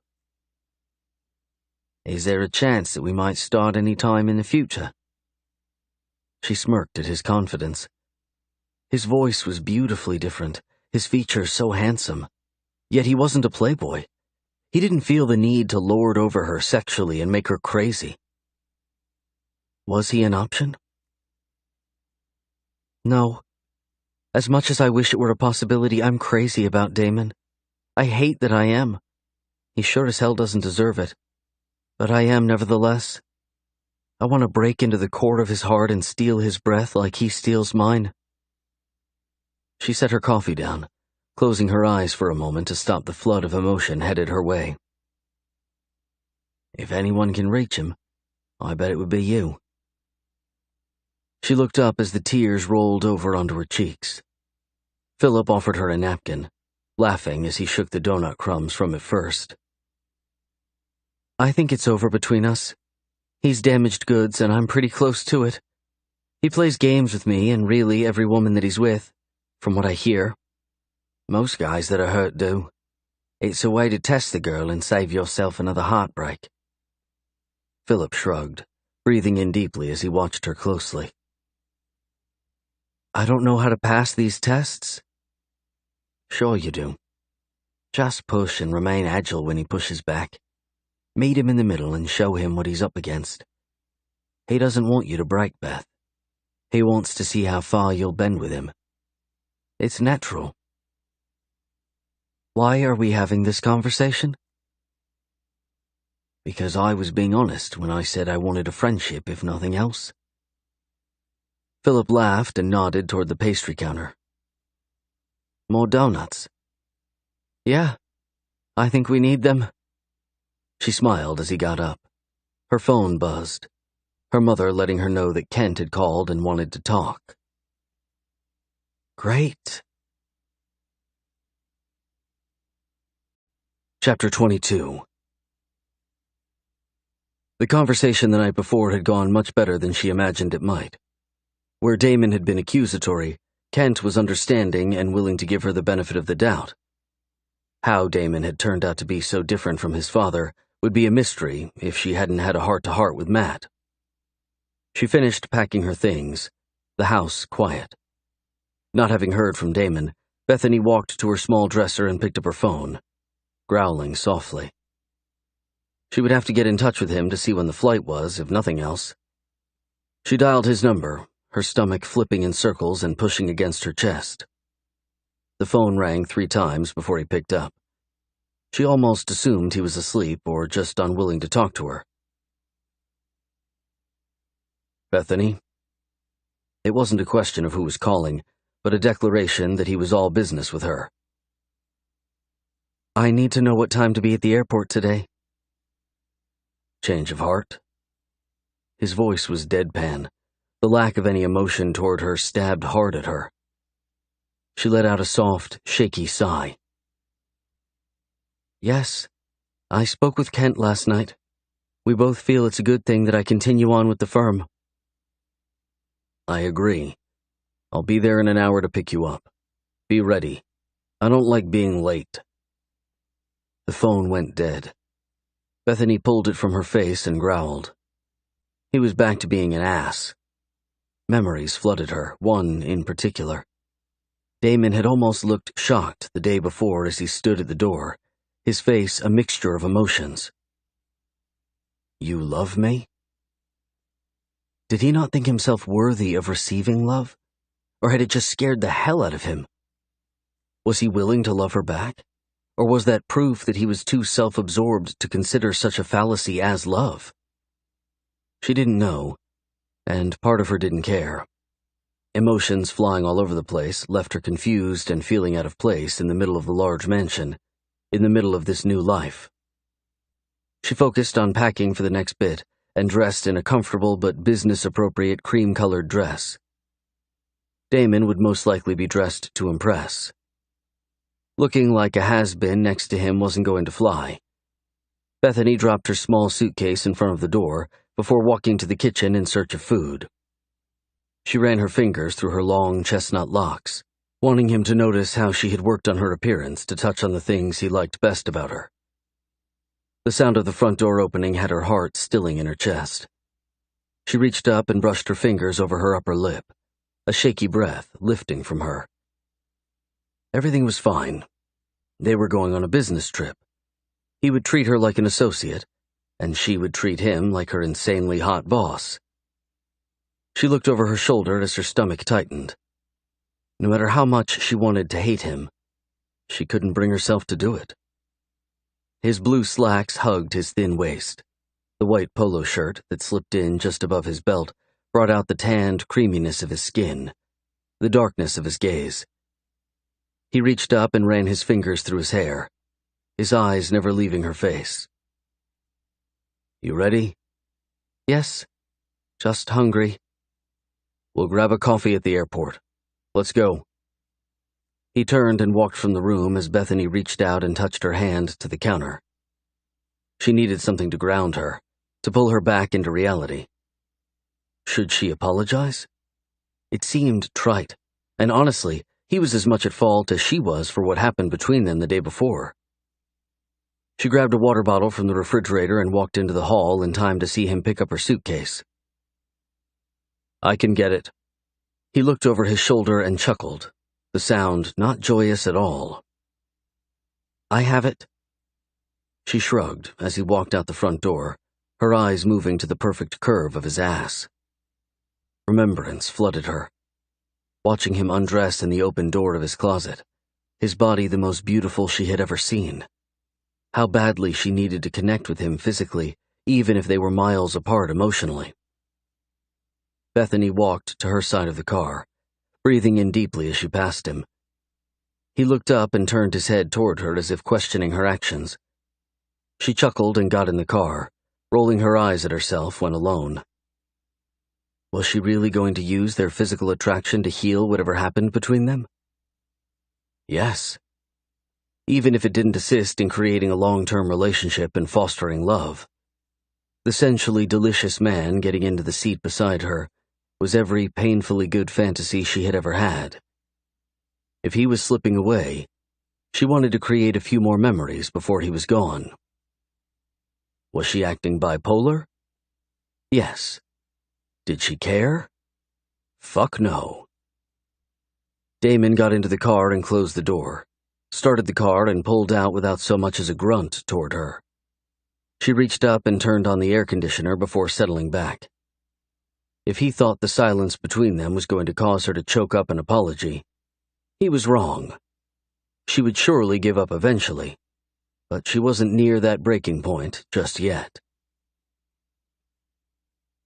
The drive to the airport should have been uncomfortable, but it wasn't. Sitting in silence and simply listening to the sound of him breathing had almost offered relief. She was lost to him, and no matter what stupidity she threw at him about the two of them being done, they weren't. She couldn't allow it. Her fingers ran along her thigh, her eyes closed as she contemplated reaching over and touching him. His breathing pattern shifted slightly. Looking over at him subtly, she wished for a different situation altogether. Would it still contain explosive attraction if their relationship wasn't so taboo? "What are you thinking?" He glanced over at her, the deep timbre of his voice sliding between her thighs and stroking. She bit at her lip and shook her head. "I don't want to say." Embarrassed? By my thoughts, yes. By my actions yesterday, no. He chuckled, the smile lifting the side of his mouth. Lickable. He pulled up to the front of the airport and nodded toward her. "I'll get the bags. Just wait inside." She got out, grabbing her purse and walking toward the door. She glanced over her shoulder as Damon worked to get the bags out of the trunk. His eyes averted to her, dragging down the back of her as he breathed in deeply. Good. His thoughts weren't far from her. It wasn't but a few minutes later that they were checked in and headed through security, which was a pain, as always. However, sitting in first class gave them a chance to arrive just before the plane took off, Damon having called in that they would be there just in time.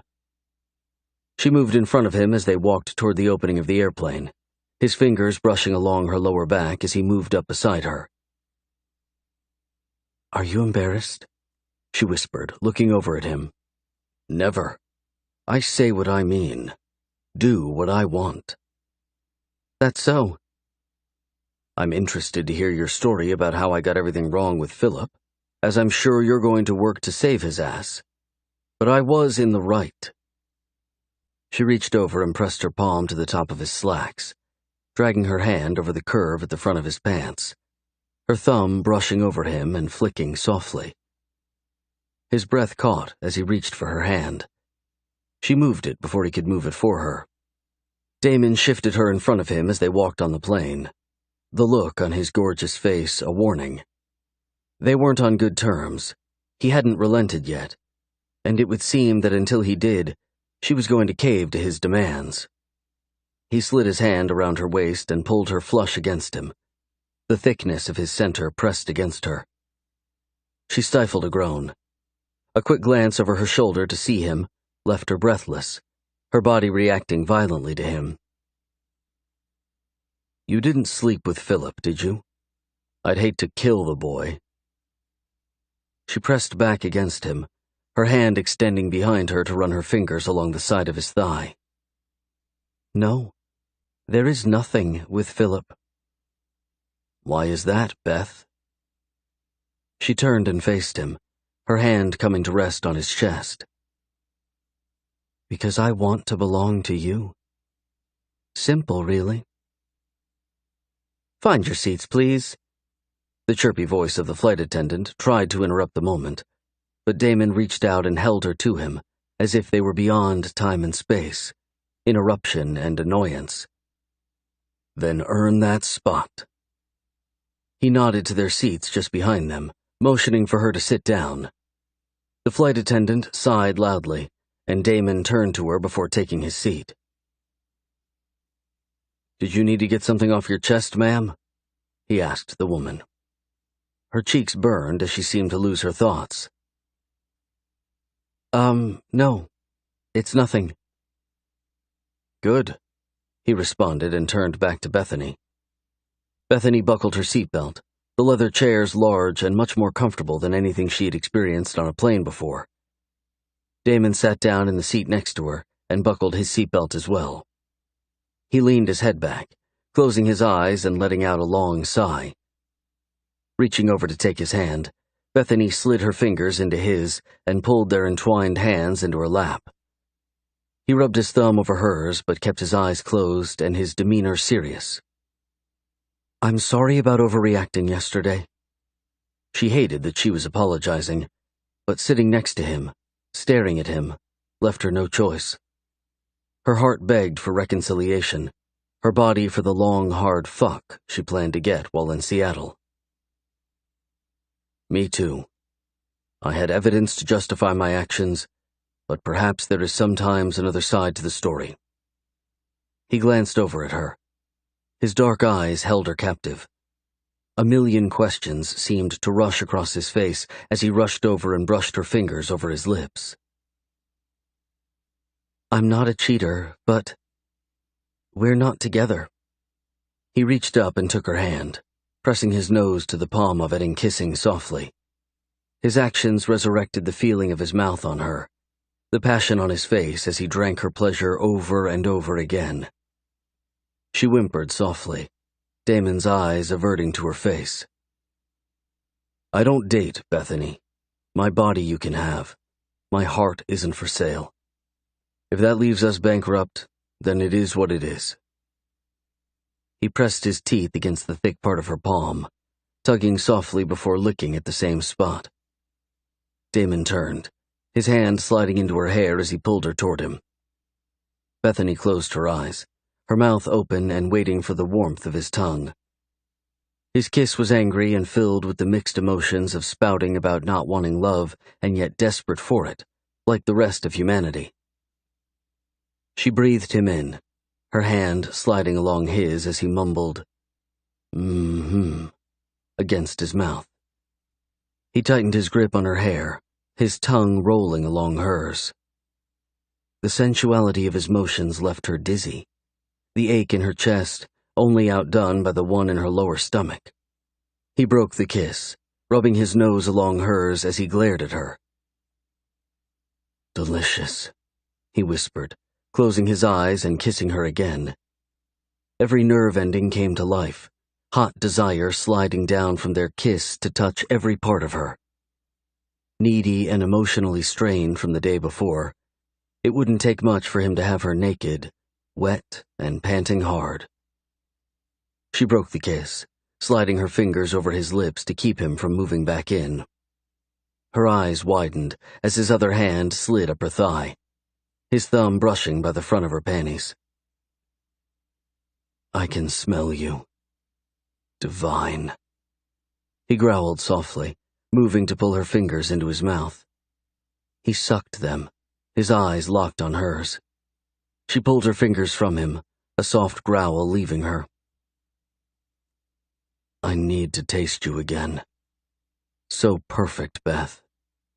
Most delicious thing I've ever had drench my tongue.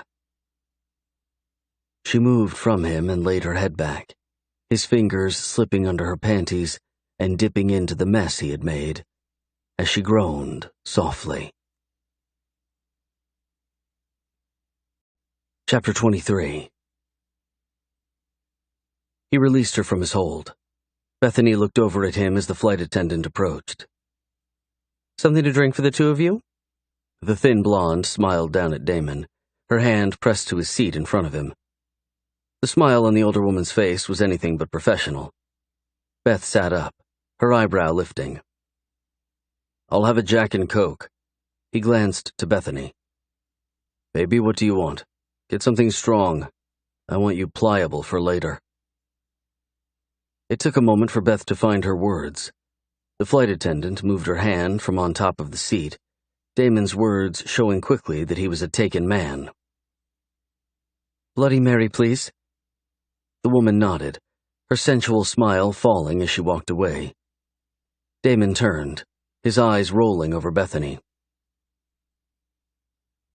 Nothing happened with Philip? Nothing. He wants a relationship. I told him no. He knows I have feelings for you. What are those feelings, Beth? Damon ran his palm over his crotch before adjusting himself. I'll let you know when I figure that out myself. She leaned back and crossed her legs. Another pair of panties would be hitting the trash, thanks to the sexy man beside her. He reached over and stretched his hand across her thigh, moving up to the middle of her leg and resting there. You have desires. I have demands. He leaned back and closed his eyes. Bethany turned to watch him, memorizing the perfect curve of his cheekbones and jawline, the thickness of his mouth. I have demands too? She whispered and slid her arm into his before reclining her chair a little. Oh, yeah? His voice was airy, as if he were drifting to sleep. Tell them to me. You're going to fuck me tonight like I deserve to be fucked. No more games with you. He glanced over at her, an eyebrow lifting. We fuck when I say we fuck. She chuckled and shrugged. Perfect. Tonight I'll simply force you to say it's time. How so? Wouldn't you love to know, pussycat? Damon shifted the conversation to more of a business overview after their drinks arrived. Beth was grateful for the change. The pulse ticking along the side of her throat was a dead giveaway to the torrent of desire pumping through her. She had imagined Damon taking her in every way possible 10 times each since their flirting session ended. The plane landed an hour later, Bethany sleepy from fitful dreams the night before. Life had shifted in so many ways, and yet normality was on its way to some degree. She would be on campus later that week, and maybe the change of atmosphere would give way to relief. Her insides were twisted over how to move forward with Damon, what to do to earn his trust. He stood and moved back, offering her the space in front of him. She moved out and walked toward their gate. Damon moved in beside her, reaching over and taking her hand into his. Her eyes diverted to their locked fingers and then to his face. A mask of indifference sat on him, his concentration seemingly on their next steps. I got us a room together. If you want your own, I can change that, but I planned on working hard in the office and harder in the bedroom. I want you to be a fucking wet mess. I want to see you come unglued because of how much you need what I can give you, Beth. He glanced over as they moved through the sea of people. The topic of conversation was shocking and yet not. He was so beyond ballsy, the man leaving her breathless at a rate that hurt. One room is good, she whispered, reaching up to push her hair behind her ear. They stopped by the baggage claim and Damon moved up, pulling off their 2 bags. She reached for hers as he interceded. I have this. Come on. She walked beside him, her knees weak, stomach tight at the promise of what he was capable of. One touch might send her over the edge. She groaned softly as they moved out to the row of limousines, her eyes moving along the thick muscles of his back that bunched beneath his shirt. She stopped behind him as he spoke to the driver, her hands sliding along his waist as she pressed her breasts to his back and kissed the skin just above his collar. He growled softly, pulling her arms off of him and moving to the car. We're going to the Omni Hotel downtown. How long is the drive? About 30 minutes, sir. The driver looked between Damon and Bethany, a smile tugging at his mouth. Good. Roll the window between us up. I need time with my girl. He nodded, getting in the car as Damon opened the back door to the large vehicle. Get in. Now. Bethany walked past him languidly, as if his demands weren't anything to be concerned with. She played a pretty good game, but if he had any clue about how much she needed him, he might run hard and fast. Bordering obsession was the concern. Demanding carnality was the plan. He popped her butt as she climbed in, her body jolting at his hard touch. Sitting down in her seat, she turned to watch him as the driver rolled up the privacy window. Damon's eyes held as much need as she felt sliding through her, burning her from the inside out. He slid to his knees in front of her, his hands palming her thighs as he pushed her dress up with his fingers. He stopped just before reaching her panties, his eyes moving from her thighs to her gaze. She felt frantic, her heart surely working to beat from her chest.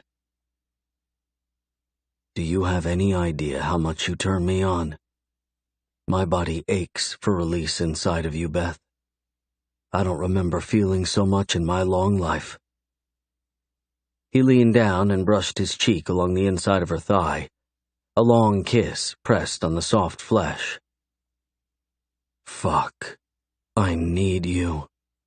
She ran her fingers through his hair, her heart bursting at the sight of him before her again, willing to give pleasure to her and deny his own again. He spoke a big game, but the man who stole her heart wasn't at all the jerk who would deny her love.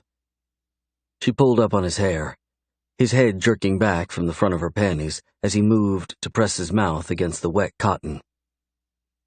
"No. My turn." She pushed at him, crawling onto the large floor and nodding toward the seat with a smile on her lips. "Sit down and let me love you." "Yeah, I'd like that a lot." He moved to the seat, sitting back and letting his hands drop beside him. Ropes of muscles contracted as she slid her hands along his thighs, his legs not too large, but strong and sexy as hell. She leaned over and pressed her lips to the softness at the base of his erection, his clothes still very much in the way. Opening her mouth, she pulled in firmly, his groan telling her what she needed to know. He worked to get his pants undone, pushing at her a little to move her back. "Come here, baby. Take what you can." "I want it all," she whispered, her mouth watering at the sight of him. His slacks lay flayed open, his large erection bobbing softly as he watched her closely. "I want you to have it all, as much as you want, Beth. It's all yours." He stroked it once, holding it up as if offering it to her. Bethany reached out and slid her hand down the length of him, her fingers barely touching around his girth. She panted softly, air seeming to flee from her lungs. Nothing in her time of being with men had been more appealing, more desirable. She glanced from his offering up to his eyes. Hooded and filled with lust, he stared down at her as he sucked his bottom lip into his mouth. She stroked him once again before moving to hover over the top of him. Her lips pressed a soft kiss to the thick, meaty top of him before opening her mouth and taking him into her wetness. He groaned, the fingers of one of his hands sliding into her hair and holding tight. She moaned against him, the soft bucking of his hips driving her mad.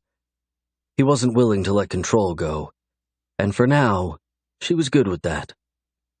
She worked to cover him in wetness, licking and sucking in various rhythms over and over again. Her hands played games with the most sensitive parts of him as she waged war against his lust. His fingers gripped the seat behind him, his hips arching hard as she choked on him. She pulled back, her eyes watering at the action.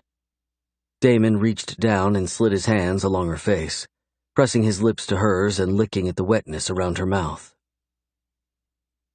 "Enough," he whispered as she moved back. "No, I want to drink you dry." "Fuck, Beth." He stroked himself once, his breathing labored. "I'm so close. Let's just wait." "No." She leaned forward, pushing his hand away and taking charge of him. He groaned loudly as she began to work him, her eyes diverted to the ecstasy on his face. Beautiful. Intriguing. A god in his own right. His eyes opened as he looked down at her, his features softening a little. He touched her cheek softly, love filling his gaze. "Move back, baby. I'm going to come. Let me finish it." He groaned as she took more of him into her mouth, her hands working to touch every part of him that her mouth didn't. She moaned against him, her body throbbing as she picked up the pace. "Beth, please, move back, baby. I can't hold it much longer." His head dropped back as his hips bucked. Beth sucked harder, taking everything he gave and wanting more. He thrust a few more times before collapsing on the seat. Beth released him, licking softly along the length of him as he shivered. Fuck. His eyes opened, his fingers coming to stroke the side of her face softly. "Don't make me fall in love with you, Beth. I'm damaged goods." "Hush," she whispered, and moved back to sit beside him. He worked to get his pants together as the driver stopped the car and opened the door. "Everything go okay?" The older man smiled and held the door open. Beth got out and reached for him, her knees almost giving out under her.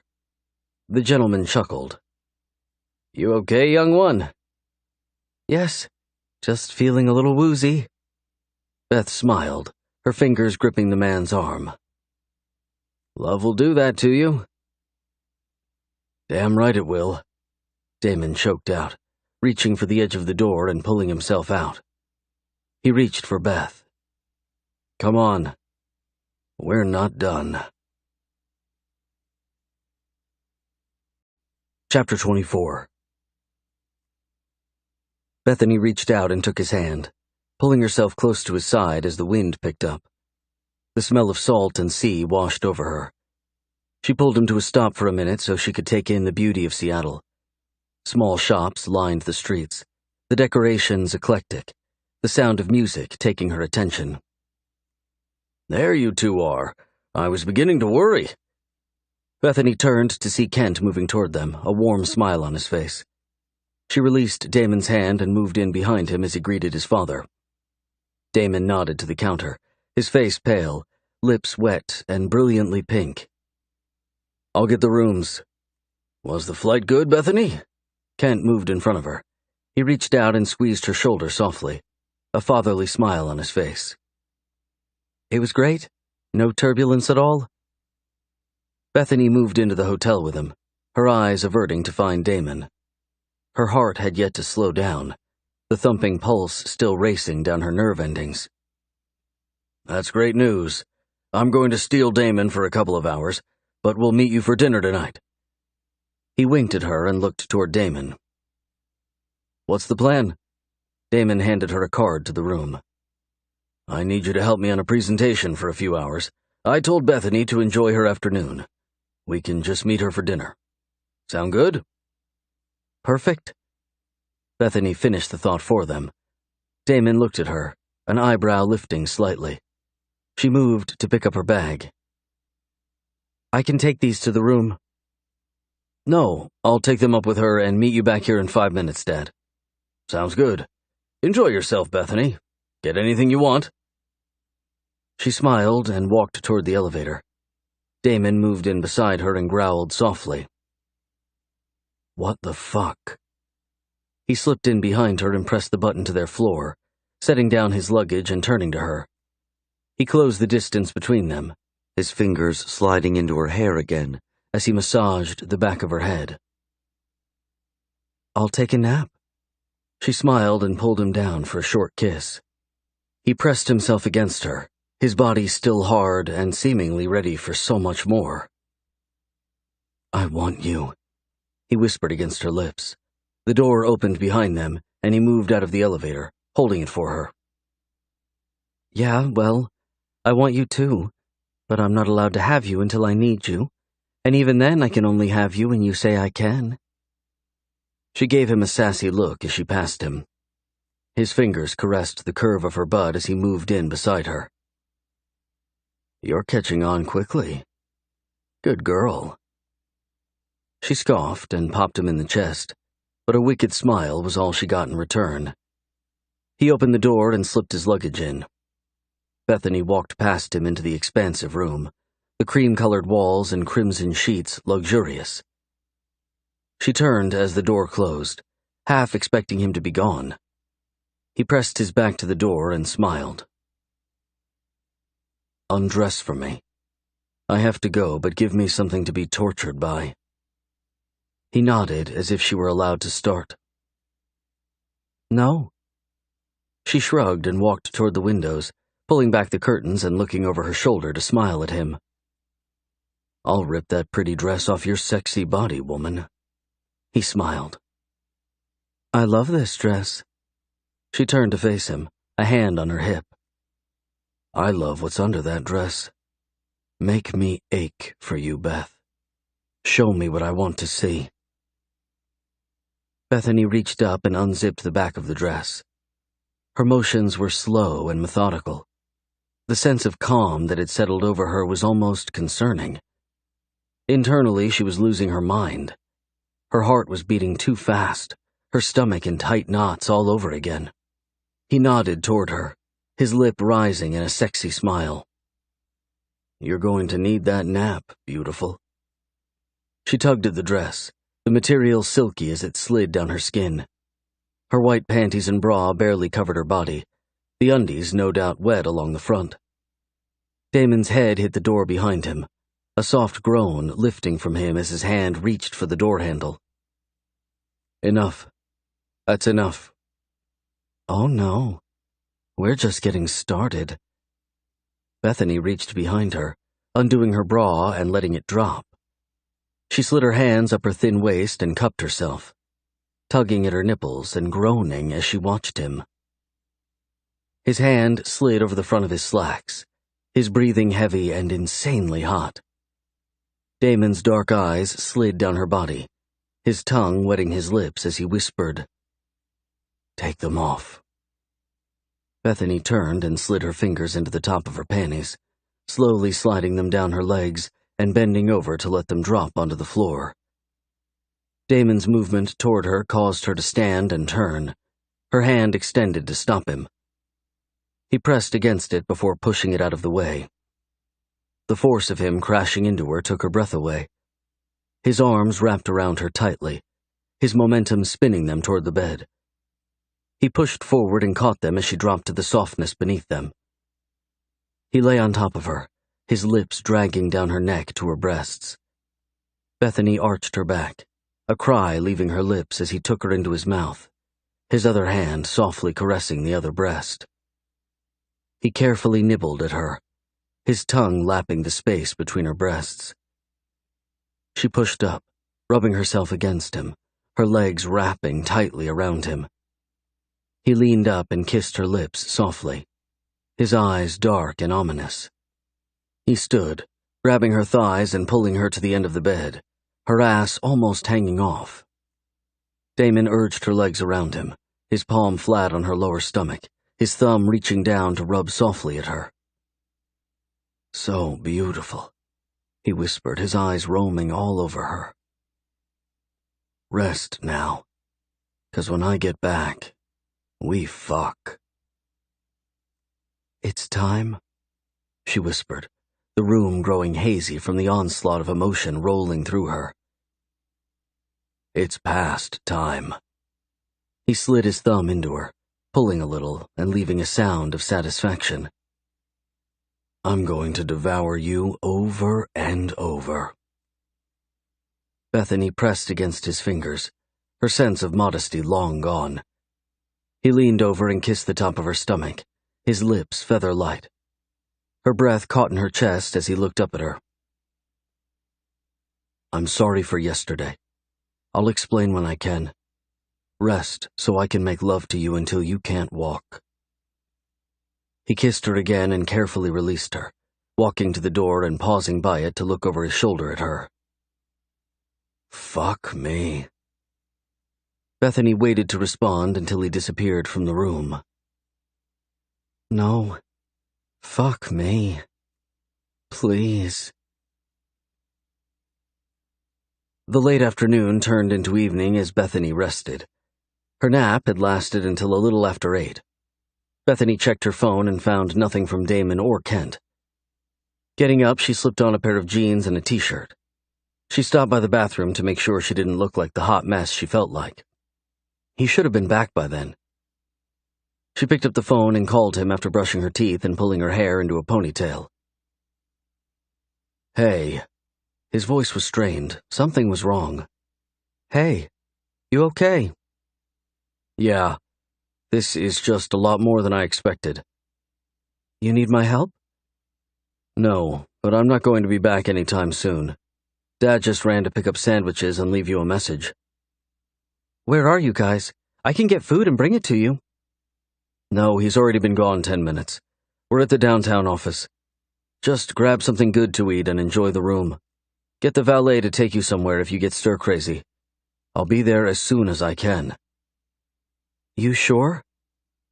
Yeah, I'm sure. We'll put you to work tomorrow. She hung up, a sense of disappointment settling over her. The promise of their night of hot sex and deep groans seemed to be dissipating fast. Might be for the better. She sat down on the bed and reached for the hotel phone. Ordering room service wasn't her first choice, but it would be better than going hungry for the night. Too many hard memories attached to hunger. She ordered a chicken sandwich and fries before slipping out of her jeans and into a pair of pajama pants. She texted Matt to see how he was doing and got a phone call in return. Hey, I didn't mean for you to call. He laughed, the sound brightening her mood immediately. I like talking more than texting. My fingers are too fat for all that jazz. Besides, I can't read emotion. I can hear it. Well, I'm glad you called then. How are you? I'm good.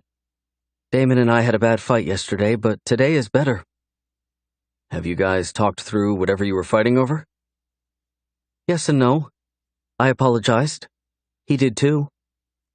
Damon apologized? Whoa. Hold the phone.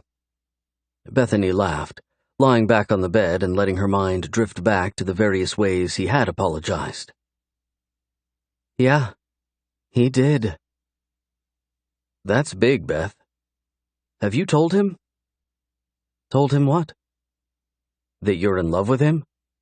What? She sat up, hugging the phone closer to her ear as if someone might hear their private conversation. I'm not saying anything you don't know already. Does he know? She sighed. I think so. I don't know. That's a lot to spring on him. We've barely known each other a week. I'm not putting that out there yet. It would scare him to death. I think you'd be surprised. Yes, well, no. Just no. Matt laughed again. When are you coming home? Wednesday night. Come to your dad's that night so we can catch up. I'll be there. You should tell him. No. Okay, but I think it would be a good thing. You also pretend to be crazy so people leave you alone. True. And it works, right? They laughed and Bethany hung up, Matt's words washing over her. Should she express herself to Damon? What was the look on his face the night before when she had slipped up a bit? Horror? Fear? Loss of words at being accepted? She glanced at the clock and pulled herself into the bed, waiting for her food and wishing like hell he were there. I love you, Damon, she whispered into the empty room, the words sounding right, but sprouting fear. What if he couldn't return them? What if he could, but wouldn't? Chapter 25. Bethany woke to an empty room Monday morning. Damon's suitcase still sat by the door, nothing in the room having been touched or moved. She sat up and reached for her phone. The message from him was at 2 a.m, just a note that they wouldn't be back until breakfast. Worry tugged at her. What if it wasn't about business? What if he had someone here and went to stay with her? She growled at herself and climbed out of the bed before stripping and heading to the shower. He would be who he was, and until they locked down their relationship, she didn't have much say over any of that. She stepped into the steamy hot water. The mesmerizing pressure of the liquid caused her to groan in relief. Sleep had been welcome after the long night before of worrying all night. The bathroom door opened and closed. Bethany stuck her head out, her hair partially wet, eyes wide. Damon looked over at her, pulling his shirt off. Sorry about last night. Such a fucking mess.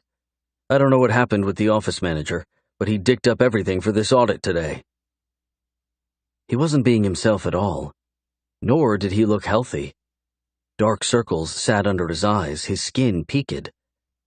She moved back and opened the shower, hiding behind the curtain. I wish you would have come and picked me up. I could have helped. Come in here with me. I should have, you're right. I just got into trying to fix it, and before I knew it, the sun was coming up. He dropped his slacks and boxers before sliding into the small space with her. She released the curtain and turned to face him.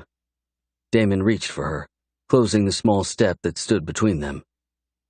His hands slid around her waist, the water making his fingers glide with ease. Bethany lifted on her toes and wrapped her arms around him, pulling him down for a long, soft kiss. He leaned into her, the heaviness of exhaustion almost palpable. She turned them slowly in the water until his back was to the spray. His groan broke the kiss. She moved from him, her eyes taking all of him in as water dripped down his chiseled chest and firm abs. She reached for the soap, rubbing it between her hands before moving back to stand in front of him. Reaching up, Bethany pressed deep circles into his pecs and down his stomach. Her fingernails scratched lightly along the dark hair above his sex, his body coming to life within moments of her touching him. God, that feels good. I don't know if I've ever let anyone wash me. He mumbled, his head tilting back as water ran over his hair and the top of his face. Turn, and let me get your back. She moved back, picking up the soap again as desire slammed into her. His back was well-defined, his butt the sexiest thing she had ever seen. She reached for it first, rolling her soapy hands over the curves of it as he flexed. His hands slid up the shower wall, body sagging forward slightly. Bethany pressed both of her hands into the muscles of his back and worked to pull the tension from them. Soft sounds of appreciation slipped from him as he pressed his forehead to the shower wall. Bethany finished washing his beautiful body and slid her arms around his torso, pressing herself to the back of him. He reached back and rubbed his fingers along the curve of her hip. I have to get back up there. Dad left at 3 or so. I know he's going to need me. Damon yawned loudly, his body shivering at the effort. He turned, wrapping his arms around her and sliding his hands down her back. He leaned into her, his mouth finding her neck. He buried his face against her throat, his erection thick and hard as it pressed against her stomach. I'll go. I'm smarter than both of you put together. I'll help this morning while you get a nap.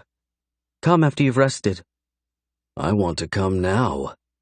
He smiled against the side of her neck, his breath hot against her ear. You're tired. We'll enjoy each other tonight after the audit is underway and you've slept. He nipped at her ear, his hands sliding down to the bottom of her ass. He pulled her in tightly, her body molded to his. Does it feel like I'm going to be able to sleep? Bethany laughed and pulled from his grasp. Holding his hips, she turned them again, the hot water splashing over her chilled skin. A smile crept up her face, Damon's eyes growing wide as she turned to face the wall. She slid her hands up the cold tiles, her back arching, her body on display for the beautiful man behind her. All I've wanted. He slid his hands over her hips, up her ribs, to hold onto her breasts. His body pressed into hers, a loud groan leaving her lips as she exhaled in what seemed to be relief. His motions were rhythmic and slow, his body almost too much for her to handle. She pressed back against him as he leaned over her, his teeth and tongue dragging across her back and shoulder. She moaned and rocked forward, giving him more traction to enjoy himself. Oh, fuck, Beth. I need you, baby.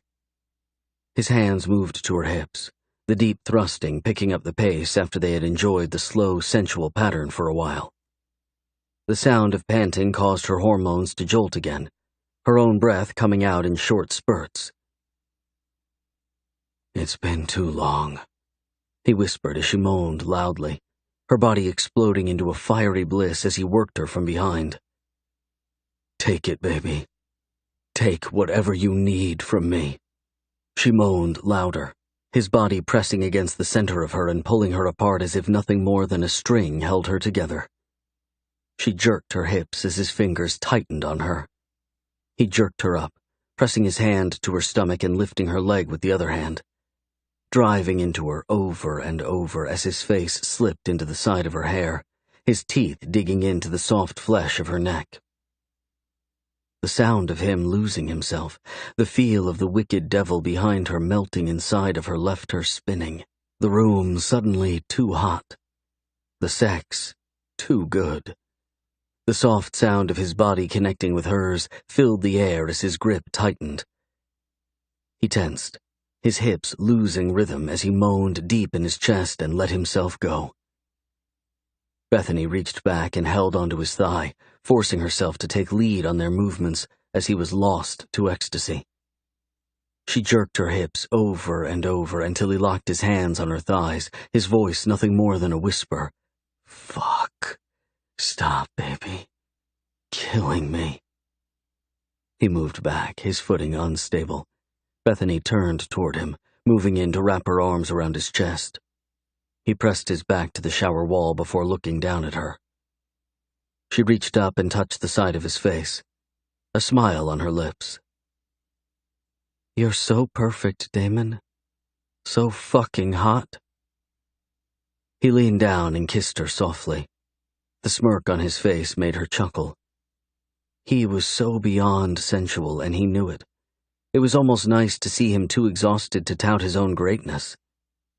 She reached for a towel, handing it to him and making sure he was steady before getting her own. She stepped out of the shower as he turned the water off. She would need to go into the office, but first she wanted to get him in bed. He didn't seem like the kind to succumb to exhaustion, but with the right amount of pressure and lack of sleep, anyone would be weary in his situation. She helped towel dry him as he brushed his fingers down her hair and rubbed her arm. "Come on, let's get you in bed." "More already, Beth? I knew I had met my match. You on top this time? I want to watch you fuck me." His words were slightly slurred, his eyes a little glossy. She laughed and wrapped the towel around herself before wrapping his around his waist. "Yes, come lie in bed and I'll take good care of you." "That's all I've wanted since we met." He reached up and rubbed at his eyes as she pulled him from the bathroom. She fixed the bed, leaning over to move pillows around. His hands took her hips, the pressure of him pressing against her causing her to stand. "Damon, get in the bed. Stop dicking around. Your dad is waiting on me." He moved past her and got in the bed, tugging the towel off and stroking himself as he sucked his lip into his mouth. "Hush, woman. Get over here and ride me." "No, I need to go." She covered him up, leaning down to kiss him softly. "Hey, tell me something." "What?" His eyes closed, his breathing deepening quickly. He was exhausted. How he had even stood in the shower was beyond her, much less put a hurting on her libido. "In the shower, you said it had been too long." "Mm-hmm," he mumbled, reaching out and pulling her down for another kiss. She kissed him a few times before moving back. "It had been too long since we'd touched, or since you fucked a woman?" "Second part." He yawned and turned onto his side, tugging the covers closer. "I haven't found one I was willing to make love to in longer than I can remember." Make love to? She touched his back, rubbing softly as he fell asleep. Tears filled her eyes as realization dawned on her. Maybe he wasn't at all who he pretended to be. Maybe her desires mixed beautifully with his demands. Lust was the fuel that would forge them closer. But it felt like love might be the coating that protected the possibility of forever. Chapter 26. Bethany looked up from the pile of papers in front of her as Kent spoke. Her soon-to-be stepfather stood at the head of a long cherrywood executive-length table, his brow contoured. "I'm not sure how this happened. Why the hell aren't the numbers tying out? Zarpeth is one of our largest clients, and I know we sent a really strong senior associate to count their inventory." He sighed and pulled the chair back, slumping down in it. Something inside of her wanted to do anything to make things right. She simply didn't have the experience. Just being out of school and headed back for her master's soon, she lacked on-the-job experience. "What can I do?" Bethany leaned back in her chair and slipped her hands into her lap as her phone buzzed. "Call your brother and tell him to get here." Kent sighed again and ran his fingers through his salt and pepper hair. His words stung without him knowing it.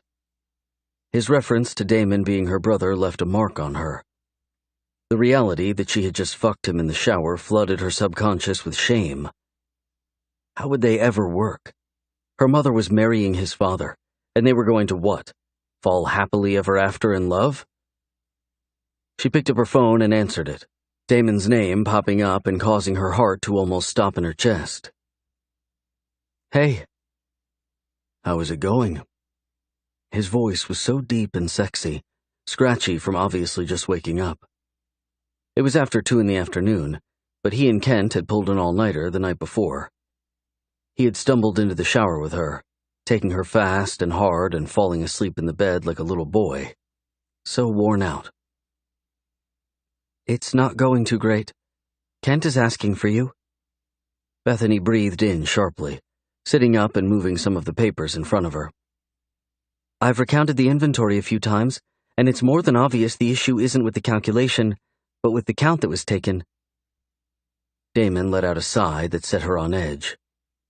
Was he put off by the fact that she couldn't figure the mammoth problem out on her own? "All right. Tell my father to hang tight, and I'll be there in 15 minutes. Ask him if he needs a coffee." His voice was tight and all business. The sound of it caused her stomach to hurt. Where was the man that had whispered his pleasure against her wet skin in the steamy shower? "Damon wants to know if you need a coffee?"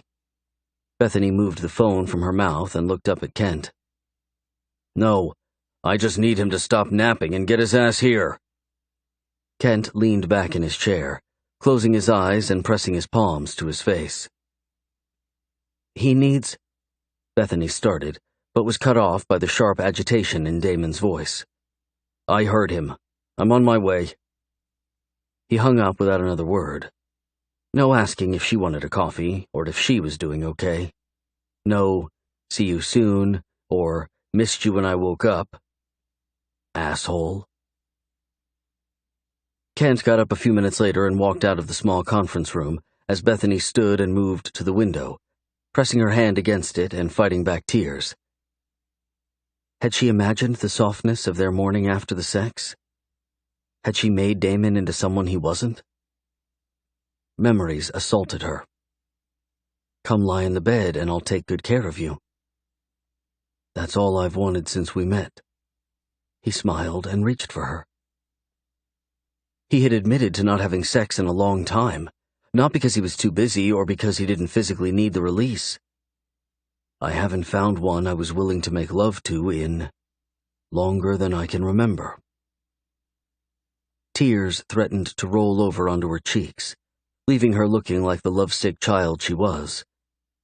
She wiped at them angrily, trying hard to push away her feelings of inadequacy. He was tired, and the proverbial shit was hitting the fan. Of course, he was coarse and rough with her. He wasn't being unreasonable. She just realized that she needed more. No, expected more from him. "See something of interest?" His voice caught her off guard. She smoothed down the front of her black jacket, the dress under it striped with black and white. His eyes remained on her face, his mood sour, his expression pinched. He was tired, but damn him for not giving her anything to show that he felt something from their earlier interactions. "Just trying to figure this out and be helpful." She gave him a slight smile and walked back toward the table. "Yes, well, you're just out of college. I didn't expect you to offer assistance. You're here to learn, so watch as I figure this out." His voice was deadpan, as if she were as interesting as watching the clock on the wall tick second by second. She swallowed her emotions and simply nodded, moving to stand beside him. The inventory was taken in April and again in July, which are around the times it should be taken, but one was taken before the early morning shipments they receive and one after. They need to be consistent. Simply call the warehouse in Tampa and have them email you the receipts for the July early morning shipment. Reconcile the numbers, and this problem should be solved. He looked up and touched his finger to the side of his temple. You have to actually use common sense if you plan to get anywhere in this big world. It isn't genius we're looking for. Are you saying I should have been able to figure that out? Bethany took a step back, his reaction to her ignorance astounding and hateful. He looked up and lifted his eyebrow, a smirk tugging at the side of his mouth. Are you getting offended at me trying to make you a better accountant? You're not trying to make me better. You're pinpointing my lack of common sense. That's not something you learn in accounting classes. She put her hands on her hips as heat rose up her chest and coated her throat. And your tone is starting to get on my nerves.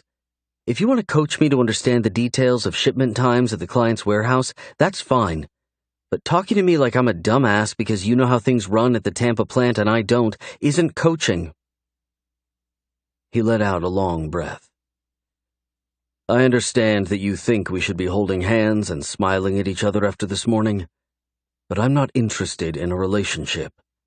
If you're not willing to be a woman who's worth my time, then you probably need to let me know that now. Save us some time. Bethany took another step back as a large ball of regret pressed into her throat, the room seeming hot all of a sudden. She wasn't even sure how to react, so she didn't. She dropped the paper she had picked up and walked toward the door. Damon's hand on her wrist stopped her. She turned back and pinned him with expressionless resolve. I'm not like every other man, Bethany. You're not allowed to leave your mark on me. I'm here for sex, and if you are too, great. But if not, fuck you, she whispered, and smiled as if he didn't matter. She needed him not to, but he did. Far too much. Pulling from his grasp, she walked through the small door, the hall seeming to close in on her. She didn't stop until she got back to the hotel, the room ice-cold from leaving the AC on too long. She lay down on her bed, rolling up in the covers and regretting it immediately. It smelled like Damon, the deep, musky tones rushing into her nose and over her tongue as she groaned. They couldn't be a couple anyway. Could they? He was her fucking brother. No way they'd be able to figure things out. It was too complicated. So was sex enough? Could she just enjoy the feel of his hands on her, the taste of his tongue, the deep thrust of his body into hers? She groaned again, her nipples budding at the very thought. She was lost to the idea of being beneath him as much as possible. But was that simply because she loved him? If there was no love there, how could the emotion be so damned strong?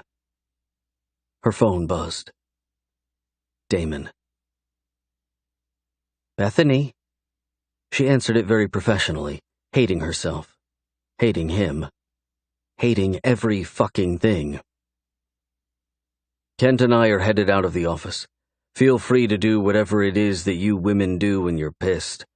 I should be back later tonight, but if not, I'll be in the lobby at 10 tomorrow morning and we'll head home. Is there something you guys need me to do while you're out?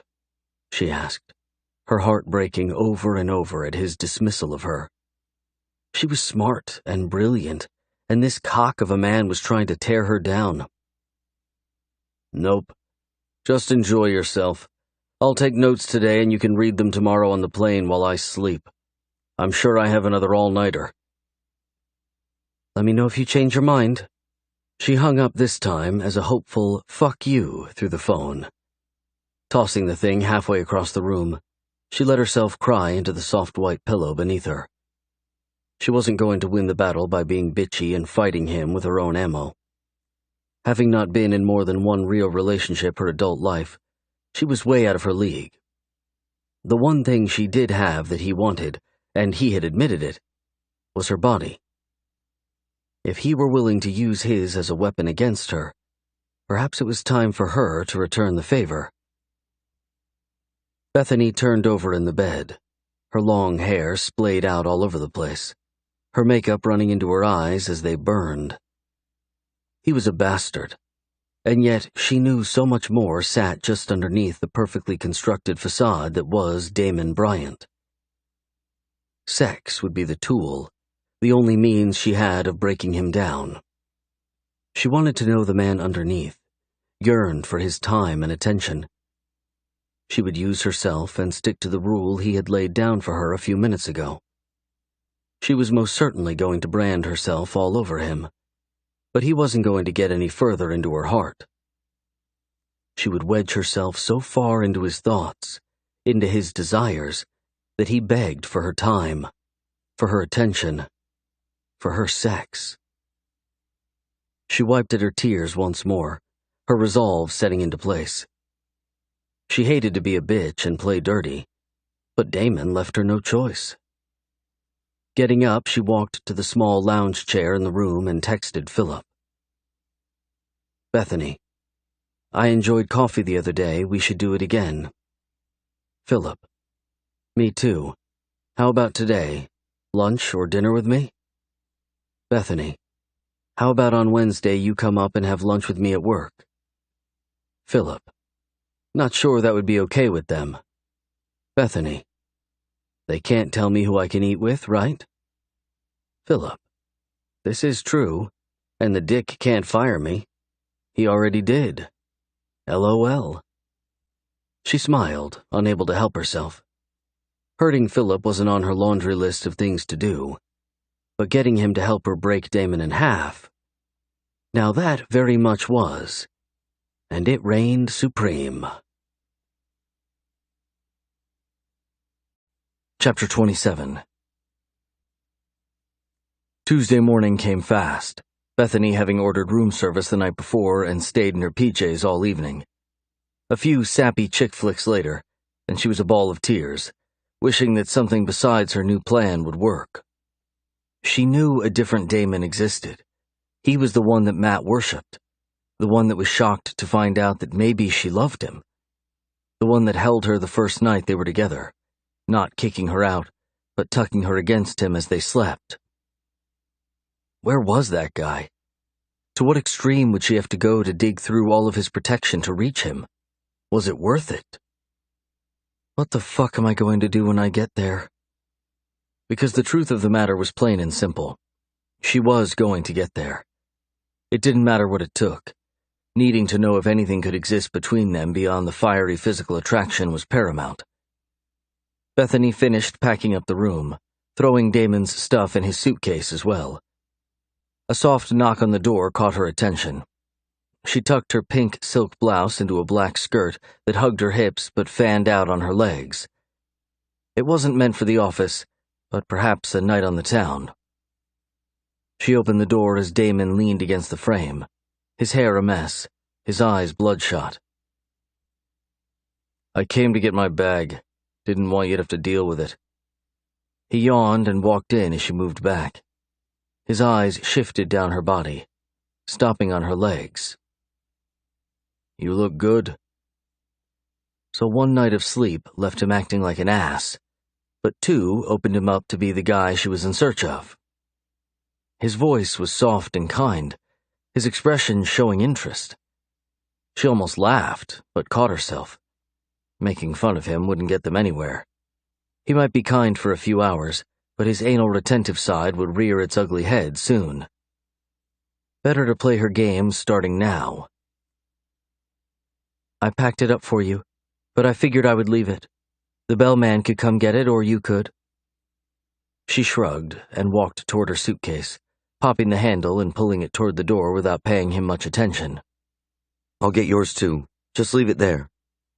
He walked toward her, but she sidestepped him, her eyes brushing past him as if he were nothing more than a silly boy who thought to gain her attention. "I'm good. Take care of your own. I can take care of myself." She opened the door without looking back. "See you downstairs." Bethany walked into the hall, letting the door close before she let out her shaky breath. What if he took her rejection to heart and completely turned from her? What if her plan blew up in her face like most things had over the last few years? Nothing ever turned out right when she acted outside of her consciousness. Asking her mom to marry Kent to help her with her college funding had been a prime example. Yeah, college was paid for, but at what cost? She had fallen in love with her fucking soon-to-be brother. Riding the elevator down to the bottom floor, she coached herself. She could do this. She could be this girl. He was aloof and quite an ass, seemingly without effort. She could play that same game. If he pulled too far away, then she would stop playing and try something else. Why did she have to feel so damn desperate to make him hers? The thought was consuming.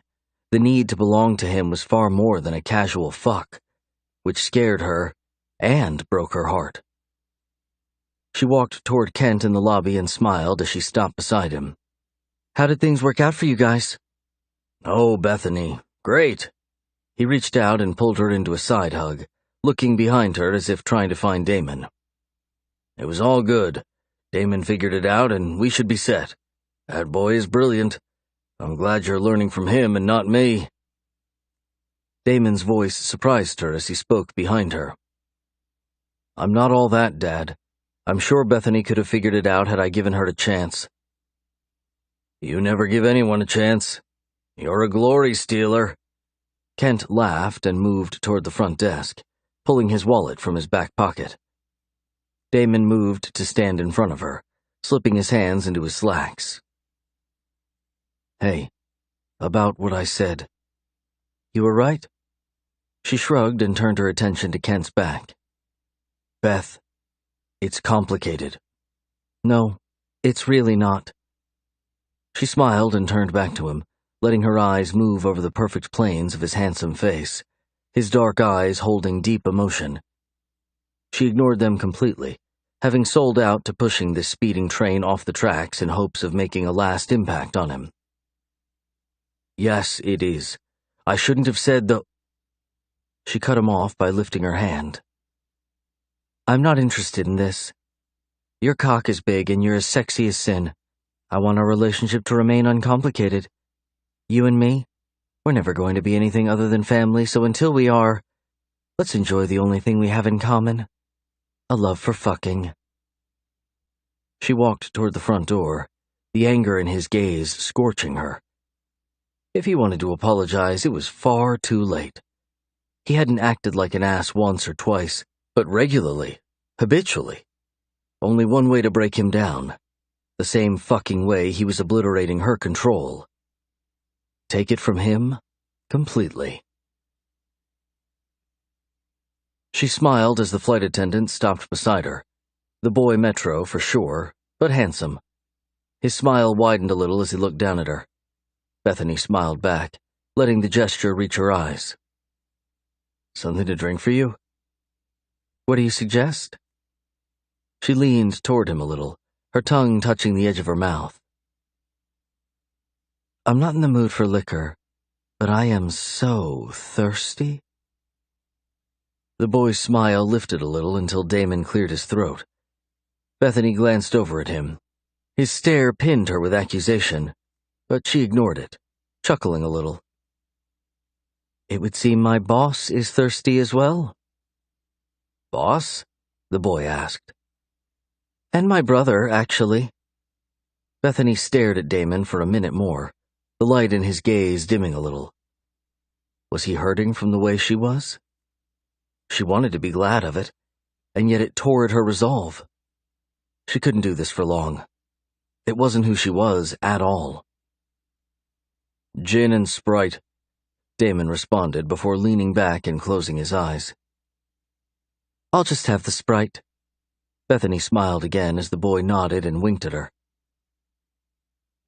He's not your type. Damon's words surprised her, the lack of emotion driving her forward in her own form of attack. You're right. I like assholes. He opened his eyes and turned his face a little. I tried to apologize. You didn't mean it, but it's okay. You play games, Beth. Good luck with it. You're not going to last long. Why is that? Because we both know that where I prefer lust, you prefer love. Is that because I'm a woman? That, and you like to play it safe. If you love and the guy returns the emotion, then forever might be locked in. If lust is all there is, then you stand a chance of losing someone that makes you feel alive. His eyes moved to her mouth as he pulled his bottom lip into his mouth briefly. She couldn't help but watch his every move, everything about him so sensual and right. How could she not love him?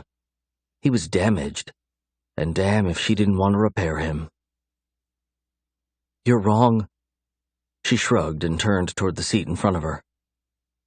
Am I? Yep. Let me prove it to you. He unbuckled his seatbelt and slipped into the aisle, the fasten seatbelt sign still on. He stopped and hovered over her as she glanced up at him. Lust takes courage. Love is for pussies. He leaned down and touched the side of her face. If all you feel is lust, meet me in the bathroom in the back. Prove it. I don't have to prove anything to you. She pulled back. The idea of having him take her in the small space of the restroom so fucking hot it caused her body to ache immediately. Oh, I wasn't talking about proving it to me. Come prove it to yourself. You want to play with the big boys? You have to believe the truth in your own game. Come earn your stripes, little girl. He turned and walked to the back of the plane. Turning back around in her seat, she closed her eyes and leaned her head back, not at all ready for something so raunchy. No matter how much of a deep, dark fantasy it was, there was no way she was giving control back. That's all he wanted by making the claim. She sat there for a few more minutes as her body woke up to the idea of him all over her. The deep throb between her thighs was a quick reminder that Damon's body was more than worth rendering control to him and allowing him to take advantage of her.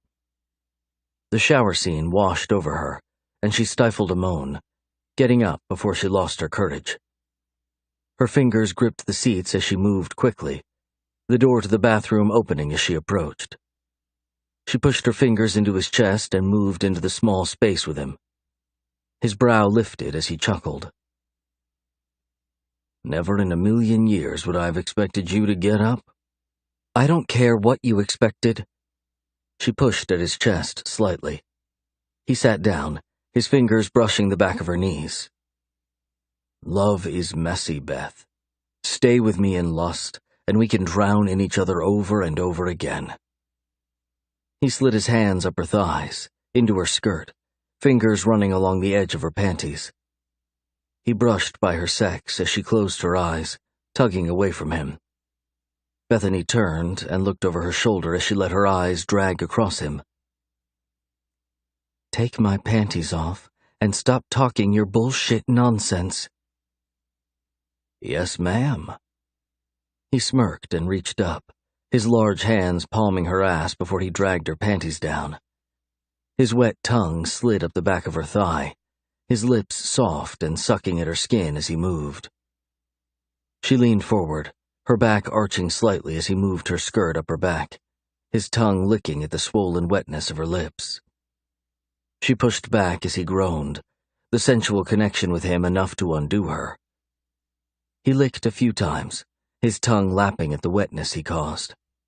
She felt the loss of contact with him and almost started to move before he locked her into place with his hand on her thigh. The sound of his pants being unzipped caused her heart to flutter, her breath to catch. Come here, baby.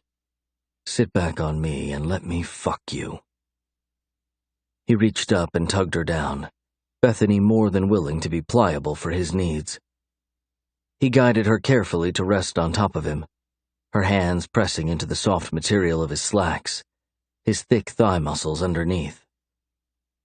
She groaned and lowered herself onto him, the width of his cock opening her up farther than she remembered from the day before.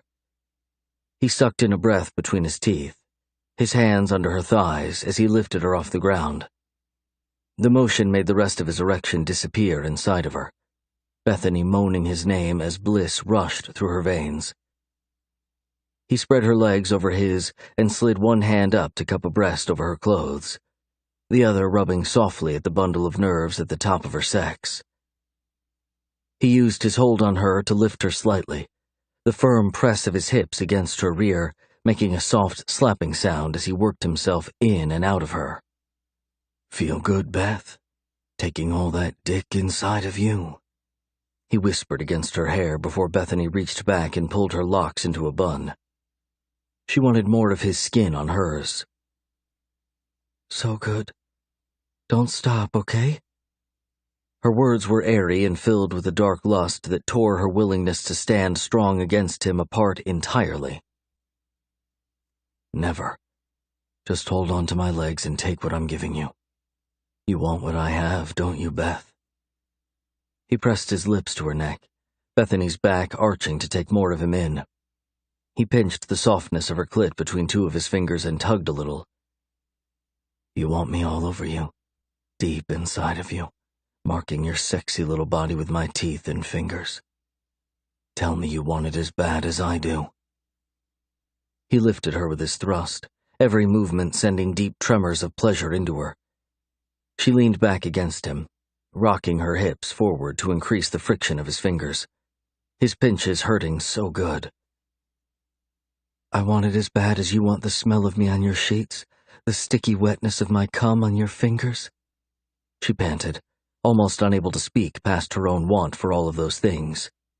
"You're damn right I do." He pressed his fingers in tighter, jerking them as she buckled, the orgasm ripping through her like none before. "Oh, fuck, Damon. No, no, no," she murmured over and over, rocking herself against the thickness of his cock, the soft pads of his fingers. Yeah, take it, Beth. Such a good girl. I'm going to destroy your desire for any other man. So it's my body you need, my cock you can't get enough of." She nodded as he continued to assault her with the truth of where she already was. He moved his hands to her hips, pulling hard and slamming her back down on him as he groaned softly over and over. "Fuck, you're perfect. Squeeze your ass and whisper my name. I'm so close, Beth. Take me over." He pressed his lips to her ear, jerking himself in and out of her as she quickly obeyed him. He growled loudly as his teeth sank into the soft skin of her neck, just behind her ear. Bethany yelped, but let the pain fuel the pleasure of knowing that he was going to explode any minute. He released his bite and groaned against her hair as he filled her, his hands digging in tightly to her bared hips as he moaned. "Oh, fuck, Beth. Oh, shit. So perfect. Delicious, tight little pussy. So wet for me." He groaned again and slammed her down once more. He shivered, moving to wrap his arms around her. The soft sound of knocking at the door scared the shit out of her. "Occupied. Be out in a minute." Damon spoke loudly against her neck. His tongue pressed to the throbbing skin at the back of her neck, soft licks and kisses not dimming the fire of his bite. "You bit me, you ass," she whispered, turning her face a little. He reached up and pulled her closer, brushing his lips past hers as his gaze burned into her. "As a reminder." "Of what?" "That I'm in control, and you, little pussycat, are mine." Chapter 28. Every move she made reminded her of the way he touched her in the airplane restroom. The warmth between her thighs was a constant pleasure that caused her mind to be distracted. She had planned to own him, but once again he had pulled her strings and assumed control. They walked off the plane in silence, Damon having fallen asleep pretty quickly when they got back to their seats. The look from the male attendant when he finally delivered their drinks after trying forever was pensive at best. Damon's hand rested in her lap, his fingers tightly wrapped around her upper thigh. She just smiled sheepishly at the attendant and decided not to worry too much about it. She'd never see the guy again anyway. He could think all he wanted to her about her brother manhandling her thigh. The bite mark behind her ear was safely covered by her thick hair, but her fingers kept brushing by the swollen flesh, the pain almost unbearable. Why Damon would think he needed to bite her so hard was questionable. Maybe he just got lost in the moment. Bethany tried hard not to focus on the fact that he had blamed it on the need to mark her, to call her his. So many things lay between them, still unanswered. They were all about lust, and no matter how she felt about it, she was his. Too bad her body and mind were in a deep battle over what that truly meant. Kent joined them as they walked down the long corridor of the airport, dark circles under his eyes. "I'm going to get a cab to take us home. Damon, are you coming to the house or what?" "Bethany and I are going to grab something to eat and talk about the audit. You go home and rest. I'll get her over there later, or she can always crash at my place." She simply nodded, a little shocked at Damon's plan. Talking about the audit was honestly the last thing she wanted to do, and she knew he was beyond worn out too. The thought rushed across her mind to refuse him, but the look on his face shut her down. He was demanding for her to come with him. It wasn't a question. "You sure? You look beat too." Kent moved toward the taxi line as Damon nodded. "Beth, you good with that?" "Yeah, it's whatever. I slept last night. You guys didn't." "We'll see you later, Dad." Damon waved to Kent and turned to walk next to Bethany toward the valet area. "You're staying the night with me.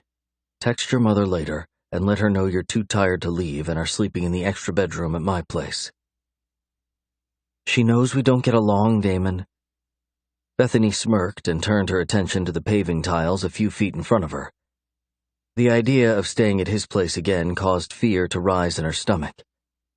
Fucking was one thing, but holding each other, or talking intimately, or sharing a meal at his kitchen table, too much. She was already in love, and he wasn't. "I think we get along really well. You don't?" He smirked and reached for her hand, slipping his into hers as they moved into the busy drop-off zone of the airport. They rode in silence to his house, Bethany closing her eyes and trying like hell to come up with a plausible reason that she needed to leave. The sex in Seattle had been good, but almost too intimate. If they were just going to hold tight to lust, then sex would need to be carnal and unloving, much like being bitten in a bathroom stall. She laughed out loud, clamping her hand over her mouth. "What's so funny, beautiful girl?" He smiled over at her. "Who are you?" She laughed again, turning to watch him while he drove. "You know who I am. What do you mean?" "You're bossy and domineering, promising carnality and nothing more, and yet you held me the first night we had sex. You talk about making love to me in the shower and treat me like shit when you get to the office. You fuck me in a bathroom and want more, that more being far more intimate than lust would allow." "How so?" "Sex at your house is intimate, Damon. It's around your stuff and in your bed." "I'm complicated." He shrugged, looking over as he slipped his fingers into her hair and brushed them by the painful skin on her neck. She yelped and slapped at him. "Don't touch that. It hurts." He brushed his fingers over it again, a smile lifting his lips. "Good. It's a reminder." "Yes, that I'm yours, but you aren't mine." She moved from him and leaned back, closing her eyes and hating like hell how much her voice let on that she was displeased with their situation. "No." It's a reminder that you're mine. I don't know what the fuck that means. I've never wanted someone exclusively, but I want that with you. Oh, so I don't see anyone who could potentially love me because you're going to lust me? Bethany turned to look out the window as the early afternoon sun sat high in the sky, blinding her. I don't know what it means, Beth. I'm tired. I don't want to have a deep conversation right now. I know. Just a deep fuck. She kept her gaze on the road just beyond them, but reached over and took his hand, wrapping her fingers around his. For now? Yes. Bethany followed him closely as they walked into the house, his shoulders slightly slumped, which was cause for concern. He looked over his shoulder, his eyes heavy with exhaustion. You hungry? No. Let's take a nap and then we'll get something to eat. Yeah, that sounds good. He moved toward his bedroom, stopping to lean against the wall as he pulled his foot up and tried to get his shoes off. Bethany moved in front of him and knelt before him, working to untie his shoes as his fingers slipped into her hair. Don't lie to me again, okay? She looked up as she tugged a sock off his foot. Lie about what? Anything. I guess I understand the Sadie thing, but don't lie to me again. One more time, and I've nothing left to give you. Got it? Don't treat me like I'm not intelligent again. Bethany stood, dropping the sock and looking up at him, her voice strong and steady. I'm fucking brilliant, and you tore me down yesterday because you have the sensitivity of a grizzly bear. He smirked. Do it again, and I'm serious. I'll quit and start dating someone like Philip who recognizes how brilliant, sensual, and beautiful I am. How badly I want to explore the depths of my sexuality, but how very important it is to a girl like me to only give that gift to a man who loves me. A man who treasures me, Damon.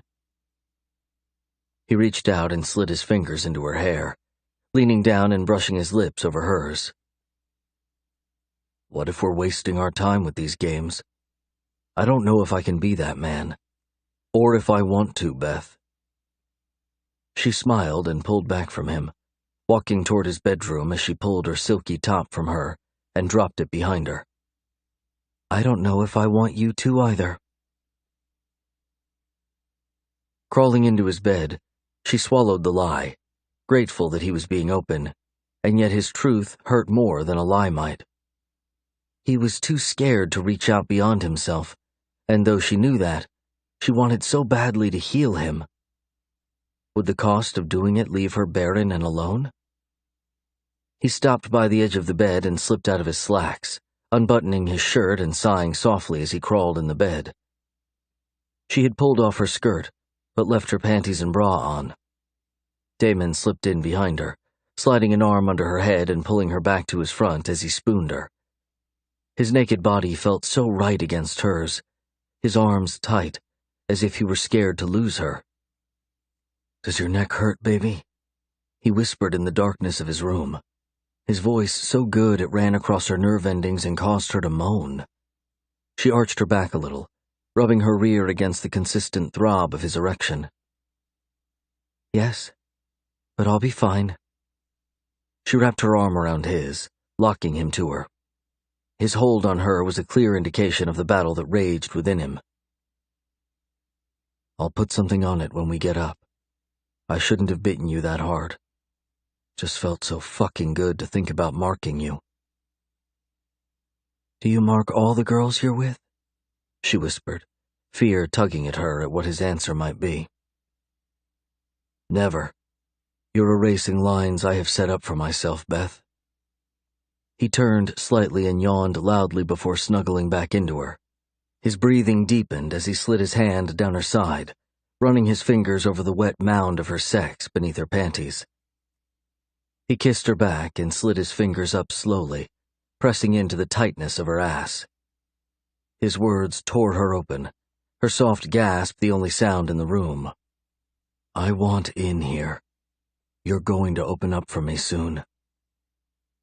I don't know, she whispered softly, never having done anything outside of normal missionary sex, and to be honest, not much of that. It will hurt a little, but I'm going to take you there, Beth. You'll beg for more when I'm done with you, baby. He kissed her neck again, his fingers rubbing back and forth between her entrances. Tell me you want it. Go to sleep. She reached down and pulled his hand from her as he growled softly. A smile lifted her lips, the notion that he was willing to help her explore pleasure leaving her breathless. I will, but don't be scared to explore your body with me. I want you to feel so much pleasure, baby. He kissed her neck again, the coldness of his nose pressing against her as he tugged her even closer still. I want you to feel with your heart. Sex is so much more than physical emotion. Shh. Don't complicate what we have. She nodded, knowing good and damn well that he had already done that. The day she caught him at his desk, lost in ecstasy as he watched her spy on him. It could have ended there, but he had taken that first step. His rules were laid out, his demands explored, and now his mark lay on her body. Something told her that without too much more effort, she would be returning the favor. But his body was too beautiful to mark. It was his heart she was after. Chapter 29. He slept late into the afternoon, and as much as she wanted to stay with him, she needed to clear her head. Bethany left Damon a note, blaming her stomach for her departure, and said that she would see him on Wednesday in the office. She called her mother to come and pick her up around 3 that afternoon. Nibbling at her lip with worry over her decision, Bethany let out a long sigh of relief as her mother showed up. She got in the car quickly and flashed a smile at her mom. Thank you. Damon's asleep, and it almost felt creepy sitting there watching him. She gave off a nervous laugh as her mom eyed her. I'm surprised you just didn't let Kent bring you home. I thought you and Damon didn't get along at all. We don't, really. Bethany shrugged and fidgeted with the air conditioner, trying to find something to do. He just wanted to go over the audit and pinpoint areas that I should learn to focus on. Bethany, I know he's a really good-looking guy, but you know he's about to be your brother, right? The tone of her mother's voice shifted. There was some hint of understanding in her words. Bethany's stomach contracted painfully as she glanced toward her mom. There's nothing going on with me and Damon. Maybe not, but one of you, or perhaps both, wants there to be something. I heard how passionately you were fighting at the house before the trip, Bethany. No one uses that much energy and emotion unless something lies behind it. I'm not having this conversation. Bethany turned and looked out the window, feeling all of 10 years old again. Going back to Kent's was a mistake. She needed to pack her shit and get back to campus.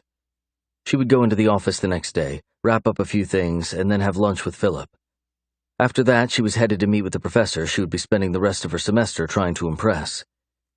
Being a teaching assistant wasn't at all her idea of a good time, but it wasn't up for discussion. Master's degree students were required to spend 2 semesters giving back for a reduced rate. Okay, but I'm here when you need to. I won't, she barked out, wanting to crawl in a hole and disappear. It wasn't so much that her mother was aware of something brewing between her and Damon, or that she had called her out on it. It was that she was right. He was going to be her brother soon. Why did she keep pushing that to the back of her mind as if it didn't matter? It was all that mattered. Damon hadn't called the night before, which was probably for the better. Bethany walked into her office Wednesday morning with a heaviness that didn't sit well on her. She needed to talk to someone about everything, but who? Maybe getting back to her friends that evening would help some. She could spend the night talking everything out with her best friend, Krista. It would be good to see Jake again, too. The awkwardness had all but dissipated between the two of them, for sure. So they let you in the building? Sadie's voice pulled Bethany from her thoughts. Make whatever you're here to say quick. I'm not in the mood for you this morning." Bethany let out a shallow sigh and sat down in her chair. Black slacks and a black silky blouse was her choice of attire that morning. Dark colors for a shitty mood. "I actually wanted to thank you." Sadie reached up and ran her fingertips down the perfect bridge of her nose. "I had to get a nose job thanks to you being psychotic. The surgeon did a really good job. I didn't realize how much I hated my old nose." Bethany lifted an eyebrow. Her sense of hearing must have been off. "Come again?" "It's true." Sadie laughed, a smile touching the fiery bitch's mouth. It was the most genuine thing Bethany had seen from the girl since they met. "I'm sorry for being a bitch. I hate making new friends, but, well, we're all going out tonight if you want to come." "All I had to do was punch you in the face to get you to lay off?" "I guess so. I feel much better about myself. The nose is good, right?" Sadie turned and wagged her eyebrows. Bethany laughed, her shoulders relaxing slightly. Maybe things would start to look up from here. She and Damon were on the fritz, sort of, but maybe other parts of Bethany's life could start coming together. The tension between her and Sadie had begun to affect everyone in the last week. So maybe the fight was a good thing. "The nose is good." "You coming tonight?" "I'll see what the day looks like. I need to go back to campus this afternoon to start working on my master's pre-work." Bethany reached over and started her computer, working to keep her voice neutral. She was still in shock that the conversation was even happening, but wanted to hold her cards tightly to her chest. Could be a setup. Sadie wasn't beyond it. "Are you two having a normal conversation?" Ben stopped at the door by Sadie as Bethany smirked toward them. "I think we are," Sadie replied and moved back out into the hall. "All right, well, we're meeting downstairs at 6. Feel free to invite Philip or whoever you're seeing now." "Thanks." Bethany motioned for Ben to come into her office. "How was Seattle?" he asked, taking a seat and repositioning his bright blue tie. "It was okay. I wasn't much help, but I don't suppose they expected me to be." "You guys get everything sorted out?" "They did." She crossed her legs and leaned back in her chair. "Are you going to this outing tonight?" "Yeah, it's just to a local bar." "Another club?" Bethany mumbled, rolling her eyes. "No, just a bar. We're going to have a few drinks. I'm going. You should come with us." "I'll see. I was hoping to catch up with some old friends back on campus." "Damon an ass while you guys were there?" "He was pretty stressed out. He had his moments." "I hear he and his girlfriend are having issues. I would just steer clear of him. He always acts like this when he's upset about stuff." Ben smoothed his hand down his chest, flattening the tie before standing. "Anyways, keep that on the down low, but I know you have to interact with him a lot, so don't take anything personal." His girlfriend? Was Ben referring to her and he didn't know? Bethany was aware that she was far from his girlfriend, but surely the senior associate in front of her wasn't talking about a different woman that Damon was seeing. Was he? "Will do. I didn't know he was seeing anyone." She stood, unable to remain comfortable while Ben looked down toward her. "Yeah, some girl that's had him wrapped around her finger for a while. He won't give up the goods. He never does." Ben laughed and walked out, calling over his shoulder, "Call if you need me." "I will," Bethany muttered before sitting back down. She would have to drown herself in work until lunchtime, or the idea of Ben talking about another woman in Damon's life was sure to undo her. Her phone buzzed just before 12. She picked it up and smiled, grateful for the distraction of having lunch with Philip. Her intent had been to use the poor guy to make Damon jealous, but that had changed. She couldn't do it. And, honestly, Damon had shifted recently back more into the guy she wanted to know than the one she saw in the office the day before. Guess sex on a plane changes things. She slipped to the back of the elevator, their intimate conversation the day before washing over her. His arms had been so tight around her. his strong body curved against hers. He was everything she wanted, and yet with every subtle step she took forward, he seemed to leap back. It wasn't meant to be. But could she stop pressing forward in hopes that it would become something great regardless? She slipped off the elevator with a large group of people. Her body warmed at the idea of exploring everything Damon wanted to do to her. She wanted the opportunity to be a bad girl in front of him. For him. Only him. There you are. Philip walked up and reached out, his fingers grazing her arm. Sorry, I got wrapped up in an assignment. How are you? I'm really good. I grabbed sandwiches and chips for us. That okay? Sounds great. How do you know what I like on my sandwich? Bethany moved to the small table and took a seat. Reaching to pick up the dark drink, he moved toward her. I made a few assumptions. I figured if you didn't like any of this, I'd just go get you a damned chocolate donut. She laughed and picked up the bag of Doritos between them. 3 different bags still sitting on the table. I hate that you spent all this money. It's no big deal. I got an internship at another big firm. I start next Monday. Oh, that's great news. Bethany sat back, letting the lovely sound of his voice wash over her. He was handsome and kind. That he was her age, and not looking to make her feel like an idiot or bend her over a desk, sat in his favor. She wanted so badly to like him, to invite him into her world and let it be the two of them that worked toward creating a relationship. But she couldn't. Philip. What a surprise. Damon. Bethany glanced up as she slipped another chip into her mouth. Damon's gaze was light and almost friendly as he extended his hand toward Philip. Philip shook it, his lip quivering slightly as Bethany watched him. Yes, sir. Just having lunch with Bethany. I mean no disrespect. No, it's me who owes the apology. I read over the files after everything calmed down and realized the error of my ways. Your job is yours if you want it back. Damon almost sounded sincere, but something about his expression begged the question. I appreciate that, sir, but I've accepted a position elsewhere. Our loss, then. Damon's eyes moved across the table, stopping on Bethany for only a moment. Enjoy your lunch date, then. How can I not? Philip laughed as Damon's smirk slid into a smile. I agree. Intelligent woman, great roast beef, and the world at your fingertips. Damon started to move, stopping only to glance back at Bethany for a moment. Good job this weekend. Nice reminder of what you're capable of. I almost underestimated you. He smiled, but it didn't reach his eyes.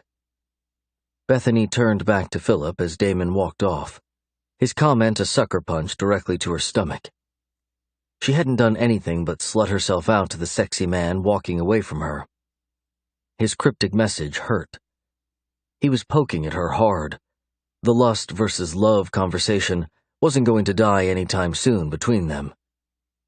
She tried hard to focus on the handsome boy before her, but the minute they wrapped up lunch, she headed to visit with her boss. They needed to discuss a few things, and none of them could wait any longer. Chapter 30. She didn't think to stop by her office before going to his, her focus simply on setting things straight between them. She needed to know if she was the girl Ben mentioned, or if Damon was playing a bigger game than even she had even imagined. Bethany walked off the elevator as Linda, his receptionist, looked up and smiled.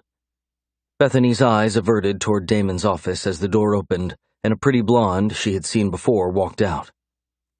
The girl waved and smiled to Linda as she fixed the smudge of her lipstick on her bottom lip.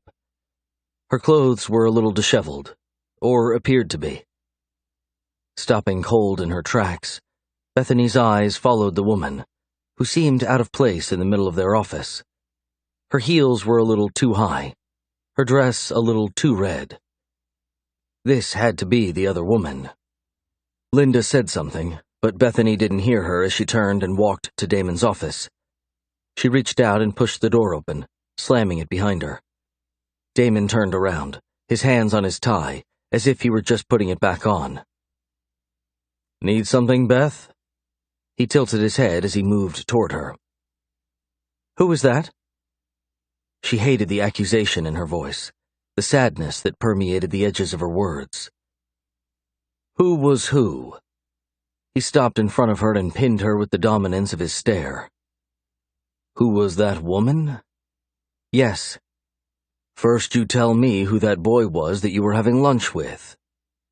He took a step toward her, his demeanor shifting from very professional to aggressive. Bethany took a step back, reaching out and pressing her fingers to his chest as he continued to stalk toward her, his face shaded a light pink. You know who that was. I'm not here to play your fucked up games. Oh, but aren't you? You brought that boy up here to my cafeteria for a reason, right? Who is he? I'm not answering that. She hit the wall behind her, a soft sound of surprise leaving her lips. He leaned menacingly over the top of her. Who the fuck is he to you? I know who the punk ass is. What does he mean to you? I'm starting to think you're right. You are playing a game, but I'm not. Bullshit. He's nothing more than a friend. Why here? What purpose did you have in bringing him here? Did you want me to see you two together? Is that what you wanted? No. I mean, yes. Fuck, I don't know. She pushed at his chest, but he only crowded her more. The heat rolling off of him was almost stifling, the dark press of his gaze making her want to pant for air. This was too much. He was overwhelming. Get out of my office, and when you grow up, come back. He started to move as she reached out and grabbed tightly onto his jacket, pulling him back flush against her. His hand slid up the wall behind her as he pressed his hips forward, reminding her quickly how well they fit together. No. Who is the woman? I'm not leaving here until you tell me. She's a client, Beth. I don't fuck our clients. Just your interns? Beth pushed at him as she moved from the wall. I gave you what you wanted. I can't help that your feelings have changed. He shrugged, his face expressionless. And yours haven't? She asked as tears slipped against her gaze. The world blurred, and she hated him for making her feel 2 inches tall again. Wait, let me make sure I have the facts straight. His voice rose another octave as she wiped at her tears. The woman who left the office was far more than a client. By the shifting of her clothes and the adjusting of her lipstick, that much was apparent. Stop. Bethany moved toward the door, not wanting him to leave her with the guilt that belonged to him. If you were seeing someone, you should have said something. I know you're good being a whore, but I'm not. You fuck me on a plane yesterday. Leave me a note when I ask you to spend time with me. You bring Philip to my place of business and rub him in my face, and then you come into my office accusing me of what? Sleeping with Mrs. Finnegan? Is that what you're accusing me of? Bethany took a shallow breath and closed her eyes. I'm leaving. I have to be at school. Yeah, you do that. The side of his beautiful mouth lifted as Bethany opened her eyes. His own expression was filled with hurt. Something not quite right about the conversation. Damon? No, you've said your piece. Go about your business and keep wondering if the color of her lips is pressed on my skin, Beth. I know what you're thinking, but you know what? You don't know shit about me. He walked to his desk and picked up the phone, turning his back to her and barking out instructions to someone, most likely Linda. Bethany stood there for a few minutes, her heart shattering over and over again in her chest. He was right. She didn't know much about him, but what she did know she didn't like very much at all. She walked quickly out of his office, holding back the torrential flood of tears until she slipped into her own office. She closed the door, turning and gasping at the enormous vase of red roses. There had to be close to 50 squeezed tightly together. The office smelled blissful. Walking toward the flowers, she let her tears fall, most likely from Kent or Philip, someone who understood that she was a good person, an intelligent woman, and a force to be reckoned with. She plucked the card and sat down at her desk, the need for them to be from Damon crashing into her. She couldn't open the card just yet. She let her head drop, her chin pressing against her chest as she lifted her free hand to her face to catch some of the wetness that fell from her eyes. How painful his continued rejection of her was. He was confident and assured, mature and locked into a successful life. She was a simple girl looking for the next exit on the road from adolescence. He didn't get it. He didn't understand her and the need she had to be loved, to be adored and treasured. It was over between them. Simple, and yet so damn hard to convince herself of. She opened the card and let her eyes scan over the words, the world stopping for a moment. Beth, you're right. I'm scared. I've not let anyone in my heart, in my life, ever. I have a lot to work through, but if you're willing to be patient with me, to be true to me, I'll try. I want you to be mine first, and then we will work on me being yours. Take a chance with me. D. Fuck, she whispered, another round of tears dropping from her eyes. If she hadn't been branded his before, she was now. She reached for her phone and called his office, the call shifting her to Linda. Is he there? Bethany asked. No, he left and said not to bother him for the rest of the day. Sorry, kiddo. Bethany hung up and texted him. Bethany, I'm sorry. I shouldn't have invited Philip. I shouldn't have accused you of sleeping with the client. I'm just lost in this, Damon. I'm lost in you, and I feel like I'm the only one waiting to be left with nothing, to be made a fool of. His text took a few minutes, but relief flooded her when she received it. Damon, I don't want your apologies. Save them for someone else. I'll make my offer once, and if you don't want it, then we're done. Tonight, my place. Leave your fears, your accusations, and your panties somewhere else. They aren't welcome here. Brave enough, Beth? She texted back one word, her world crashing in around her with need for the man that left her breathless, the one that dragged her into depravity, and could possibly be the most important thing in her life at present. Bethany. Yes. Chapter 31. Being back on campus felt good, felt right. Bethany breathed in deeply, the heat in Texas stifling, but the smell of fresh-cut grass and honeysuckle made it worth dealing with. She wasn't looking forward to working for one of the business professors for the next semester, but it was a requirement of the master's program. She would just buckle down and get through it and keep her eyes on the future. The future. Seemed as though Damon was willing to be a part of that plan. She honestly couldn't fathom it without him in it, and yet they still had so many obstacles to jump over to get there. The fact that they were about to be family was the largest, but working together and both being so damn bullheaded were competing for a close second. Bethany moved back as a large group of girls piled out of the business building, one of them turning to give her a once-over. She chuckled and slipped into the coolness. Wanting anything other than a man had not occurred to her, but it was becoming more and more the norm to consider both men and women as partners. She shrugged the thought away, not needing more than Damon. She could barely handle him. The thought of another woman with them, touching her man, caused possessiveness to rise inside of her. Just no, she muttered, and jogged up the stairs to the second floor. She still wore her work clothes and was glad of it. Her destination was a vast auditorium.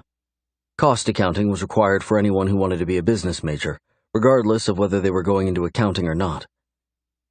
A handsome, distinguished-looking man glanced up and smiled kindly.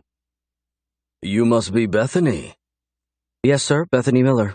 Nice to meet you. Pleasure is all mine. Kendall Tarrington.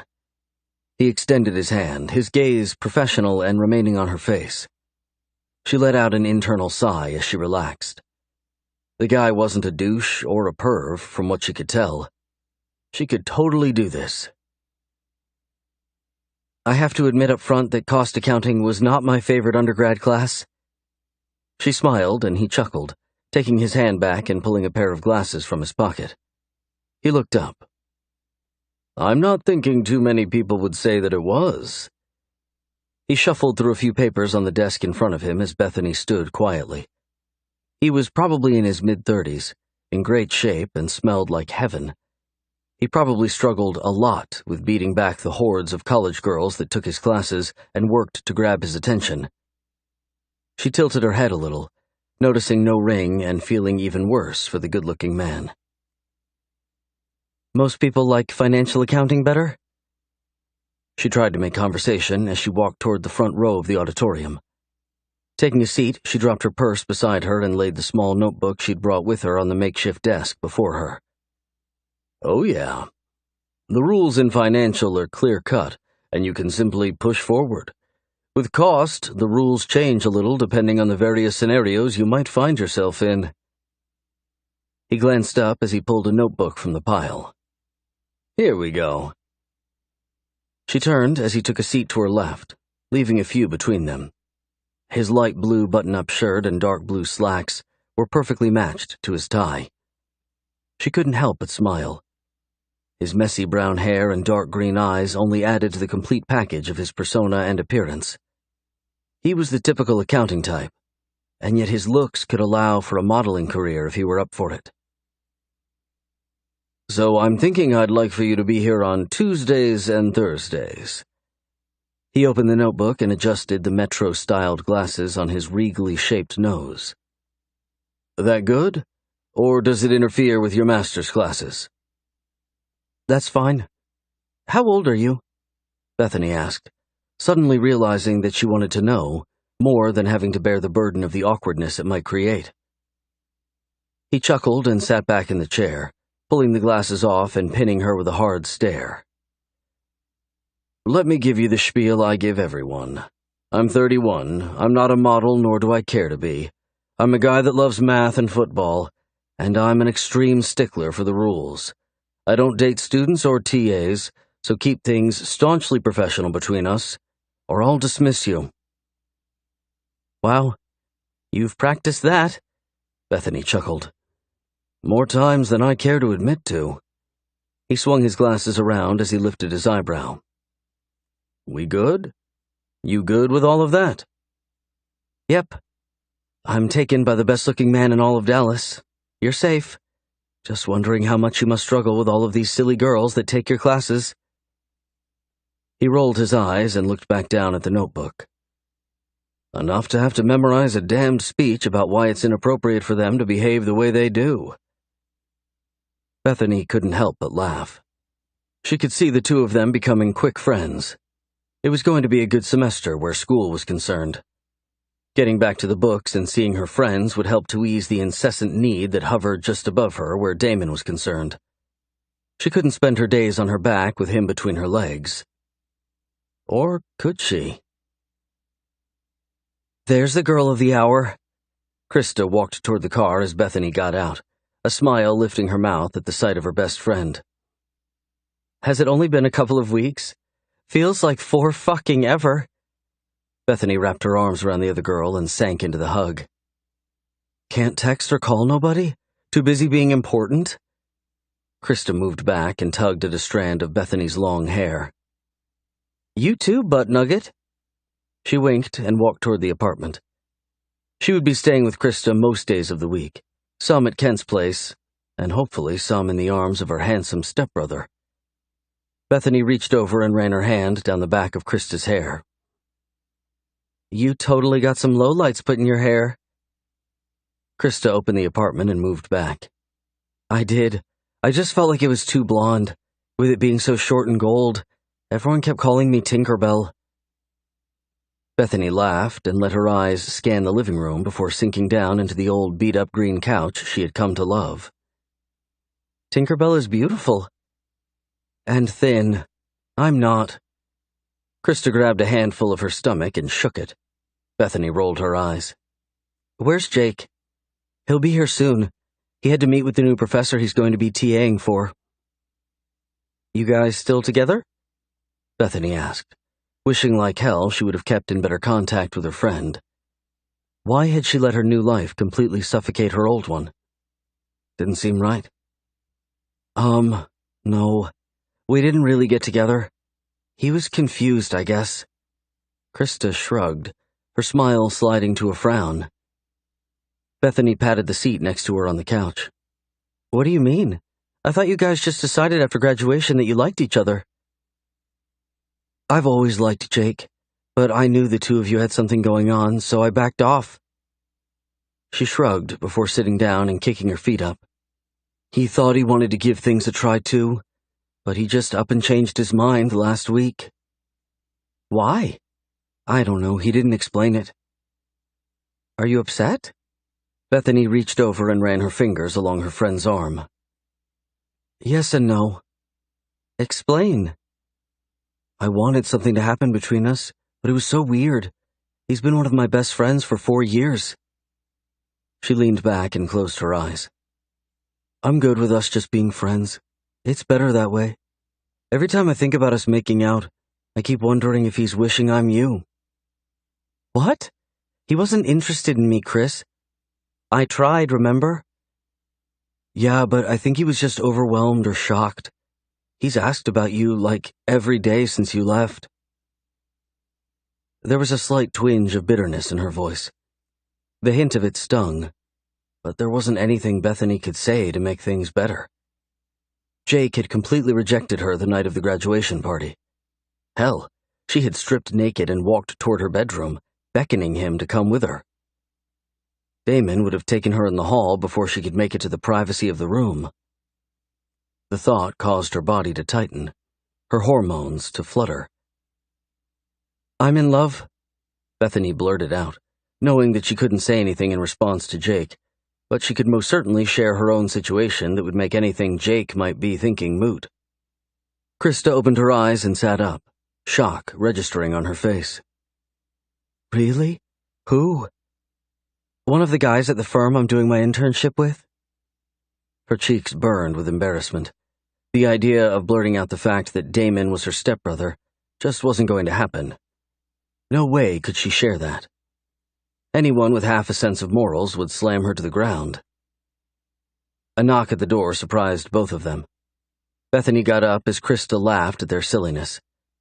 Jake stood on the other side as she opened it, his smile warm and reminding her of so many good times. Hey, you. He stepped into the apartment and pulled Bethany into a hug, nuzzling his face into the crook of her neck. How many times had she wanted this very thing over the last few years? She didn't now, and even if some part of her did, there was no way in hell that she could hurt Krista or imagine life without Damon. Good to see you, buddy. Bethany squeezed Jake in a bear hug manner and moved back. His eyes moved across her as he smiled. She reached out and brushed his long blonde hair from his eyes. You need a haircut? Well, you don't. You look great. He stared for another moment. Bethany shut the door behind him and walked back to the couch. Thanks. I was just telling Krista that I met the man I'm going to marry. She laughed, trying like hell to bring the room into a more comfortable state while still putting it out there that she was officially taken. Oh yeah? Tell us about him. Jake walked to the couch, his smile fading as he moved to sit on the other side of Bethany. The tension between him and Krista was palpable.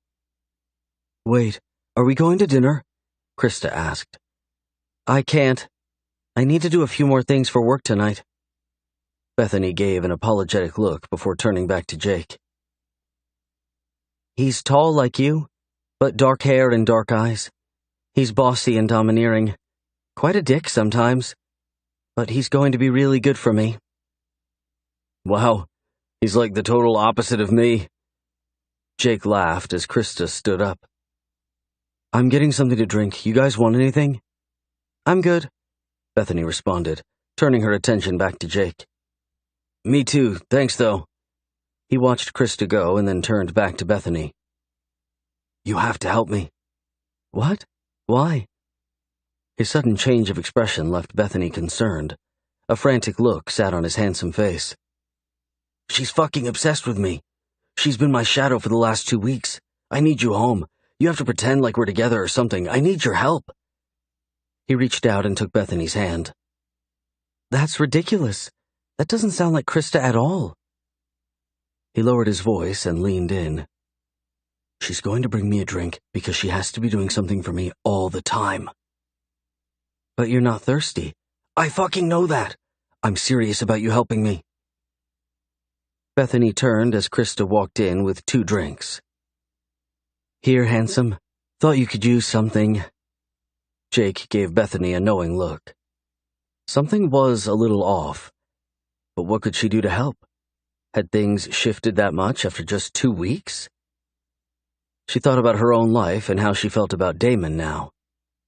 Yeah, things could shift dramatically in the space of a couple of days. Chapter 32. Worry clouded her thoughts as she drove to Damon's house.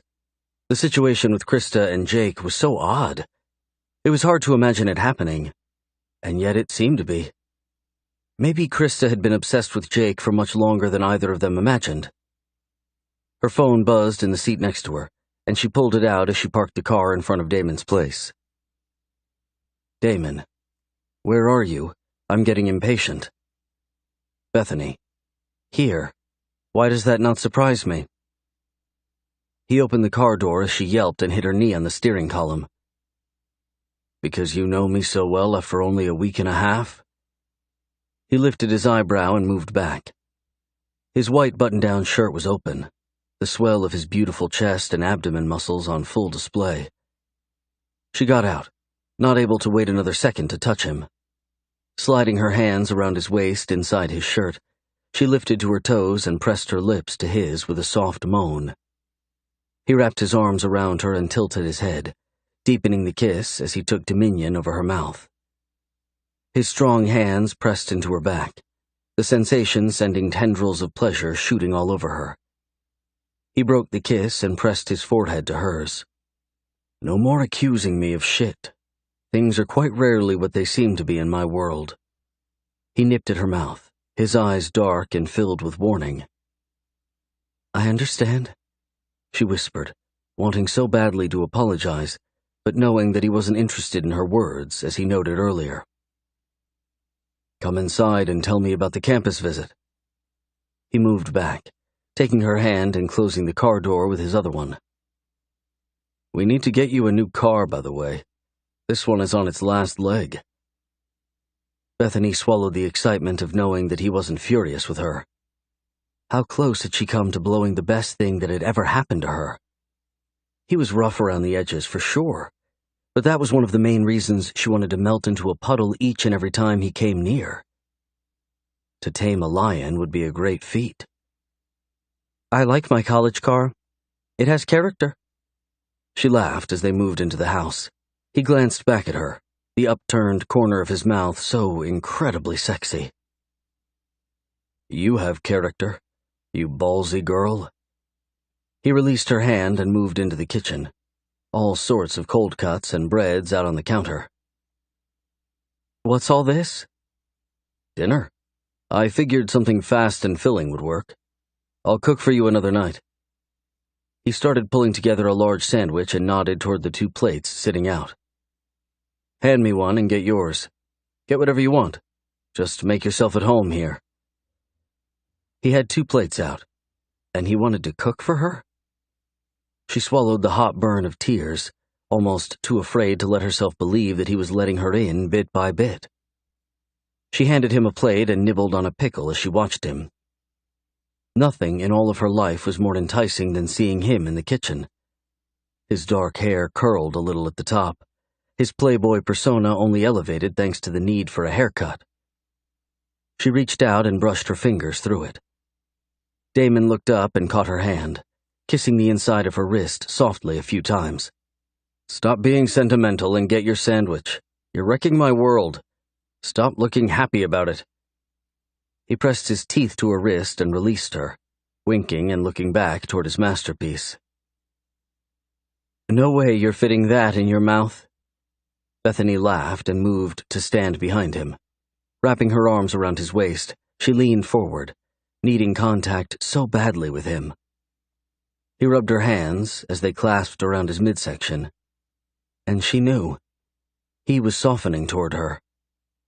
She needed to tread lightly here if things were to go the way she wanted them to. "You'd be surprised what I can fit in my mouth. Want me to show you tonight?"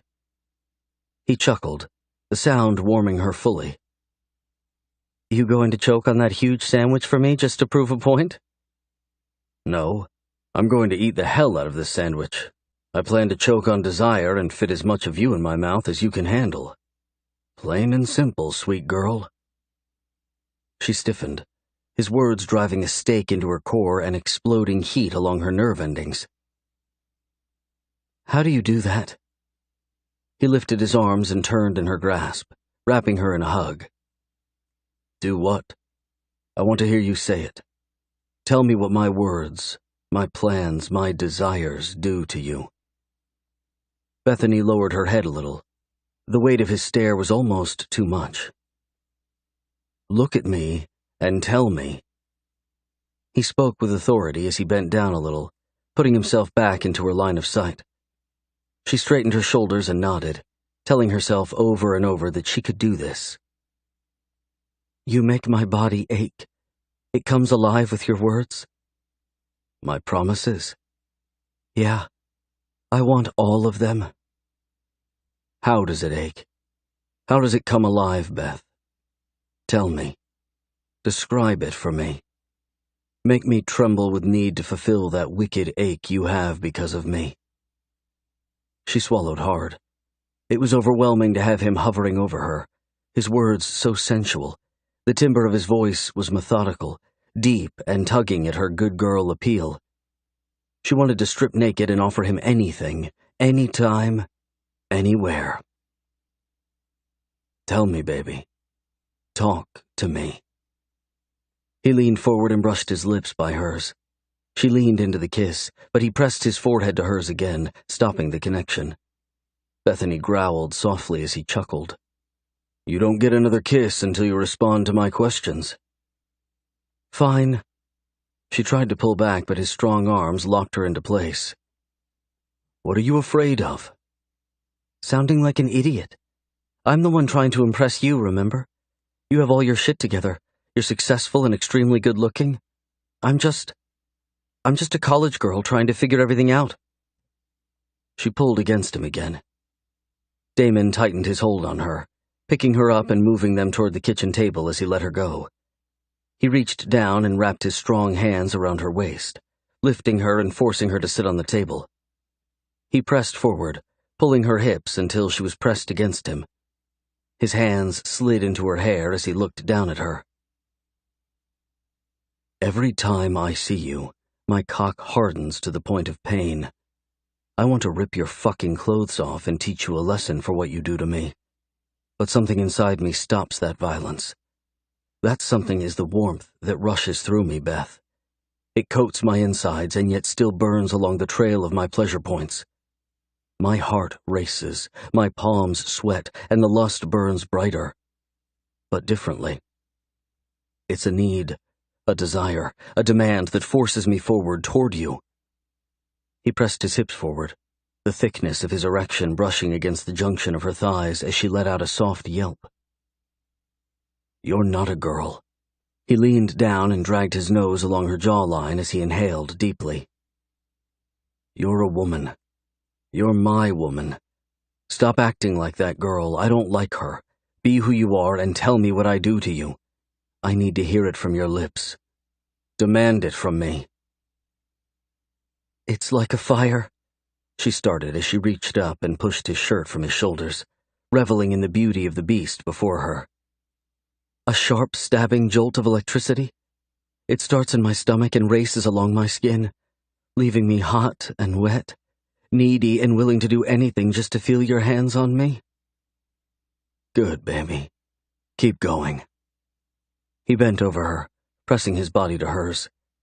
The soft brush of his lips along her throat almost undid her, the strong tick of her pulse in her neck only getting worse as he whispered along her skin. It's not just your words, but seeing or even thinking about you. I want you to explore me, to teach me and open me up. I need to be beneath you, bent over for you, on my knees for you. You do, baby. I need you too.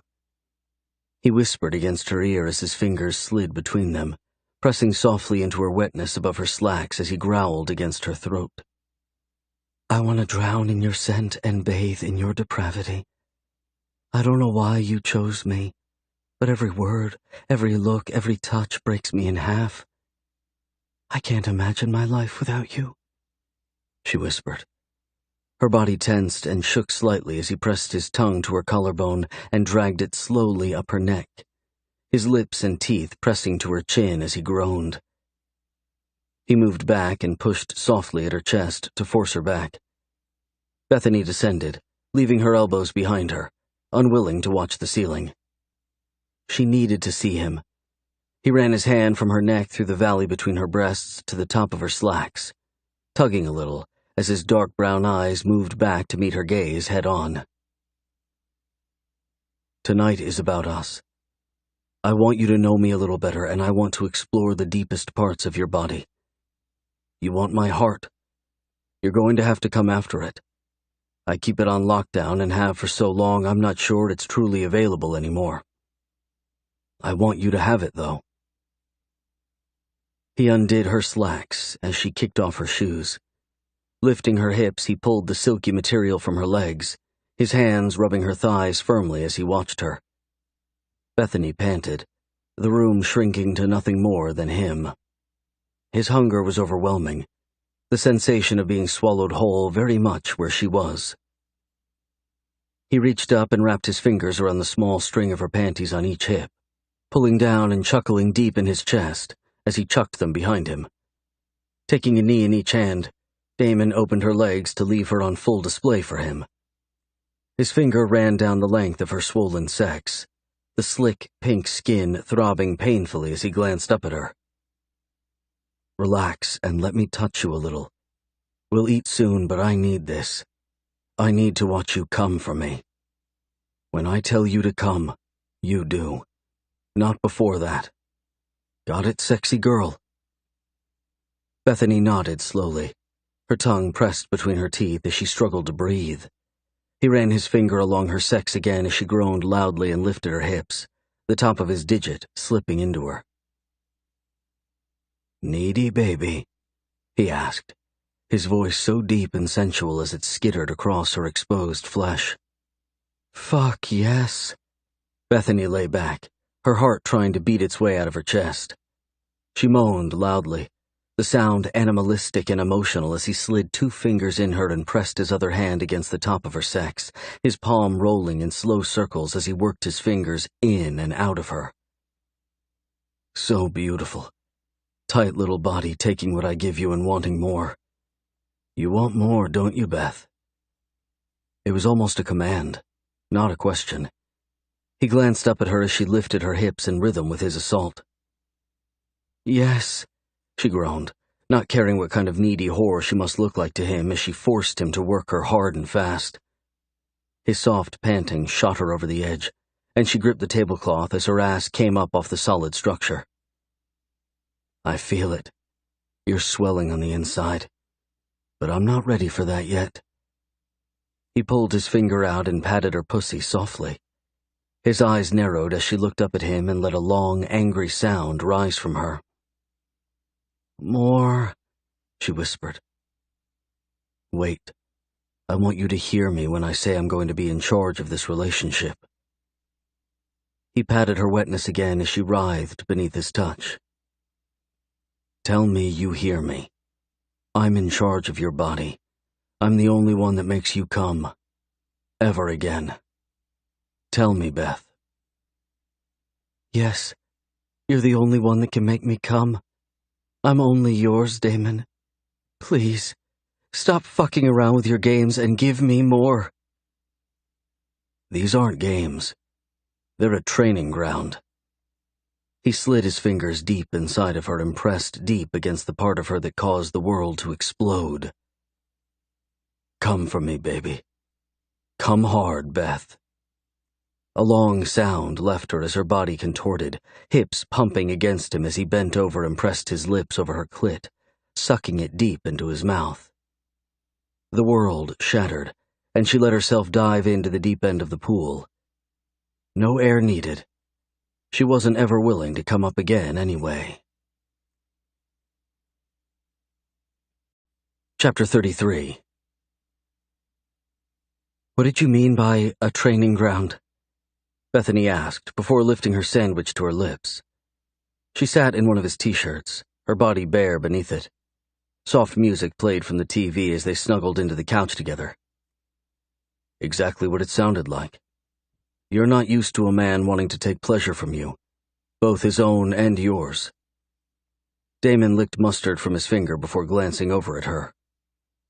If I'm going to settle down with one woman, I want her to get used to me taking what I want. Sounds greedy to me. She shrugged, not minding it at all. The idea of him settling down with one woman and her being that woman left her heart racing.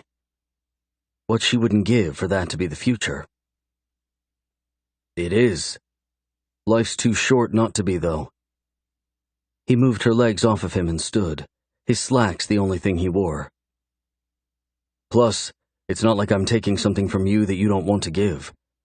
I'm talking about opening you up to the possibility that as your man I know what you need, and if I ever don't, well, you just speak up, and it will be yours. Not able to respond, Bethany watched him pick up her plate and walk back toward the kitchen. He was devastatingly gorgeous, his ass flexing in his pants perfectly as he moved. The thick swell of muscles running along his spine and rolling over his shoulders left her dizzy. How in the world had she ever ended up so lucky? When was the rug going to be pulled out from under her? Surely it was coming. You want anything else, baby? He yelled from the kitchen as she turned and curled up on her side of the couch. Just you. He walked back in, lifting a beer to his lips and taking a deep drink. Tell me about your afternoon. The part after you almost dicked up our relationship again. She kicked at him playfully as he smiled, sitting down and pulling her legs back into his lap. She pressed his thumb into the bottom of her foot, rubbing softly back and forth as she felt herself begin to melt. I just met the accounting prof I would be working with for the fall. He reminded me of a proper version of you. She laughed. The side of Damon's mouth lifted in a smirk. The proper version? Poor guy. No, it's just that he was good-looking and really well-dressed, but he was very standoffish. He told me his age and the fact that I would be ejected from the program if I so much as looked at him in a sensual manner. Damon stopped rubbing and turned his attention to her, his eyebrow lifting. Did you hit on him? What? Fuck no. I'm ruined for life thanks to you. He was just really apprehensive about me being there, I guess. Did he hit on you? No, Damon. He was just straightforward, making the rules clear. Bethany shrugged and ran her finger over her lips, enjoying the view of the sensual man of her dreams rubbing her feet. What's his name? You know I went to school at UT as well, for my undergrad at least. Dr. Kendall Tarrington. He teaches cost accounting. A smile lifted Damon's mouth, and Bethany sat up, pulling her legs from him. You know him? Fuck yes, I know Kendall. We were in our frat together. Biggest prick in the universe. He laughed loudly, the sound of it wrapping around her and making chill bumps break out along her skin. He seems like a great guy. Oh, he is. He's one of my best friends, actually, just very uptight. Why isn't he married? Seems so weird. Same reason I'm not, I guess. Why is that? She pulled her legs toward her, stretching his shirt over her knees to cover her nakedness beneath. He hasn't found the right woman, but he's not looking. His girlfriend from college dicked him over royally. He doesn't trust a woman as far as he can throw her. Damon moved closer, shifting to slide in behind her. Bethany straightened her legs out, scooting forward as he took over most of the couch, his arm sliding under her head. The other arm wrapped around her and his hand moved up to play with her breast. What about you? She had to ask.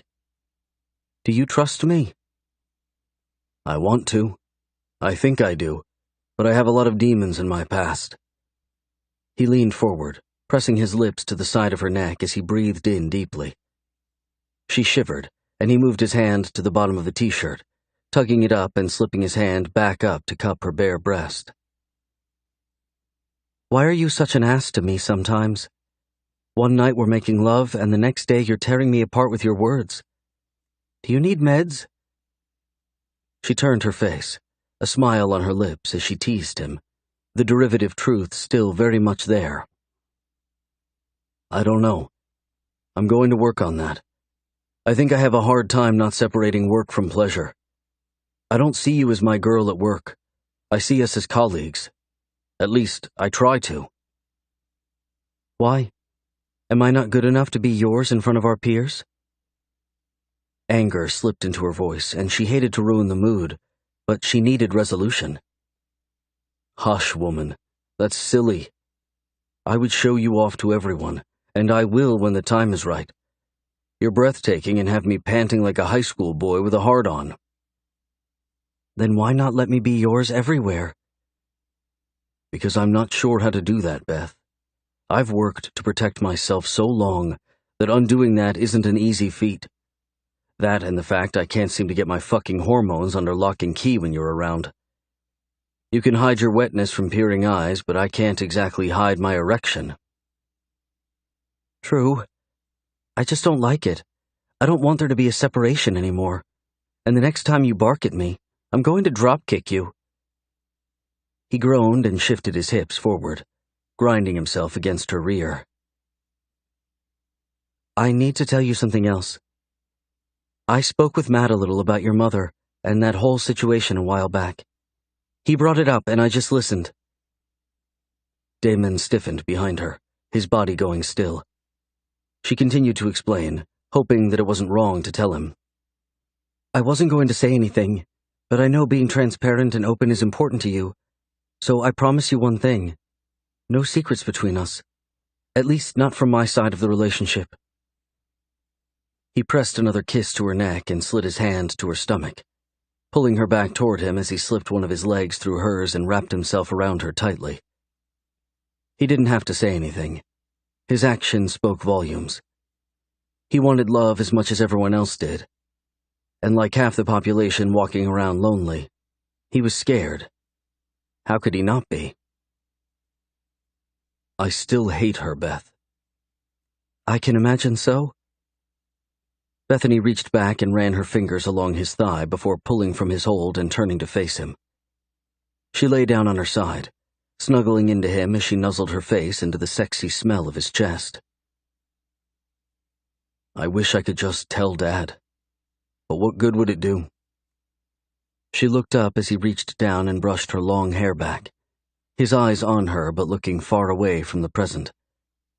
She rose up a little and brushed her lips against his. He blinked and leaned down, deepening the kiss, his tongue rolling over hers as his hands tightened on her back. Moving back from his oncoming assault, Bethany licked her lips and reached up to touch his with her fingers, committing the softness of them to memory. Not telling him makes you feel like a liar, which is what she was. I don't understand it fully, but I really think you need to get this off your chest. He kissed her fingers before sliding his hand back under the t-shirt, his fingers rubbing softly over the curves of her rear. He pressed his hips forward, grinding his hardness against her softness once again. Maybe. I don't know. I don't want to think about it right now. I want to make love to you until you drag me deeper into the depravity that your sexy little body begs me for. He shifted them again, moving her to sit on top of him. "Take the shirt off for me." He extended his hands above him, tucking them behind his head as his eyes narrowed slightly. Bethany pulled the t-shirt over her head and dropped it on the floor next to her, her body bare and on display for him. Everything I want, right here. Do I trust that it won't be gone soon?" He reached up and rolled the tip of his index finger around her nipple as she rocked against the thick press of his arousal, his pants still in their way. "I'm not going anywhere unless you force me to." Bethany moved back, working to get him out of his slacks. "I want you with me. I'll work on that other shit if that means keeping you by my side." "Good," she whispered, her heart beating so hard in her chest. He lifted his hips as she pulled his pants down. He wasn't wearing underwear, which honestly didn't surprise her at all. She chuckled and his brow lifted. "Where are your underwear?" She moved toward him, and he reached for her, forcing her to move faster. "I told you not to wear any, but you did."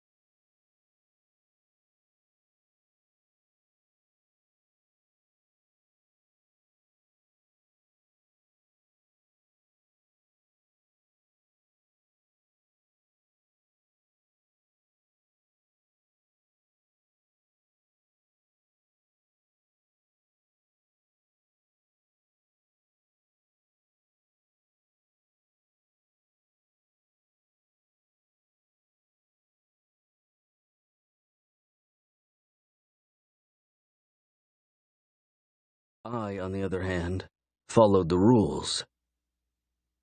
"You wear panties?" she asked, sliding herself along the firm length of him as her expression changed.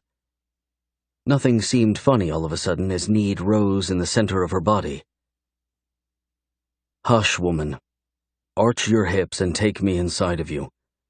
I want to watch and enjoy every moment of this." He took her face with one hand and lifted it a little, her chin extended toward the ceiling. Bethany arched her hips, his body pressed against hers as he lifted her a little, The position was almost uncomfortable, but knowing that he wanted to savor the moment and force her to remember he was in charge somehow overwhelmed her system. She groaned as he rolled his hips, his cock barely inside of her but pushing in a firm circle against her opening. She moaned again and reached up, pushing his arms from her face. She didn't realize the movement would cause her to lose balance and slam down on him, his body stretching hers in all the right ways. "Oh, fuck, Beth." He slapped her thighs hard before pushing on the couch to move back and sit up. He pressed his lips to her breast, opening his mouth slowly and tonguing her nipple rhythmically as he took hold of her ass, rolling his wrists and causing her to work him. "Almost too much," she whispered, burying her hands in his hair and wrapping her arms around his head as she lifted up and arched her back. He tightened his grip on her as she rode him hard. "No, you've got this, baby. You know how to work me. Stop thinking about it and let yourself sink down into me. I'm all yours. That's what you want, isn't it?" He looked up from below her, his eyes filled with a softness she didn't know existed in him. She jerked faster as she watched him, her eyes rolling back into her head slowly as she came. He lifted up off the couch with his thrusts, his body so hard and strong. Everything a man should be and then some. "I want you so bad. I need you." She rocked against him as he growled softly. "Only you. Please don't make me go to anyone else. I just want you." "I'm all you're getting. Forever." He tucked his forearms under her knees and moved quick, standing up as her body was still spazzing. "Hold on to my neck tightly. I want in deeper." "Yeah." She tightened her grip as he slid his open palms against the bottom of her ass and dug his nails in. She screamed at the pleasure, pain, and tried to focus on what he wanted, what he needed. Somehow it always married beautifully with her own fantasies. The sound of him coming slammed into her, and she joined him. Chapter 34. Bethany lay in Damon's bed as he slept. Their sex was delicious and so fulfilling. He hadn't taken her much longer after they stood up, the pressure overwhelming them both. After a quick shower, they had slipped into bed. She couldn't sleep, her heart far too full to let her mind rest. Various scenarios of where they might be headed ran through her, none of them ending with a happily ever after. She growled softly and slipped out of the sheets around 3 a.m. Damon's soft snoring was stupid levels of precious, his big, strong body laid out across most of the queen-sized bed. She picked up the towel she had been wearing earlier, wrapped it around her, and walked to the couch. She turned on the TV and muted the sound as she nibbled at her lip. How badly she wanted to tell him that she loved him. But the last time she did, he had taken it poorly. Or had he? Shock sat on his handsome features, his voice losing strength as he whispered his response to her confession. "You love me?" She knew that Kent and Matthew loved Damon, but had his mother not been forthcoming with her love for him? There was no way he hadn't been told by a multitude of women. Why was the moment so surreal? Why did it haunt her so badly? The idea of him moving beyond his past sounded doable, but she knew quite well that hers still clung on her like a well-worn coat. Living in poverty and fear never seemed to lose its grip on her. It left her wanting love and acceptance. Was her willingness to compromise with some of Damon's anger issues part of that? He hadn't at all been angry that night. He had been loving, and seemed to be shifting in his own rules and standards. Anyone who had been hurt as badly as he had was forced to create a tight wall, a fortress of sorts, that everyone would be forced to contend with. He would be hers. It was only a matter of time. The sound of her phone buzzing caused her stomach to tighten, worry sprouting inside of her. Who in the world would be calling at 3 a.m? 12 unanswered text messages registered on her phone, all from Jake. "Jake, Bethany, I need you to call me. I was serious today, and Krista isn't acting like herself. Did she take meds when you guys were together? Maybe something for bipolar disorder? Just call, please. The messages got increasingly worse, the intensity in his words driving Bethany to move from the couch in search of her keys. Was he overreacting? Probably. But the messages screamed of panic, and from what she could tell, Krista was beating at Jake's door, waking up the neighbors and shit. That didn't sound like Krista at all. Bethany hit the call button on her phone and picked at her lip, pacing in front of the couch as she tried to think of what to do. No answer. She growled in frustration and tried Krista. Damon walked out, rubbing his eyes and stopping by the large ornate fireplace that most likely never got used. Too damn hot in Texas. Can't sleep? He moved closer, and realization moved across his beautiful features. Bethany walked to him and reached out, brushing her fingers along his chest as she tried to ground herself in the present. No answer. Fuck, she whispered and turned from him. His hands pressed into her shoulders, but he didn't speak. The fact that he was there with her, his arms moving around her to offer comfort, was overwhelming. Tears blurred her vision as she left a message. Chris, it's me. Please call me back. Jake has been texting me and I'm not sure what's going on, but I need you to call me. I'm really, really, really worried about you. If I don't hear from you in like 10 minutes, I'm coming over. She hung up and turned as a tear dripped onto her cheek. The last thing she wanted to do was remind Damon that maybe she wasn't the woman he needed her to be. She was stuck in the middle of some weird college bullshit and was simply still a stupid, childish girl. Baby, what's the matter? He pulled her in tightly, his grasp reminding her that if they were going to move forward, they were going to have to do so together. Would he laugh at her, or chide her for being an idiot? Just college drama shit? She pulled back as her dinner rose in her chest. Obviously, whatever it is, it's upsetting you. He reached up and wiped away her tears, leaning over and kissing her nose. I'm not one-dimensional. I try to be, but believe me, it takes effort, baby. Tell me what's going on. Who are these guys? What guys? Bethany sniffled, anxiety wrapping around her. Something was wrong. Krista or Jake should have called by now. Chris and Jake. No, Krista and Jake. My two best friends in college. Krista is my roommate, and Jake has been a good friend of mine since my freshman year. They dating? She wanted to, but he didn't. I don't know. Bethany pulled back and ran her fingers through her hair. It's complicated. You need to go over there? Sounded serious by the message you left. Yeah, I need to go. I'll see you tomorrow. He reached out and grabbed her, pulling her close and looking down at her. The seriousness in his features left her concerned. Surely he wasn't going to pull the selfish card and not let her go without making her feel like shit for leaving him. I'm going with you then. You're not driving yourself in the middle of the night. No, I'm good, really. I'm sure I'm just overreacting and there is nothing to be worried about. Well, let's go check it out then. Get dressed and I'll drive. Bethany leaned in and kissed him softly. Thank you. Of course.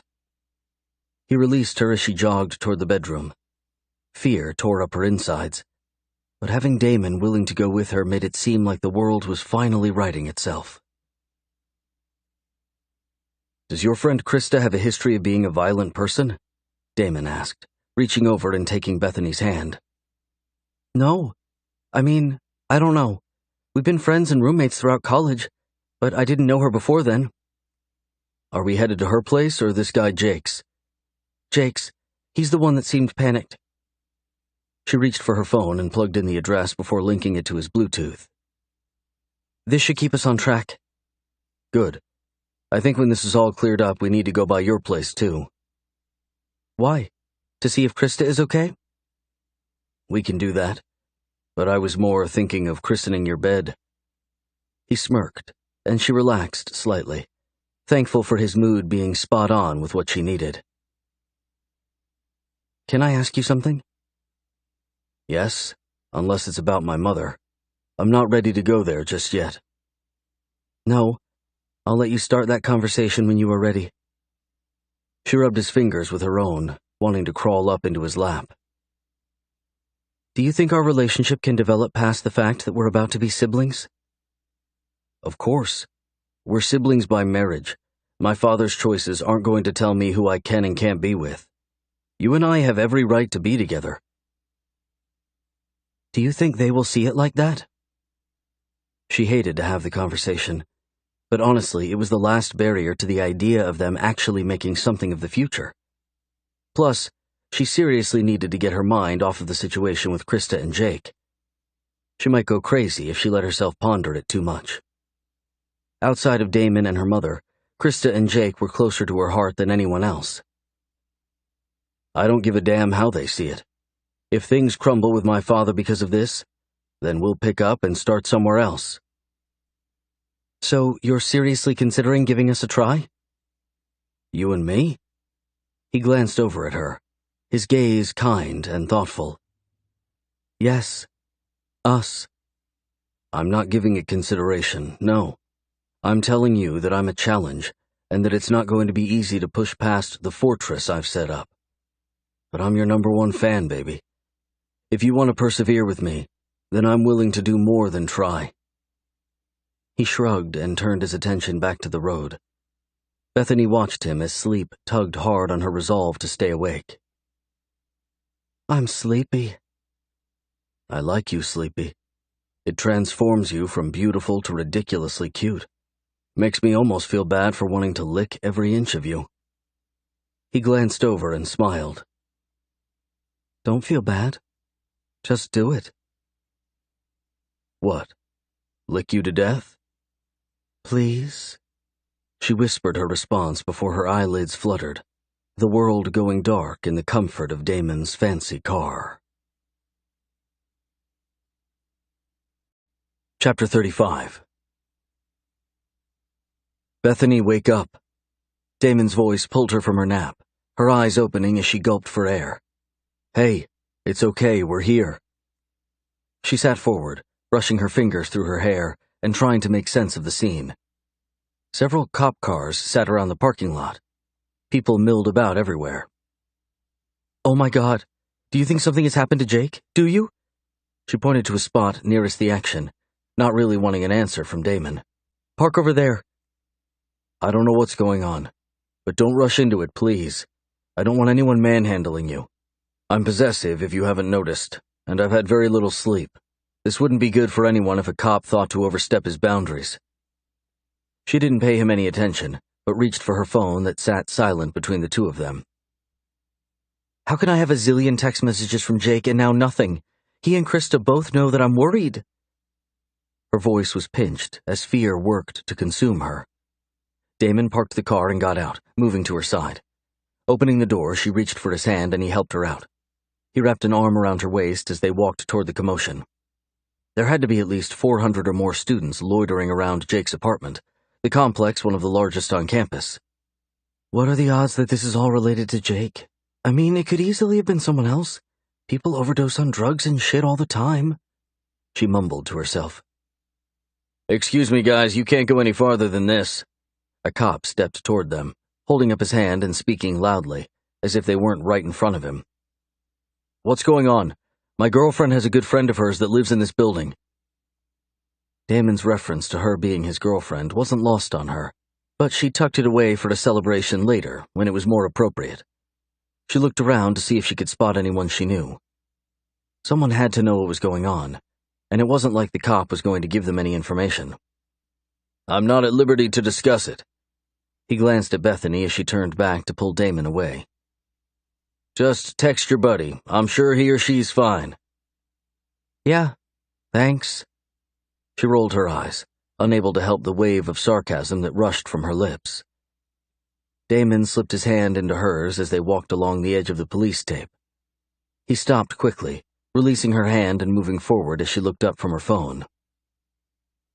Kendall, what the hell are you up to, man? Damon's voice was filled with warmth. The two men hugged and patted each other on the back. The scene before Bethany a little shocking. Man, this fucking life won't give me a break. Kendall turned his back to her and pointed to the building. I'm the campus advisor for these boys, and damn if they aren't always getting into trouble. Yeah, we need to know what's going on. But first, Damon pulled at Kendall's arm to force him to turn. This is my girlfriend Bethany. I hear you've already met. Kendall turned, his face showing plainly the shock he was in. He extended his hand as a smile lifted his lips. This is the best-looking guy in Dallas? Quite the plot twist, if I say so myself. Bethany let out a forced laugh as Damon put a tight arm around her shoulders. I guess you could say so, Dr. Tarrington. Please, Kendall outside of class? He glanced at Damon. This girl is half your age, you dirty old bastard. What are you thinking? She keeps me on my toes, and she's only a few years younger than me. Damon laughed before glancing down at Bethany, his smile fading. We'll catch up another time. She's worried about a good friend of hers.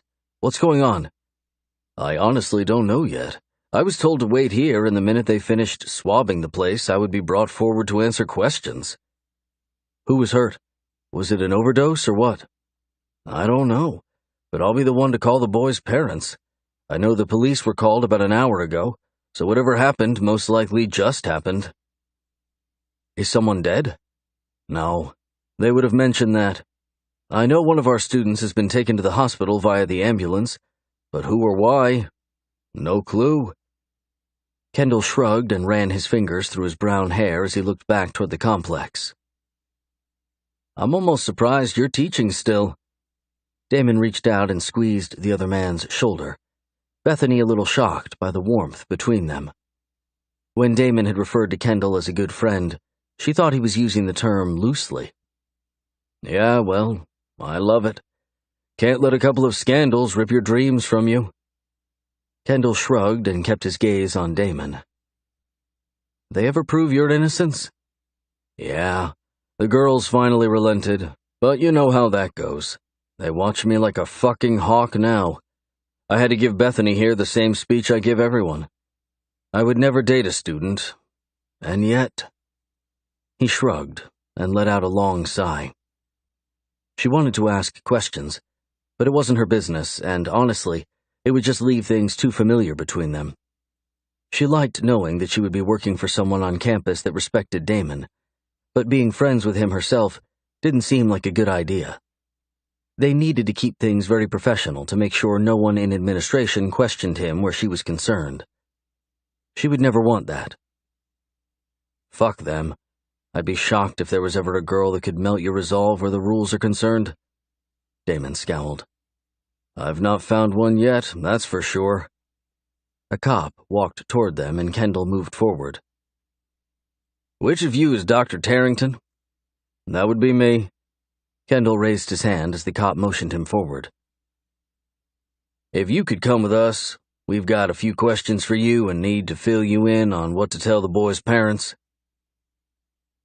Good guy, Damon spoke, his eyes moving along the crowd. He turned and pulled Bethany into a warm hug, kissing the top of her head. You okay? Yeah, just too much lately. I pray nothing happened to Jake. I should have turned my phone up louder or something. If anything happened to him... I doubt it's him, Beth. Let's just wait until we find out before we move into full-blown panic. He kissed her hair as she looked around the crowd. I just wish I could find someone I know that we could talk to. Someone that could give us information quickly. Like now. She pulled from Damon's hold, her stomach in knots. Surely, if it wasn't Jake, he would either be walking around or would have responded to seeing the missed calls from her on his phone. The sun was barely breaking over the edge of the sky when Kendall walked back with the cop, stopping in front of Bethany. Hey, they have Jake's phone, and they're saying that for some reason he was texting you before the accident. Oh shit. She clasped her hand over her mouth, her knees going weak at the fact that it was Jake. What happened? Is he okay? Shit, I knew something was wrong. Damon moved in, offering his arms to keep her standing. Bethany choked on a sob as tears began rolling down her face. She tried to rein them in, not wanting to appear weak or become useless to them in any way. Yeah, they aren't letting us talk about it, but I will tell you that he's in critical condition in the hospital. It's looking good, but anything more than that is off limits. I need to call his parents, but the cop is going to want to question you and what your relationship is with him. I got her, Damon spoke, taking Kendall's attention and assuring both him and the cop that they would do whatever necessary to help. I'll be back in a few minutes. Don't go anywhere, okay, kiddo? The cop nodded, turning his attention to Damon. Keep the phone with you, too. We're going to want to look over her text messages. Damon nodded as Bethany turned toward him, her lip trembling as she tried to pull herself together. I hate it when people call me kiddo. Do I look like a kid? No, baby, but he's an old man. We're both kids to him. He reached out and ran his fingers down her hair. It's going to be okay. Let's finish this shit, and we'll go find where your friend is at the hospital. Bethany nodded as her phone buzzed in her hand, scaring her. She lifted it toward her face, the number a private one. I need to take this. She moved from Damon as he let her go. The sun busted through the dense fog of early morning and warmed her skin. She let out a long breath and answered the call. Hello? Bethany? It's Krista. Oh my God, where the fuck have you been? Jake has been in an accident, and I have messages on my fucking phone that implicate you in what a... Krista cut her off. Shut up. I need your help. I'm at the police station, and you're my one call. I need you to call my dad and tell him I need his lawyer. What? Why? What the fuck is going on? Look, you're my only friend. Just make the damned call, please. Why didn't you call him? He won't talk to me. My number is blocked from his phone. What the fuck am I supposed to say? Tell him to send his lawyer to the Dallas police station downtown.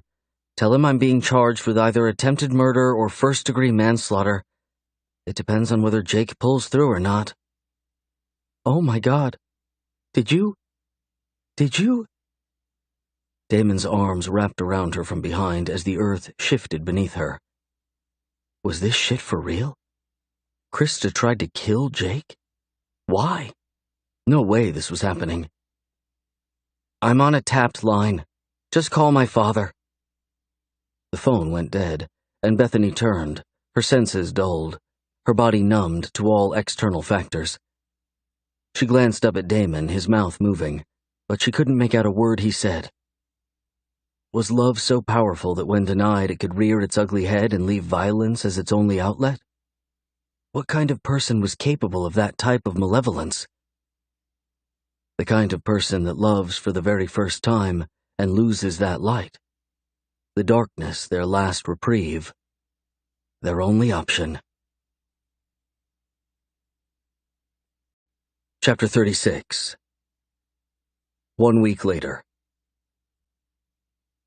You look like you've had a long week. Linda, Damon's secretary, spoke from the open door of Bethany's office. You could say that. Just wondering how the hell life got so complicated all of a sudden. Bethany shrugged, leaning back in her large leather chair and crossing her legs.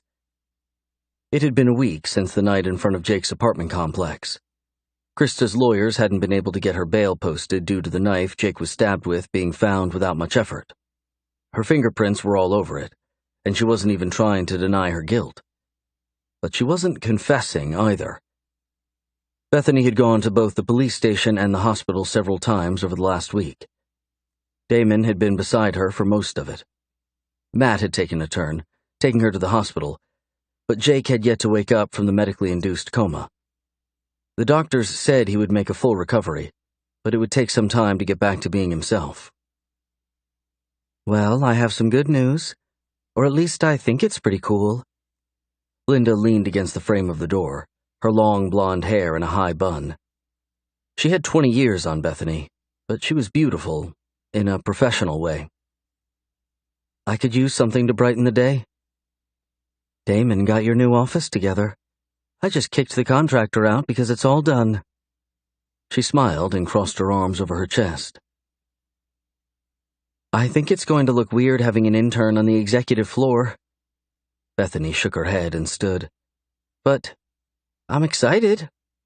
You're only an intern until you get out of school, I'm sure. You could push that and be an associate without much effort. Kent is soon to be your father. Yeah. Bethany sucked her bottom lip into her mouth and slipped down into her thoughts as she stared at the multitude of papers on her desk. No one was going to accept her and Damon being together.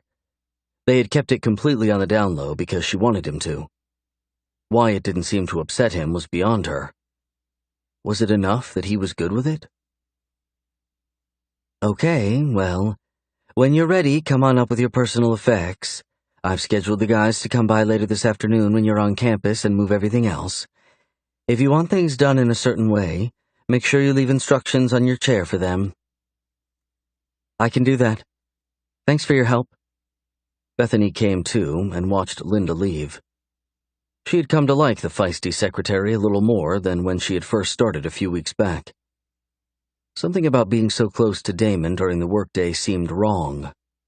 Taboo. It was hard enough to concentrate with him stopping by several times a day, but knowing that he was just down the hall made it more difficult. Bethany groaned softly before collecting her purse and packing up her laptop. Might as well get this over with. Bethany, come this way. Your timing couldn't be better. Kent walked toward her as she exited the elevator on the executive floor.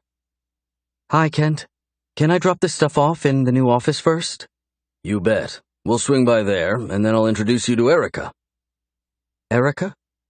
Yes, she's the chief advertising officer for the firm. Kent stopped outside the door of the new office and moved back a little as Bethany walked in. The room was large, like Damon's, the desk sitting on the far end with a small table and several chairs around it in the center of the room. The windows were floor to ceiling. The view of the clouds breathtaking. Advertising. I'm surprised that an accounting firm would need an advertising officer. Bethany put her stuff in one of the chairs around the small meeting table and turned. Most of our clientele is obtained by word of mouth, but we have logos and ads just like everyone else. Erica does a great job of keeping us straight, but she's a little much, if you catch my drift. Bethany chuckled as she nodded. Artsy types always got on her nerves, but somehow Matt was managing to change her perception little by little. Are you sure you want me to have this office? I'm just an intern. This feels incestuous. Bethany flinched at her own choice of words, the phrase slipping out before she could pull it back. The truth of the matter pressed against her again. Why couldn't she just be comfortable with it like Damon was? They weren't blood. It wasn't that big of a deal. Why the hell did it feel like it was? About that. Let's go ahead and move you up to a senior associate, and I'll take the heat from the board should we get any. Your GPA from UT is enough to support the promotion, and the fact that we have plans for you going forward will be part of our support. He moved into the office, crossing his arms over his chest as he tilted his head. You did tell your professors that you were going out of town this upcoming weekend with us for the wedding, right? No, but I figured I would just push hard today and tomorrow. School doesn't officially start until next week. I'll get all of my final preparations for them done and be on the plane Friday morning. Good. Jamaica wouldn't be right without you there. Your mother wouldn't be happy at all. He chuckled and nodded toward the window. That view is so beyond heavenly as the sun rises or sets, especially when you're here. I'm thinking with the profession that I chose that seeing both might be a possibility. Bethany smiled and moved to the window, looking out at the city. What might be a possibility? Damon's voice caught her attention, his presence sending a thrill of anticipation through her. Would he forever be able to do that? He was captivating no matter how hard she tried to deny it. She continued to look out the window as if he didn't matter. A smile touched her lips as he spoke with his father for a few minutes. The window reflected the two men, and the likeness between father and son was obvious. Damon's dark gray suit fit him like a glove, the white button-down beneath his jacket only bringing out his tanned skin and dark features. "Being here morning, noon, and night," Kent chuckled. "Nah, we're hiring more people this year, remember? That's our initiative. Give these brilliant young minds who work for us some family time.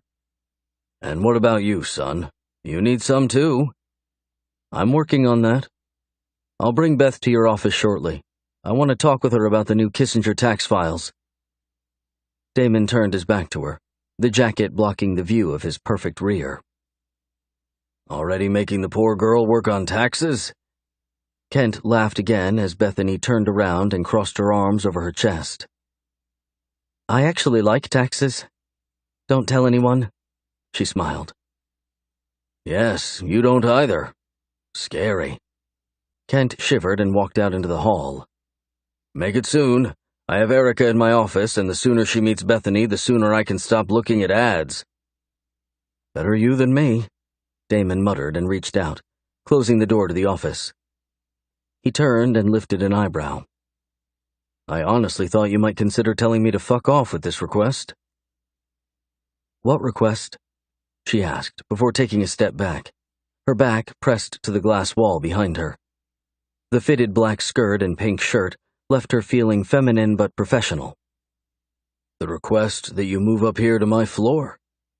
He walked toward her, his movement languid, but the look in his eyes said that he was anything but relaxed. "I do think it's a little ridiculous. People are going to talk." Bethany pressed her hands to the glass to keep from reaching out for him. They would forever play games with one another. It was too much of a turn-on not to. He stopped in front of her, his eyes moving over her face as if he were studying her. "I hope they do. I plan on making sure we break your office in good. If you moan loudly enough, then the talk won't be cheap, but well-seated." "You're corrupt." She reached out and pulled him close, losing the battle but winning the war as he pressed her against the window. His hands slid up the glass on either side of her face as he leaned down, brushing his lips by hers. His hips shifted as his jaw pressed in tight. "You like it." He dragged his nose along the curve of her jawline until he pressed a soft kiss against her ear. "You're staying with me on this trip." It was so hard to breathe all of a sudden. "We're all staying in the same hotel. Is that what you mean?" "No, and you know it." He groaned softly against the side of her neck, his hand getting lost in her hair before he turned and pressed his lips to hers. Hard. His tongue was so wet and thick. The press of it against hers left her panting. The sexy bastard against her, turning her into nothing more than a needy whore within minutes of him walking in. What a great day it would be to finally return the favor. She slid her hands into his jacket, over his hips, and gripped his ass. He pulled back from the kiss, his eyes glossy as he pressed his forehead to hers. "My father's waiting on us, but all I can think about is what color your panties are." He nipped at her mouth as she gasped, stiffening at his sensual attack. Bethany blinked slowly, tilting her head as he moved back a little. She licked at her lips. His eyes followed her every move. "You assume I'm wearing panties?" She smirked and ducked under his arm, unwrapping herself from him and walking toward the door. "You coming?" "As soon as my cock stops throbbing." He leaned against the glass, his attention seemingly on the scene before him. "Wicked bitch." "You would have me no other way." Bethany opened the door and glanced over her shoulder. "I have to meet this Erica chick and then pack my old office. Did you really want to show me a tax file, or were you bullshitting?" He turned and pressed his palm to the front of his slacks. "I'll bring the file to your office in an hour or so. Good luck with Erica. She's a tiger. You guys should get along beautifully." "Is that sarcasm?" Bethany laughed. "It very much is. Get out of here before I check your claims." "Is that a threat, Mr. Bryant?" "It's a promise, baby. A promise I know you'll be thinking about until I make good on it." She had no words. He had once again sucked the air from the room. Bethany turned and walked into the hall, working hard not to fan herself as her skin burned as if on fire. Yes, being down the hall from him was going to be the death of her. Chapter 37.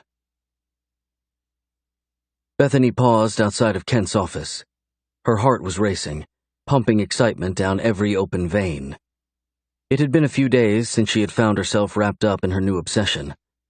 The situation with Krista and Jake had taken all of her extra time outside of work and school, and honestly left her emotionally spent. Damon was getting impatient with his needs, and more than anything, she had to have a night of him reminding her of what it was to live. She let out a long breath before walking into Kent's office. Now wasn't the time to imagine all of the things Damon would do to her if she would just make a few minutes and invite him in. "There you are." Kent stood and extended his hand toward the well-dressed woman beside him. Her hair was shoulder-length and sandy blonde. The red suit she wore fit her athletic frame well, the color screaming that the woman was a creative type. Her blue eyes pinned Bethany in place as she extended her hand. "I'm Erica Hall. I assume you're Bethany, Kent's new protégé?" Bethany chuckled uncomfortably as she shook the other woman's hand. "Not sure about all of that, but I'm looking forward to a future here at the firm." "Bethany, Erica is going to be spending more time down here in Dallas, so you'll be seeing her at the house from time to time as well." Kent moved toward Bethany and Erica. "Where are you living now?" Bethany asked, clasping her hands behind her back as the other woman's eyes moved over her in an analyzing fashion. "I'm in Seattle. I lost my father recently, and we were in the middle of the funeral preparations when you visited. I was hoping to break away, but my mother was being uncooperative as she always is." Erica shrugged, as if the event were no big deal. "I'm sorry for your loss." Bethany turned her attention back to Kent. Erica was breathtaking up close. She had a classy California girl look to her. A jolt of fear rushed through Bethany. Had Erica and Damon been an item before? "Thank you," Erica said before moving back to the small table behind them. "I'm going to head down the hall for a little while, Kent. We can meet next week when you're back from your wedding and vacation. I have some new ideas, and I know you can only handle so much creativity. I'm thinking you're at your max." "You know me too well," Kent chuckled. "Come to the house for dinner tonight. I want to show Damon and Bethany a few of the new ads you've created and get their opinions." "I don't want to take up any of your family time." Erica turned and tilted her head. Bethany tried not to stare. She wanted to ask the burning question that pressed across her thoughts, but refused to look like a silly child. "I won't take no for an answer." Kent looked over toward Bethany. "Did you have plans tonight, or are you good with us talking over dinner?" "I'm great with it." Bethany forced a smile, hating the idea of having to sit between Erica and Damon at dinner. She had almost convinced herself that they had been involved on some level. How could they not? "Is Matthew going to be there?" Erica asked, her voice softening a little. "Did you want me to have him there?" Kent moved back as Erica walked in between them, her attention on Kent. "Yes, I've not given up on convincing him to come join me. The man has talent." "So you say, but I've seen nothing other than him remaining locked in his college days. I swear that boy's going to be the death of me." Kent shook his head, his smile telling a different story. "Not everyone can be Damon, boss." Erica walked out into the hall as Bethany turned to Kent. "Erica wants Matt to work for her, or—" "Yeah, Matt's always been very artistic, and a few months ago, Erica had me send him up to Seattle to spend time helping her develop a new advertisement for us. She seems to be quite taken with his talent." "Have you seen the ad?" Bethany asked, surprise rolling over her at the new information. "Nope. He's tight-lipped about it. He thinks he has all of us bamboozled. But we know he's brilliant. Just because he's not an accountant like Damon and I, he thinks he has to act like an idiot to stay under my radar." What he fails to understand is that I would never force him into a mold that he doesn't fit into. Bethany walked back to her office in sensory overload. Between the heated encounter with Damon and the run-in with yet another beautiful woman that had been in his life far before her, she was spent.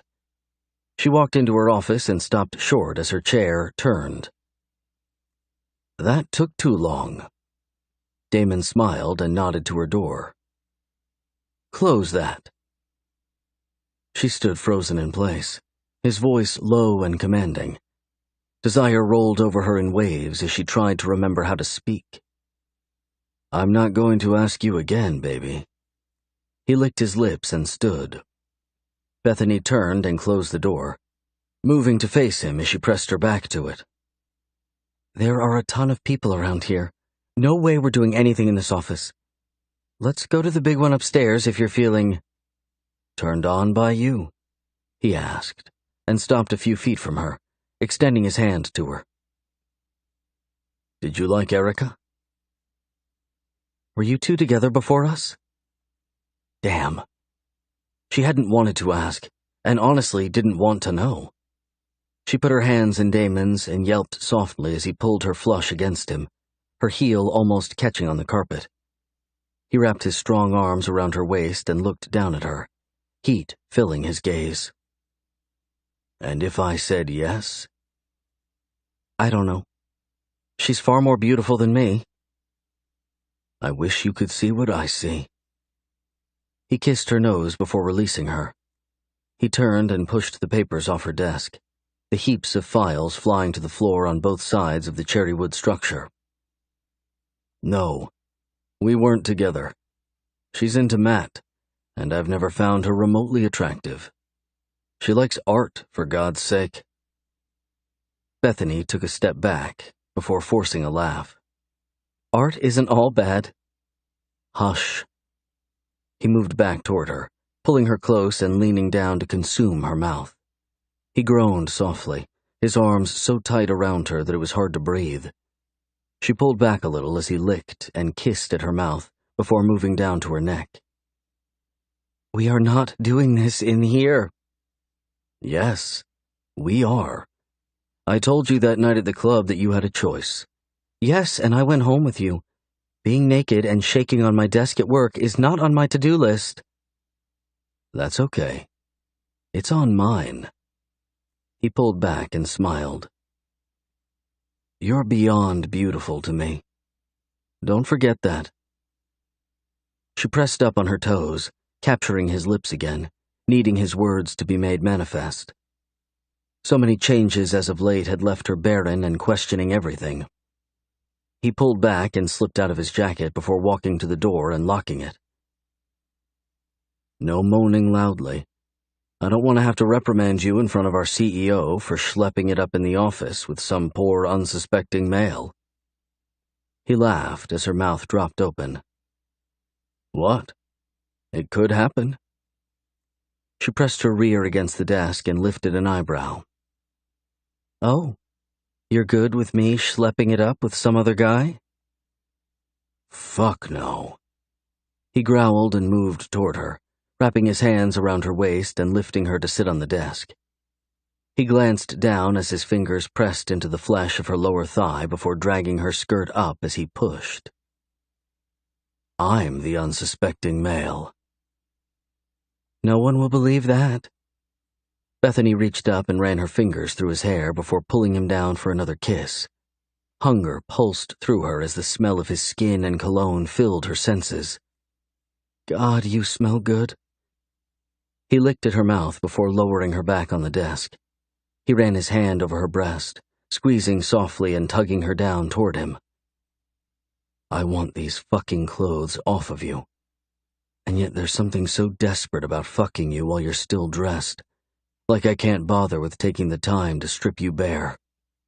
Stop talking and take me. I need you inside of me, she whispered. He made her bold, his confidence becoming hers quickly. He would fill any need she had, and it was damned time she started taking advantage of that. Yeah. Lift your ass. She did, and he pushed her skirt the rest of the way up as he let out a sound of appreciation as the skirt ripped down the side. You should be punished for lying. Bethany laughed and reached up, pulling on his tie hard as he bent over her. I couldn't agree more. Damon's gaze locked onto hers as he freed himself from his slacks, the sound of the material hitting the ground sending a rush through her. He buried his face into the soft skin between her breasts, his tongue lapping at her as his fingers pushed the panties aside. So wet, Beth. You need this. I've been thinking about you all morning. I'll always need you. She groaned and wrapped her legs around him, pulling herself down the desk farther as he nipped at her chin and stood. Good girl. He pulled hard on her hips, filling her with his large cock. She arched and groaned, bucking once against him. If you make another loud noise, I'm going to be forced to put something over that pretty mouth of yours. I don't want to do that, but something tells me you might like it if I did. He rolled his hips as she closed her eyes, the sound of his voice and the weight of his threats pulling her to the edge of ecstasy so fast. He held on tightly to her, his body working in deep rhythms as he panted softly. Beth glanced up at him, the look on his handsome face throwing her over the edge. She arched hard again, a deep moan ripping from her. Damon pressed himself to the top of her, his palm covering her mouth as he picked up his pace. Your naughty little moans are going to get us caught, pussycat. He rocked into her faster, the friction delicious, the sound of their fucking overwhelming her. She moaned against his fingers before licking and sucking at them. His eyes rolled back as he groaned. She bit his fingers hard, and he groaned loudly as he moved his hand from her mouth. Hush before you get us caught. She leaned up and kissed him hard, her feet pressing to the edge of the desk as she lifted her hips and tugged hard on his sex with her body. Oh, fuck. I'm gonna come if you keep that shit up. She jerked harder as he growled and stood back up, his fingers slipped between them, his thumb pressing tightly against her clit. Work yourself against me. I want to hear you once more. I thought you said to hush, she panted softly before coming again. I changed my mind. Those little needy sounds pouring from you drive me mad, Beth. He moved back and pulled her legs up, closing them and lifting them in front of her before pressing back inside of her as she whimpered. He kissed her legs and licked at her ankle as he worked his hips. A moment later, his eyes closed, the last inch of him being forced inside of her as the world dissolved into an inferno of lust.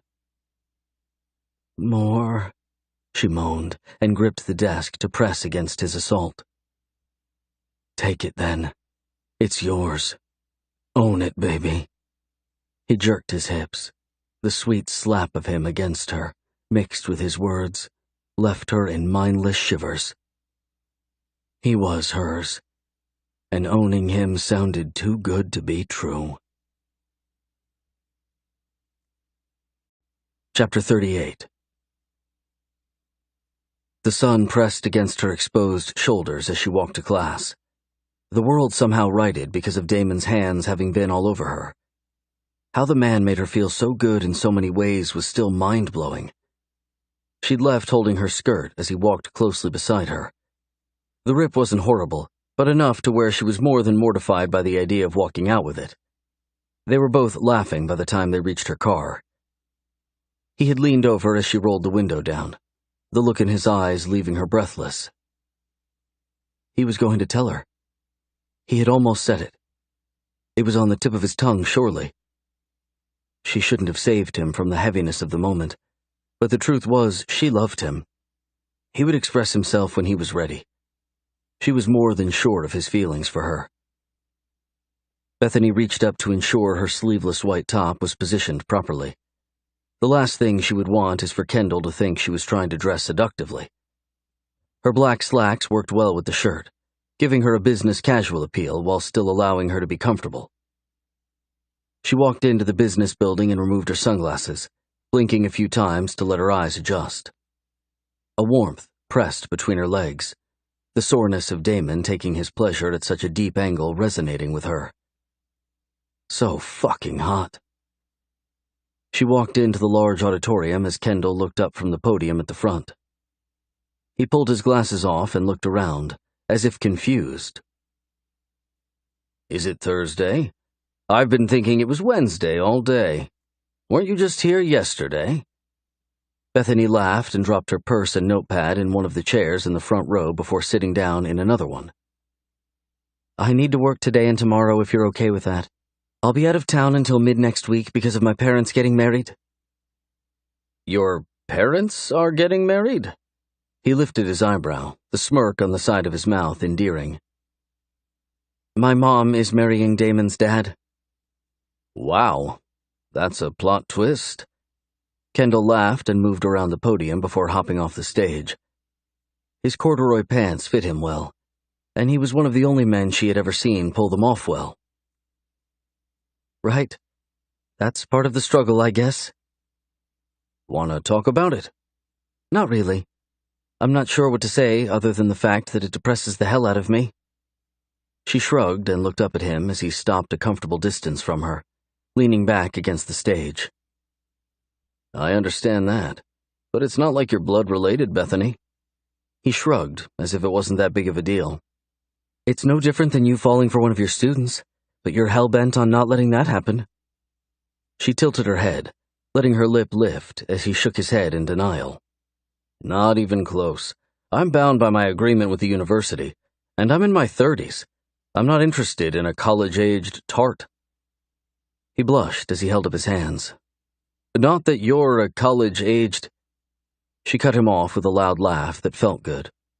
"I get it, but most of the students here are far old enough for a relationship, Dr. Tarrington." "It's different, and this is your counseling session, not mine." "It is, you're right. Mine is way worse. It will look like incest." She stood up and stretched. "Enough of this. Besides, you don't even come close to having the degree to counsel anyone." "True. Sort of. You got tax problems?" He smiled, and she couldn't help but chuckle. If Damon hadn't swept her into a world where only he existed, she would be in line with the other 1,000 girls to try and snag Kendall. He seemed too good to be true. But Damon did too. "No, but I'll know where to come if I do." She pointed toward the large whiteboard, his scribbles everywhere. "You want me to work up some lecture notes for your classes starting next week?"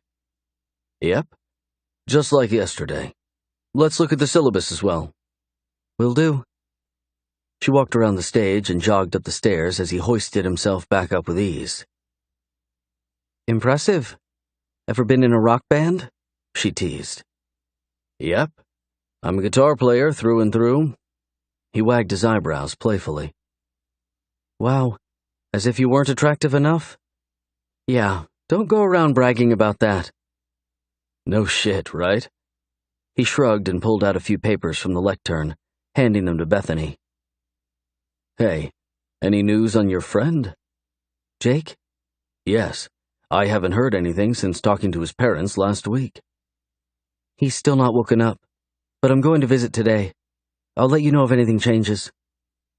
"Man, I thought my college days were hard with all the crazy girls that just acted bizarre." "What's the worst thing that happened?" No. When you're not my TA, we'll talk." "How about me, you, and Damon over beers? Story time?" "Corona?" "You bet." "Sign me up." He laughed and pointed to something on the page, extending it toward her. "I'll be starting here, but it jumps around a bit. Just do what you can." "No problem." She took it and walked back down to one of the small desks. "Did they convict the girl who stabbed Jake?" "Not yet, but there's too much evidence to believe it might have been anyone else." Bethany let out a long sigh, her heart heavy. "Krista was my roommate for the last 4 years. Her mother said that she had bipolar disorder, but it's never been this bad. I know it's silly, but I can't help but think that falling in love with Jake and being rejected is what pushed her over. Could be a possibility. Most people with the illness take medication. I'm sure she does too, but love has a way of rooting itself in deeply and jacking you up. Bethany shook her head, still in a bit of shock over having the situation happen. Just scary. I think it's a predisposition too, though, Beth. Can I call you Beth? Bethany, please. She tapped her pencil on the desk in front of her. Only Damon called her Beth, and she wanted to keep it that way. Made it somehow more special. So, because she had been hurt before, you think it opened her up to being violent about it? I think that someone who's wanted love for a long time and finally gets it feels a sense of ownership over it, sometimes to the point of it being unhealthy. It becomes more like an obsession. And when that love is denied or taken away, they snap? Bethany sucked her bottom lip into her mouth, her thoughts sliding from Krista to Damon. How long had he been opposed to loving someone? Sometimes, but I think it depends on the person. Kendall moved to the edge of the stage again, squatting. Take Damon, for instance. He's had plenty of shallow relationships, but he's never, in all our years together, introduced me to anyone he called his girlfriend. But what if something happened and he lost me? Would you think he would be violent? Are you worried? Kendall tilted his head to the side a little, his gaze inquisitive. No, I love him too much to think about a future without him. I don't think it's the situation with us, but I can't help but wonder. That's natural. He loves you too, I can tell. Has he told you yet? That's none of your business. I fell in love with a sophomore student of mine about 6 years ago and nothing happened, but my life fell apart because of it. Her parents sued the school and me for inappropriate behavior. That's why I give my speech. I'm not interested in fucking up my life again. Love can kiss my ass for what it's worth. Bethany sat in silence as if she'd been slapped. Never in a million years had she expected Kendall to share his story. She, of course, wanted to know more, but there was no way she was pushing him. They were destined to have a friendship whether she felt like it was a good idea or not. From what she could tell, he was loyal to Damon, and she knew she was, so maybe it wasn't such a bad idea. Damn. She glanced down at the papers in front of her as the image of Damon's expression when she mentioned loving him rolled across her vision. I told him that I loved him, and he looked like he had seen a ghost. He's got a lot of demons in his past. Give him time, Bethany. He's a really good man. But he'll force you to push past a load of bullshit before you get to see that guy. I know. Defense mechanism, right? Yep. We all have them. And for good reason. He's letting me in slowly. I just have to stick to the course. You'll be glad you did. She headed to the hospital after wrapping up her job assignments with Kendall. Damon texted that he would meet her there, but she told him to hold off. She needed time alone with Jake. Hopefully Damon would understand that, but maybe not. The fact that Jake had been texting her, begging for help the night of the accident, left her raw and scarred. She should have been there for him, and yet she was getting laid on a couch, only concerned with her drive toward lusting Damon into loving her. Let it go. Fuck. Bethany grumbled under her breath as she walked down the stark white hospital corridor. Jake's room was on the left at the end of the hall, his name on the door making things easier. The loud beeping of machines could be heard as she approached, and she paused outside the door with her hand on it, letting out a long breath before walking in. Jake was sitting up in the bed, his skin pasty and pale, but he was alive. Oh my God. She rushed toward the bed as a nurse held up her hand. No touching him. He's not healed up just yet, and I'm not putting him through another thing. Boy's been through enough. Bethany stilled near the edge of the bed and reached out, taking his hand as tears filled her eyes. "I'm so sorry. Please forgive me." His voice was weak, his smile barely lifting his mouth. "It's not your fault, Bethany. I'm just glad I was able to fight her off some." "I'm still in shock that any of this happened." "Me too." Jake squeezed her hand before laying back and closing his eyes. "This new guy, he's good for you? He's a solid dude?" "Yes, he's a good man. He's got some hang-ups, but nothing any worse than any one of us." Jake opened his eyes and tilted his head, the worry in his gaze so familiar it pushed her to move closer as her tears spilled onto her cheeks. "Be careful. I know we can't base everything on this situation with Krista, and I don't want us to. But be careful. It's hard to know someone if they don't want you to, or at least parts of them." She reached out and brushed his blonde hair from his eyes. "Don't worry about me. Just rest. Damon has been here with me to visit you every day for the last week. I will be careful, but I'm learning more and more about him every day." "And you love him?" "Very much so." "Does he love you?" Jake winced as the nurse poked at him under the covers from the opposite side of the bed. "I think so. He's scared to say it, though." "But he shows it? Words mean nothing without the backing of action and affirmation." "He does." "Good. Tell him if he hurts you that I'll kick his ass." Bethany laughed, not having the heart to tell Jake that there was no way he would take Damon in a fight. Her best friend was too beat up, too broken and scarred to do anything but lift him up. "I will tell him, and I wouldn't put it past you." She leaned over and kissed his forehead as he slipped into sleep, his breathing deep and peaceful. Chapter 39.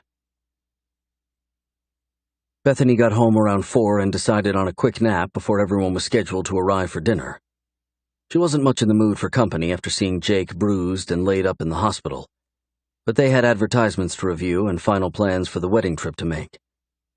Lying in the comfort of her bed, she finally gave herself over to the need for rest and slipped into the welcoming arms of darkness.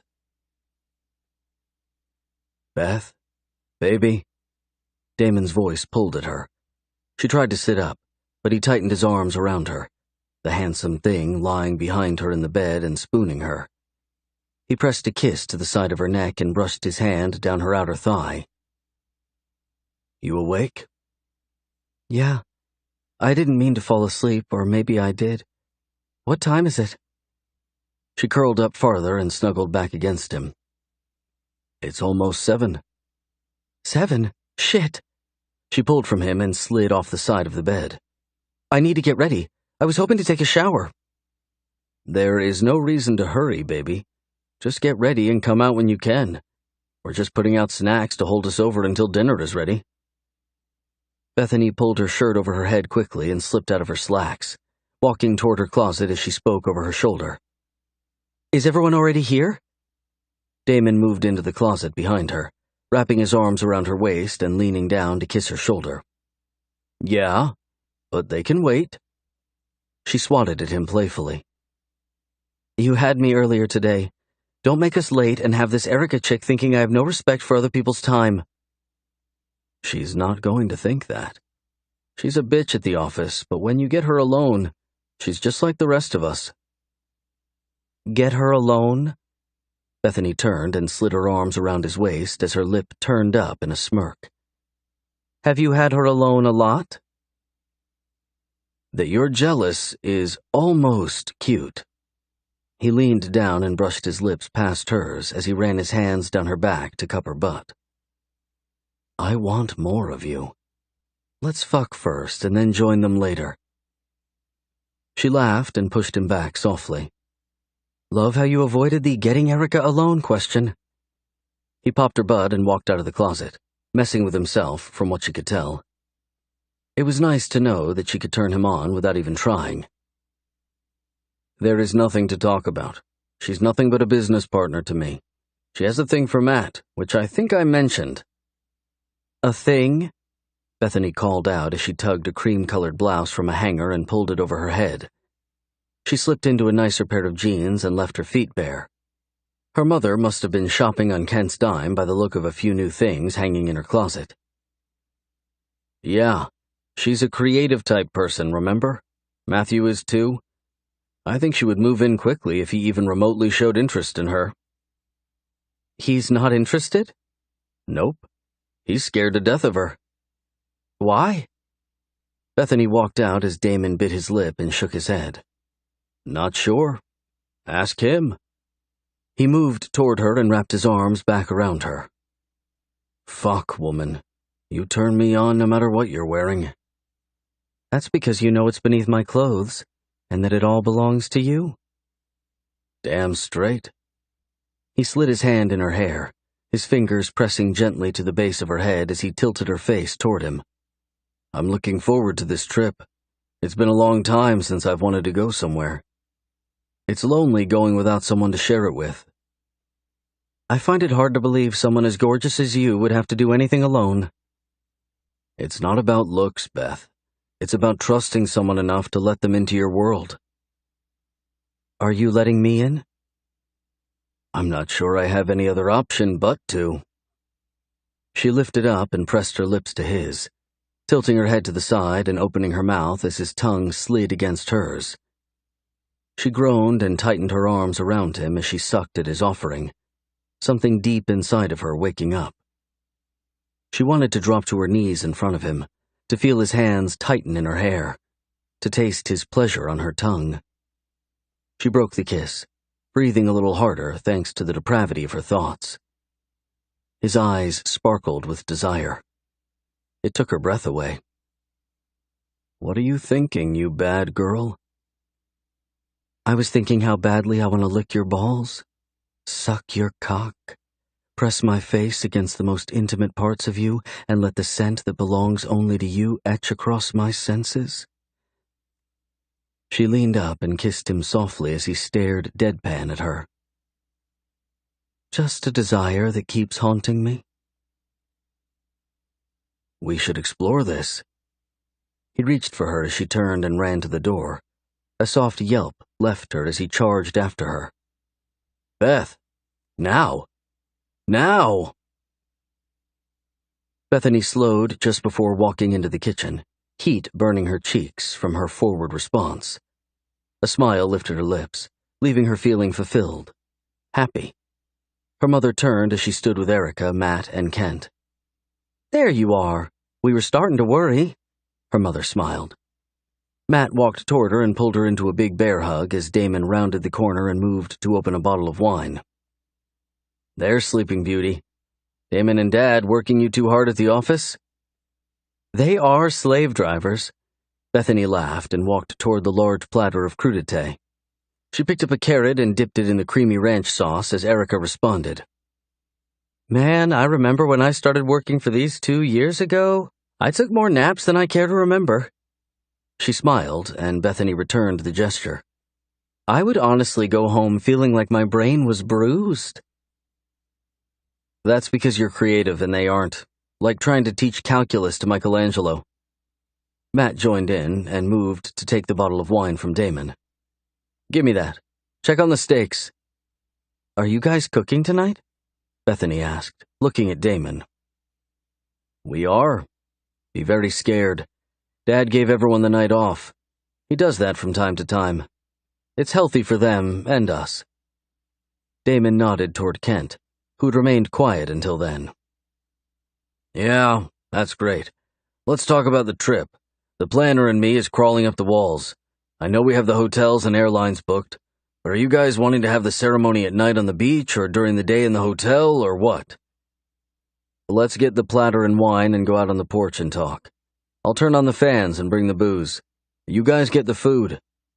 Damon nodded toward them, winking at Bethany. She grabbed the veggie tray and followed behind him, her eyes moving across his back and rear. The dark blue shirt he wore looked good on him, and his slacks hugged the beautiful swell of his ass. He was beyond gorgeous. Why he would waste his time with someone like her was still a mystery. His response in the bedroom about wanting to trust someone left her lost in thought. He was letting her in. Of that, she was sure. He didn't have a choice from what he had said. Did that mean that he loved her too? Had to. Then why not tell her? I actually called the hotel last week, and the ceremony is on Saturday afternoon at 5 or so. It's when the sun is setting, so they will set everything up and have us in the hotel about an hour before sunset. As it begins, they'll usher us out there. Matt spoke up, moving back to hold the door for everyone. "You're so good, Matt," Erica responded as she moved just behind Bethany. "I try." Matt walked toward Bethany and reached for the tray as everyone started to set up the table. His cheeks colored pink. "Give me that, sis." "She's cute," Bethany whispered and motioned toward Erica. "She's scary as fuck," he laughed, his voice nothing more than a whisper as well. "You and I are talking more about this in Jamaica." "Yeah, well, Dad invited her to come with us." Bethany turned toward everyone, a little surprised by Matt's words. "Who all is going with us to Jamaica?" "All of us here, actually." Kent smiled and pulled Bethany's mother in for a side hug, leaning down and kissing the top of her hair. "Oh, nice. Erica, you're coming with us? I wasn't sure Dad could convince you." Damon moved toward Bethany, stopping just beside her. "It was Matt who convinced me, actually. You know I've been after him to come and join me at the firm. We thought this would be a good time to go over his portfolio, and for me to liquor him up enough to get him to say yes." Erica smiled, shifting her eyes toward Matt. Bethany glanced at her almost stepbrother as he shrugged bashfully. "I'll watch the steaks." He walked toward the grill as everyone chuckled. Matt was so different from Kent and Damon, and yet was every bit as handsome and attention-grabbing. Bethany looked forward to getting him alone on the trip to find out more about the situation between him and Erica. The beginning of something was there, but what? She didn't know. "Well, before we get further into the night, I have an announcement to make." Damon spoke up and everyone turned toward him. Butterflies began to move in Bethany's stomach at the authority in his voice. He glanced toward her and winked, confusing her a bit, but she was too intrigued by him to be concerned with it. "I know this might not go over well, but I don't care. You guys know me, and the one thing I hate is secrets or lies." He paused, and everyone's expression softened. Bethany let her eyes move around the crowd as she crossed her arms over her chest. What was he doing? Damon moved toward Bethany, pulling her into a side hug and smiling down at her before looking toward his father and her mother. "I know the two of you have found something special in each other, and I'm thrilled. My father deserves a good woman, and I have no doubt that he's found the best one for him. We will be a family at the end of this weekend. But I need to be very transparent with both of you, and with you, Matt.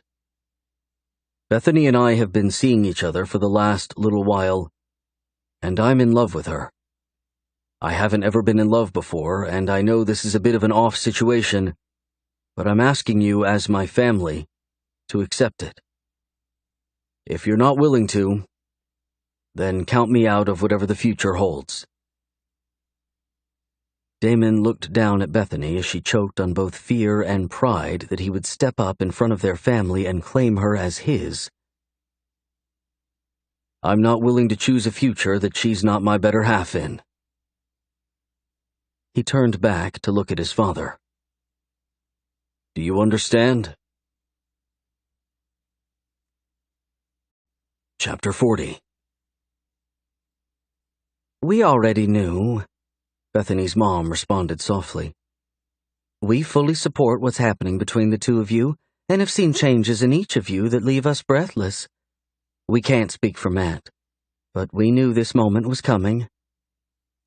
Bethany tucked herself into Damon's side, some part of her wanting to disappear as tears began to streak down her face. I love you both, and you know that. I figured something was up the night you treated me like the fucking pool boy and sent me to fetch shit left and right so you could make out while I was gone. Matt laughed loudly, everyone else joining in but Bethany. Are you sure you're not disappointed? Bethany spoke up, her voice broken with emotion.